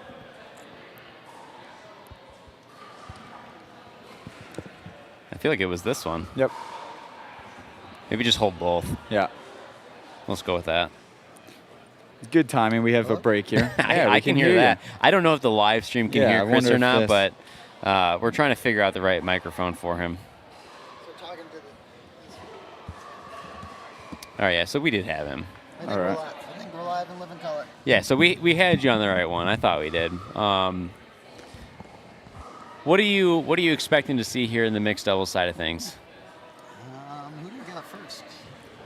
We've been asking that all day. Nobody's told us. Everybody's kind of keeping it close to the vest. Well, yeah, it's tough because they're doing the react and the react. So Yeah. the teams kind of come together after the first few matches, and then it might change up your strategy a little bit, who you want to lead with. Yep. I see Nick standing up, so Nick's ready to go. We'll see if Nick heads out there first. What do you think, Chris? If you were the Lansing Loons, who would you put out there? Yeah, I think I'd if I'm Nick, I'm the captain of the team. I'd say, hey, I got to lead by example here, and then I'd throw myself out there. Yeah. What do you think about the energy for both teams? Sam's gotten loud a few times. Casey's gotten loud a few times. You think Sam will start to pick up the noise here in these matches that matter, or Casey's gonna run away with that one? Well, I don't think either of those two are going to shy away from Casey. Casey's definitely going to bring the energy. Yep. But no, you're totally right. Even the ref came up to me and he was like, hey, do we need to kind of put a little squash to this? And I said, oh no, this is not tennis. This is team pickleball. We want the high octane. We want it loud. We want it fiery. So I said, let him go. That's what we want. All right. Still don't have the match up here yet. We're waiting to see. It looks like Nick and Sophia are warming up. Got a couple of replays here going of the women's match. Now we're back to the warm-up. All right, the lineups are up. Oh, no, they're not. Looks like that was the lineup there. I think was from the last mixed doubles. Thanks for coming. Hey, it was very nice to meet you, my friend. So, Lucas, question for you, sir. Which event do you prefer the most? So we have men's doubles, we've got mixed doubles, and we have singles. What do you prefer? Yeah. For me, by far, men's doubles is my favorite. From the start of pickleball, men's doubles was my kind of love. I found the strategy, the partnership. Just right off the bat, I found a partner that I loved, right? And then from there, I got a different partner. Always had great luck in men's doubles, partner-wise. Mixed, I've always struggled finding that partner that fit my game and chemistry, everything. Singles, for me, tennis wasn't a part of my background. So I felt these tennis guys were just destroying me. Let me get away from that, have men's doubles as my base, and that's what kind of is my go-to event, men's doubles. How about you? So you're how far into pickleball? What have you found? Have you found a men's doubles partner, a mixed doubles partner, singles? Is that you? What is it? I'm not very far into pickleball yet. I'm obsessed with the sport, huge junkie, but I've been playing for about a year now. I would say I actually started out liking singles more, and now that I've actually kind of spent some time getting some lessons and refining my game, I think men's doubles is a little bit more enjoyable for me now. Singles is painful, right? You got to move around so much, and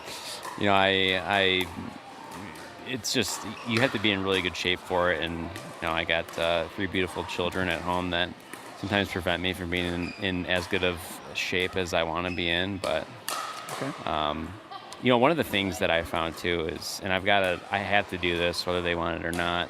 This Brighton Pickleball facility has been so amazing. I mean, I remember when it first opened up and I was able to come out here, and I was just so impressed by the owners and all the staff, you and Sam included, you guys have just been really great to everybody that's walked through the doors. And I mean, the facility itself is just gorgeous. So got to give a shout out to them and thank them for everything. And obviously, allowing us to do this Michigan Pickleball League here. I couldn't think of a better facility to do it at. Yeah, well, thank you. I mean, it's been, from the start, I think you've been so supportive. I remember first day you mentioned singles was kind of what you fell into first. I remember seeing you practice singles. I had kind of the pleasure of going to PPA Milwaukee with you. Yeah, that was fun. It was fun. So you signed up for the pro qualifiers, right? I did. And you gave it your all. So, I mean, you're a competitor. So it's glad to see that you push yourself. And you mentioned earlier 5-0. You played against Nick. So Nick took you down, but you didn't let that stop you. No, it was my first foray into pickleball. I think I had picked up a paddle like a week before. I was a baseball player, so like I'm not unathletic, but I had no racket sport experience. And I asked you earlier today whether or not you thought having a lack of tennis background affects your ability to go far in pickleball. And I think you brought up some really good points that it just really depends on your play style. If you can make the tennis background work, you can use it to your advantage, but it's not an automatic thing. Mm-hmm. The one thing I'll say is, and I've heard other people say this too, I feel like if you have a high-level tennis background, when you start off playing pickleball, you're pretty much at a 4 or 5 level. Yeah. Right? And if you don't have that, then you're pretty much if you're athletic, you're probably at like a 3-5. Mm-hmm. And that's where I found my game, right? I was maybe a 3-5. It took me a long time to get to like a 4-0 level, and I'm struggling to get to a 4-5. Yep. So that's where I'm at. Yeah, so same thing for me. I started off pickleball, coming from other sports. I felt like I was decently athletic for, the competition. So I started off moving up the ranks quick, and I was like, oh, now I'm kind of stuck. And the strategy, all this stuff that you see these guys here on the stream doing so well matters. And it's so difficult to get it all down. But yeah, tennis players, Sam, Ian, Mariano, all these people here, a lot of these people here came over and just were really good at pickleball from the start. I know Chris Walker has mentioned that he came over to pickleball a couple years ago, and just took over. Yeah. Yeah. All right, so we are about to get started here in our first mixed game. We have Nick Romano and Mary Kate for the Lansing Loons, and for the Detroit Vipers, we have Nick Hernandez and Sophia Appleson. Hope I'm saying that right.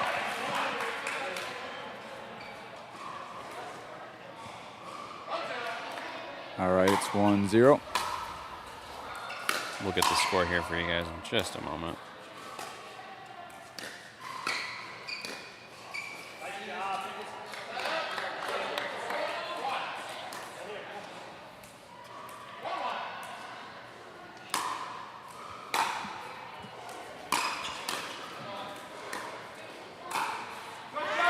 That was a good placement by Nick. Yep. Seemed to be a little off speed on that. Did I say It that was, right? yeah. He went for placement there. Yeah. It was kind of in that gray zone. He knew it was so important just to win that point. Ooh, just out. So close. So previously, a lot of times when a team lost or a game went the other way, it's because you missed those easy shots. Nick just placed the ball where he wanted and won the point.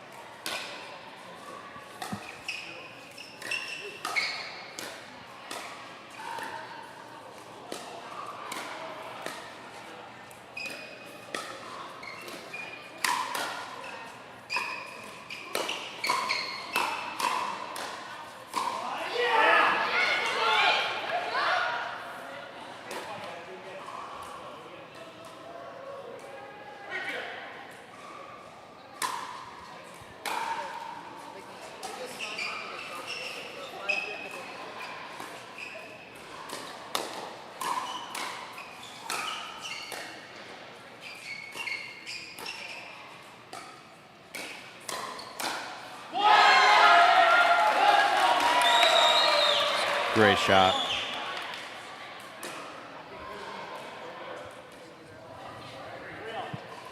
Seems like Sam started to make some noise on the bench there.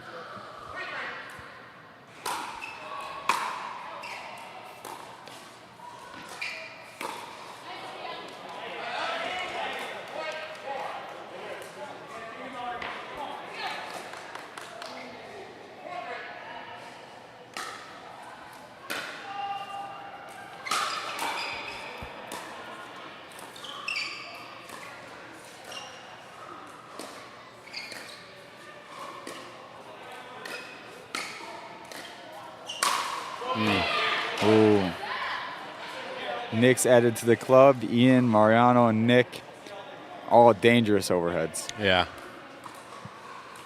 Do we know the tennis background of Nick Hernandez? I'm not sure. Have to get. Yeah, I haven't seen it. To get some follow-up on that. Yep. All right, so we have our first timeout, 6-3. 6-3. What are your thoughts on that timeout? It seemed a little early. Good. Riley's scoring.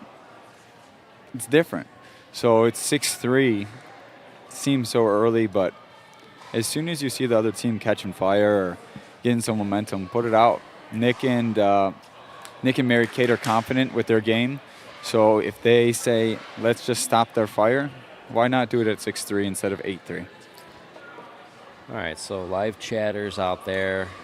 We've got all teams now having been on the live stream. Let's hear your thoughts on which uniforms we like the most. I'm curious to see what everybody has to say. Yep. I'm going to guess, maybe it's like you and I think people are going to like the Lansing Loons. I agree. Yeah, I think the Lansing Loons flows together really nicely. It's a funny shot. Yeah, perfect. Good timing. They need to win a game here. I mean, it's been kind of a tough day. They've not played bad. They just have not been able to finish. Yeah. This is the one they need. They're down 0-2. Yep.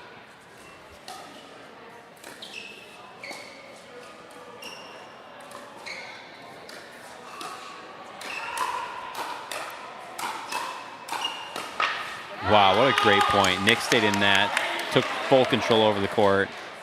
You see that a lot in mix, right, where the male will kind of take over a little bit? Yep. So you see Nick took, at one point, 80% there.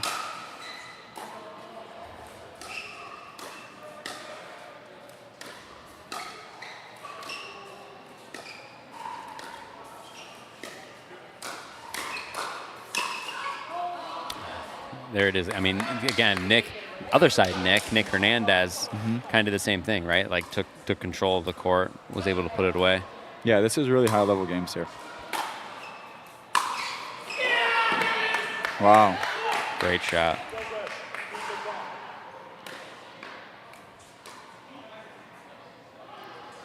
He did all of that while moving through it. Yeah. That's difficult. Now he's using that engage. Any read on, is that a power paddle? I haven't heard of Engage making super powerful paddles. I'm not sure the exact one he has.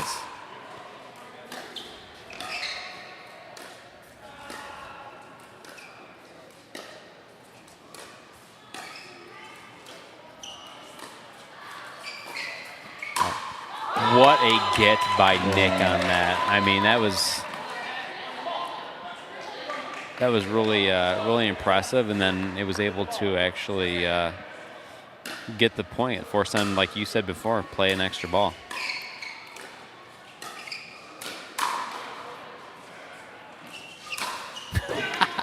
What's the read on that one, Luke? Because we had Nick Hernandez dropping down to one knee. He's seen it up there. He knew exactly what to do. He's that was smart that because it allowed him to actually hit like an overhead. Yeah. Yep. Yeah. That's a very athletic play there.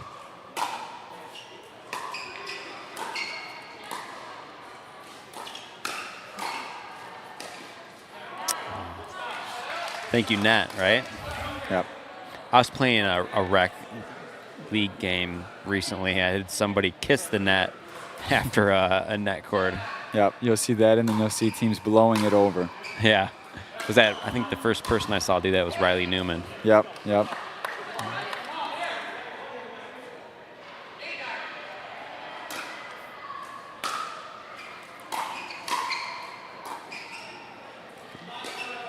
Just out. All right. Yeah, Nick there took a big chunk of the court, and Nick and Sophia took advantage of it.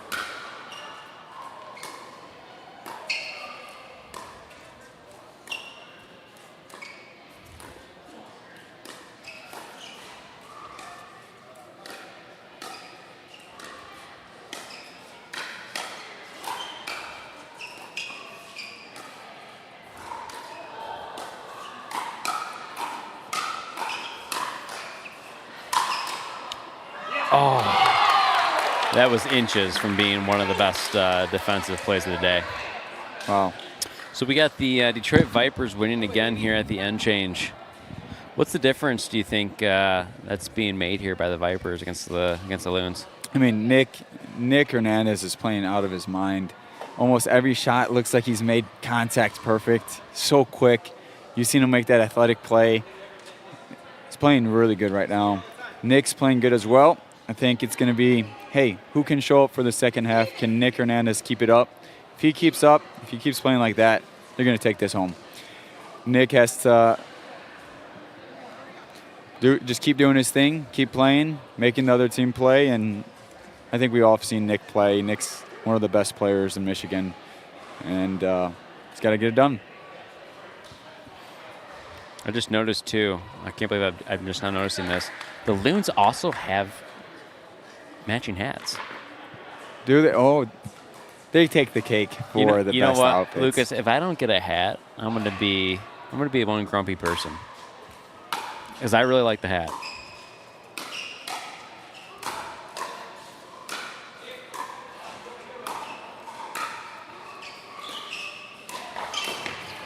Oh, he was on that. Wow.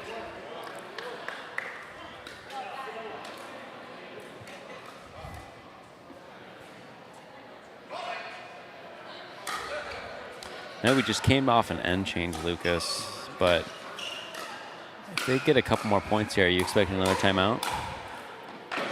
Not sure. Nick's, well, there we go. Nick As we say that, yeah. Yep. I guess Nick's like, we don't need a timeout. Nah, he'll just This take is my control game. and get the point. Let's see it. They need a couple here, though. They do.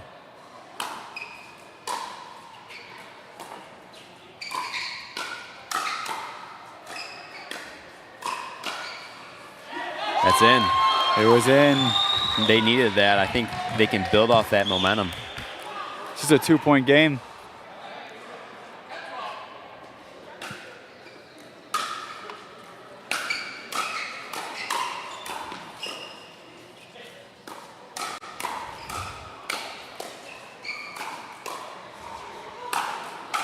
No way. No way. Wow. That's some high-level pickleball. What's the trick there, Lucas, in terms of staying in the point, making those reset balls? So you see Nick and Sophia slowly backing up and stopping. So backing up if you have time, but being stopped while you make contact, right? Just keeping calm. Yeah. They were stopped after every single ball.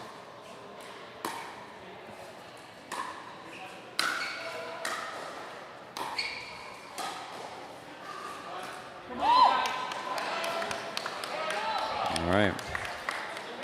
Close one. All right, Lucas, at this point in the game, I got to ask predictions. Oh, my predictions haven't been too accurate so far, but you know I'm trying to watch that dream breaker. I'm wanting to see some singles points, so that's my prediction. There you go, 14-13. You know, they got to just make the dream breaker a part of every single match somehow, because it is the most exciting part of MLP. Yeah, it's awesome.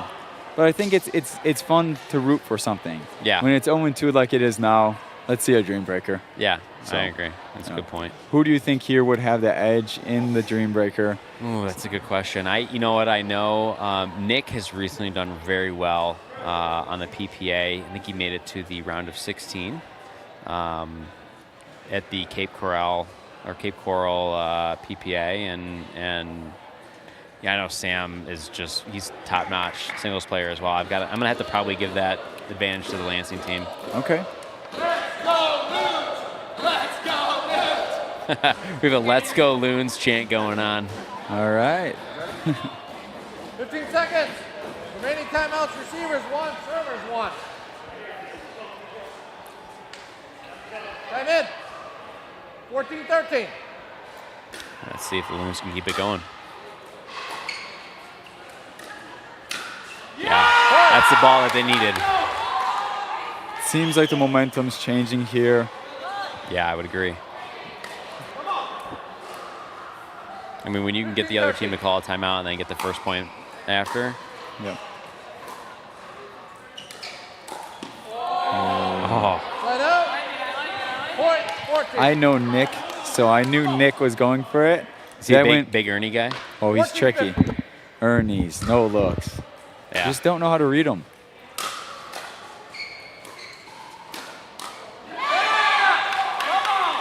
Right out. Point 16. 16-14.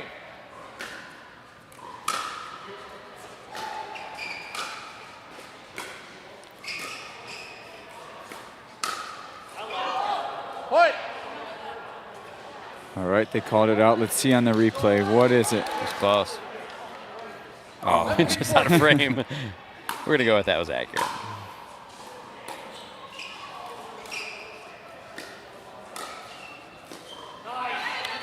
Right out. Yep. Point 15. Right. Really nice think. Those of you on the live chat, you are correct. It is Hernandez, not Hernandez. I'm not sure if we can get that fixed or not, but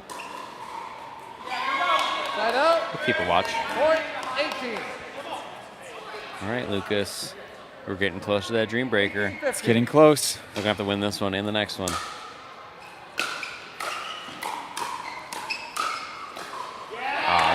Good hands battle there. What's the biggest trick with a hands battle? How do you win one of those? Well, it's not easy. It's 1 sec. I'll answer it after this point. So hands battles is all about being small. Sophia, Nick, Mary Kate, Nick, Hernandez, all of them, their swings are so compact.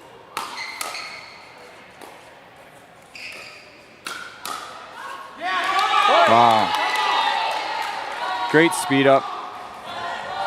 Mary Kate sped that up and the ball stayed an inch or two over the net. All right, I think we have ourselves a game point. Come on, Loons. Can we win their first ever game? And they've done it. Great shot there at the end by Nick. That's the tricky. You don't know where Nick's going. It's a great shot. We've got a big fan reaction here. Everybody chanting, "Let's go, Loons." What's the last matchup? We're going to have Sam and April. What's that? Versus Casey and... Help me out here, Lucas. And Jessica. Yep. All right. Casey and Jessica. All right, what are Sam the and April? What are the keys to the game here for both sides? Man, we have a good team here. This is a great match to potentially go into the Dream Breaker. I think Casey is so dominant. I've seen him play before where he takes 100% of the court and he's able to perform. Sam is also big serves, big returns, big drives. Both of these guys are dangerous. These girls are so consistent. We've seen earlier in the day, April has that third shot drive that was working in their game. If April can hit that third shot drive and you have Sam running in looking for that poach, that's going to be difficult. If you have Casey and Jessica just playing consistent, working the points, winning the hands battles, I don't know how that will go for the Lansing Loons. All right. So I think April with that big drive, if she can keep that over and Sam's able to poach, that's going to be a scary thing for Casey and Jessica to look at, and we'll see if they can handle it. What's your prediction here? Is it Sam and April or Casey and Jessica taking it? It's going to be a feisty one. I think we know that both Sam and Casey feed off energy. I think I expect a little bit of chippiness, some chatter back and forth, which I know both guys feed off of. I think the girls are going to play really, really solid, and it's probably going to come down to them. Who can step up and make the difference. They're kind of the X factor in this last mixed match, and I'm pulling for a dream breaker. I really want to see one. I think it'd be a great way to end the day. I agree. It's up to these partnerships. Especially the girls, they're going to make or break it.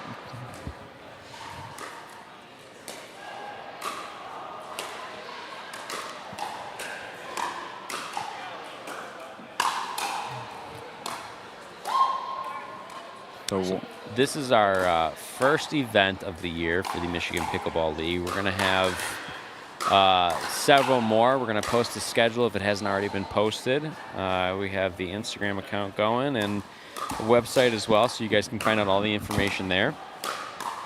Lucas, what is the most important thing for somebody starting out playing pickleball to learn? I think number one, first time playing, let's get your serve in return. Can you get those? If you have those, you're able to get the flow of the game going. You can learn so quick. I've seen so many people reach 4.0, 4.5, 3.5 in the matter of months. That's probably the best part about pickleball is how quick you can get into, how quick you can learn and get better. So really, I think the serve and return is step one to getting better. Can you get them over consistently? And then the next step is just the structure. Can you return and rush up to that kitchen? And can you serve and stay? So that's really my take on it. Serve, stay, return, rush, and then be able to get that serve and return in. All right, so let me ask you this. Let's say you're somebody like me who's trying to get to like a 4 or 5 level. Yeah. What's the number one thing you would recommend for somebody like me? I think number one thing is shot execution, and specifically on ground strokes. Do you have the right form and technique on that serve, on that return of serve, and on that drive? If you have that down, I've seen so many players fly through a 5-0 division just because they have really strong and consistent ground strokes. What have you seen about your game that's improved the most in the last, let's say, 6 months? 6 months. Well, the last 3 months specifically, I told myself pickleball's changing. I can't dink people to death every single game. I can't counterattack every single ball. I want to turn my aggression up. So I've been trying to drive more, been trying to speed up more, and close in the transition a little bit more. So overall, just aggression is really what I've been working on the most in the last 6 months for sure. Yeah, we have a ball in the booth. We'll get that. When I started pickleball, every coach, every player's drop, reset, dink. Nobody told me drive the ball, speed up the ball, close in the transition. So I'm realizing now, this is important. Sam showed me, Ian showed me, Mariano's like, hey, this is a big part of the game, learn it. All right, so up here on the screen we have the schedule. If you guys can't see that at home, I'm sure it's going to pop up. And if it's not, we'll go over it. So this is the week one. We start out the day with the Loons versus the Rampage. The Rampage took that one. Next, we had the Ann Arbor Arctics versus the Flint Tropics. The Tropics took that one. They did. Right? Yep, 3-1. All right. And the last match of the day that we're still in the middle of, Vipers versus Loons. Our next event is going to be next month, April 19th. We got 4 matches that day. Lansing Loons versus Arctics, Arctics versus Grand Rapids Rampage, Grand Rapids Rampage versus Detroit Vipers, and then the Flint Tropics versus Detroit Vipers. After that, we have the week 3 game in May 17th. And you guys can see on the screen who's playing in that one. And then after that, we're going to have the playoffs, and you can see the 2 versus 3 seed, the 1 versus 4 seed, and then the finals. So what do you think about that schedule? I think it's awesome because it not only is just a bunch of weeks in a row, it's months from one each other. So growth potential is something to think of with these teams. How do they do not this week, but 3 months from now? Yeah. Get a little bit of time to build on some of the things that worked out and to fix some of the things that didn't. Yeah. So a lot of times watching this, I'm thinking, who's going to pull out in 3 months? All right, we'll get the score going. What?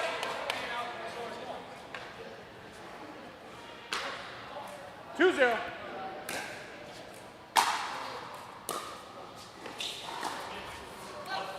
What?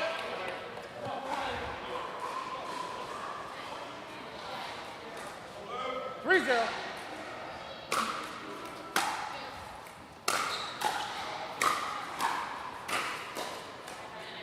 What? Coming out hot here by the Vipers. Are you surprised? No. Casey's taking over. Those were like 4 shots. Straight footwork. We got 5-0. 5-0. Calling timeout here, or are we going to wait? I think Sam doesn't call as many timeouts as normal.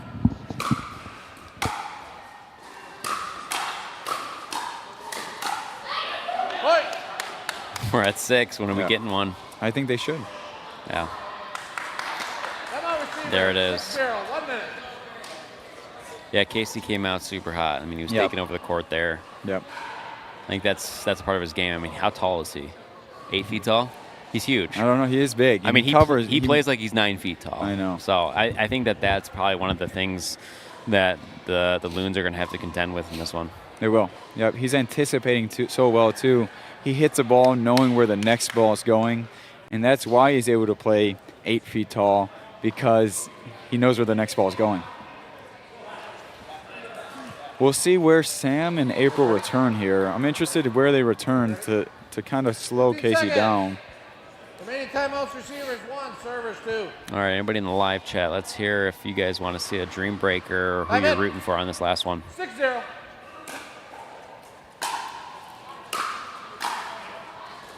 Just out. They're going to have to change something up, Lucas, because something's not working. Really good deep return. Yep, so you've seen Sam go. I was asking where were they going to return. Sam went behind Casey. He says, get on your side. Yeah. Does that kind of neutralize what Casey's able to do in terms of the middle of the court? Yeah, you have to hold him honest. Yeah. He really went for it on that. Yep. What's the thought with that for Sam? 8-1. High risk, high reward. Yeah. Point. This is not the way they want him to start. 9-1.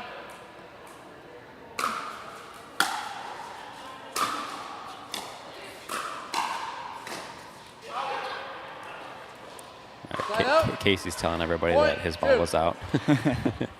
That's always nice when your opponent lets you know, like, yeah, it was out. Yeah, it was out. I think if the score was closer, maybe he wouldn't have been so keen on. Point 10. Although I don't know, I'm sure Casey's a good guy either way. Yeah, he's pretty honest, though. Yeah. Good drive there. I mean, from what I've seen from Casey today, he's playing out of his mind. I mean, he's on fire. He's looking to take over the court, looking to be aggressive. I'm really impressed. Yeah. It's not surprising to me. I know Casey. I know how he plays. I think everybody that knows Casey knows, hey, this is expected. Yeah. So we need Sam and April to pull this back. When you're playing against somebody like Casey, who's able to take over the court as easily as he can and has that, that fall-through power, what do you do to neutralize that? I know you talked about on the serve kind of going behind him, but what about like midpoint? Yeah, you have to counterattack and block well. So Casey's driving and crashing a lot of these. If you're backing up off the line, getting scared, 15 seconds. It's going to be trouble.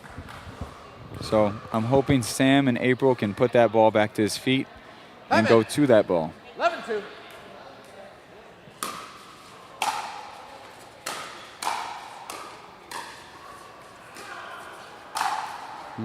An overhead to Sam is probably not the way to go. 3. He's got good put-away power. Yep. 3-11.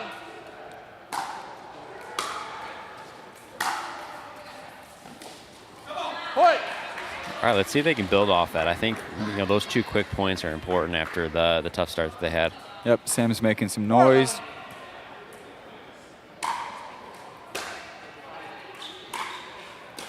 Really nice drop.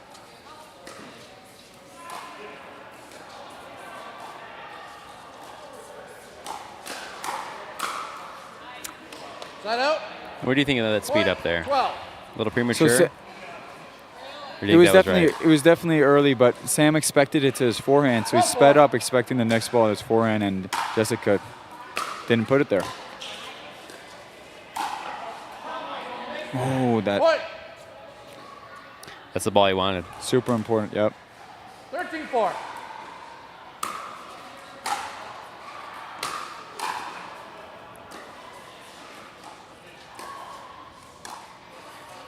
Oh, unlucky net. When do we get another timeout? 14-4. Very soon. Yeah.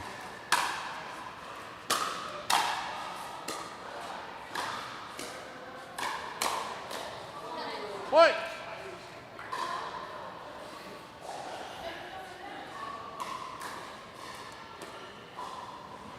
15-4. Good return.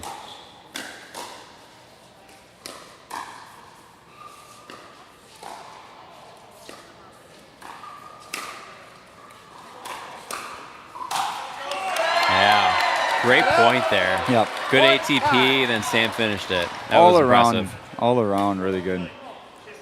Great teamwork there. Lansing Loons. 5-15. It's gonna go for a big serve, I would guess. Yeah, you're right. That's in.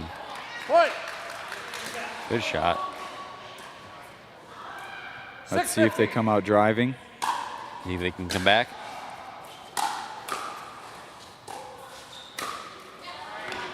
Tough ball. Timeout. We'll see. Point.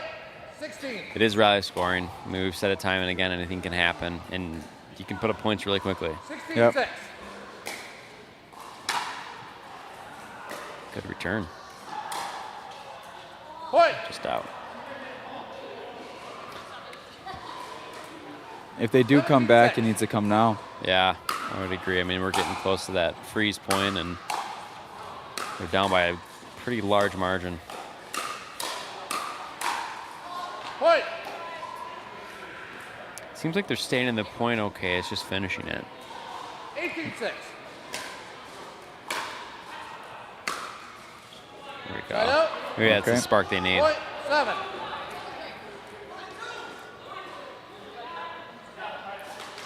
Seven 18.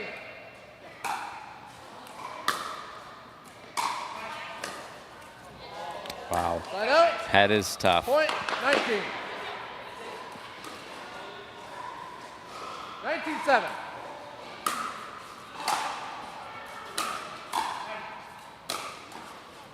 Point. Bit of a body bag there. We are at match point, Lucas. 27. We're not going to get our dream breaker.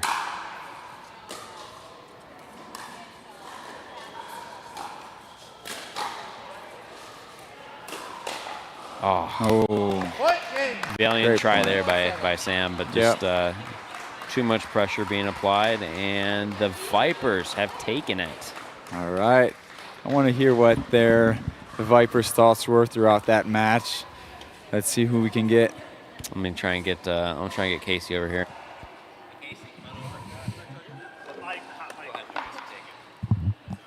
All right. Did you want to just over here? No, but this is the camera goes off there. Thank you everyone for attending. All right. Week 1 of the Michigan. All right. So, first matches in the Michigan Pickleball League. How'd you feel? Felt good.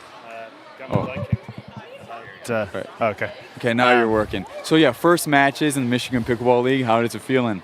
Feels good. I got my butt kicked on Thursday. Little eye-opening, humbling from Nick Romano. So to play his team first was kind of lucky. I feel like I was happy to be on the court and play well. Wanting to compete against them, tell them, hey, that was one day. It's a new day, right? Yep. How did you 100%. feel in the men's doubles match, and then here after that in the mixed? I think the men's, Hernandez stepped up. Nick Hernandez, obviously two Nicks on the court. He played really well. I thought our defense was really good. It was a good match, back and forth. But to sneak out of that, in this format, it's tough. It's like you think you're ahead, and then they're right back with you. And then the mixed, I think we got ahead, 6-7-0, and it made life a lot easier, and they were just stressing and trying to do too much. So that was a good start. All right. We just saw on that replay there, I hope you guys can hear me, but your little, that drop shot on that. Give us some insight on how to do that. Yeah, I think it's something I've always liked. The top coaches say don't do it, but If you can do it that good, I know. think everybody should do it. I trust my touch, and it's then it makes them run up the next time, and you do that little move, and then you rip it, and they're totally toast. And I don't know. Yeah, I like it. Yeah. Well, congratulations out there, and we'll look Appreciate to it. see you keeping that momentum going the rest of the season. Yeah, thank you. It was fun. Great event today, and thank you guys for doing it. Yeah, absolutely. All right. Thank you. That was Casey. All right, there we go. That was Casey on the mic there, telling us a little bit about how they took that one. And that's going to do it for us for the evening. I thank everybody for watching and having us out here. This is the Michigan Pickleball League. We got 3 more events and then the playoffs. And Lucas, I appreciate you joining me on the mic here. I thought you did a great job. Yeah, thank you, Alex. Yeah. All right, and I think we're good to sign off. All right.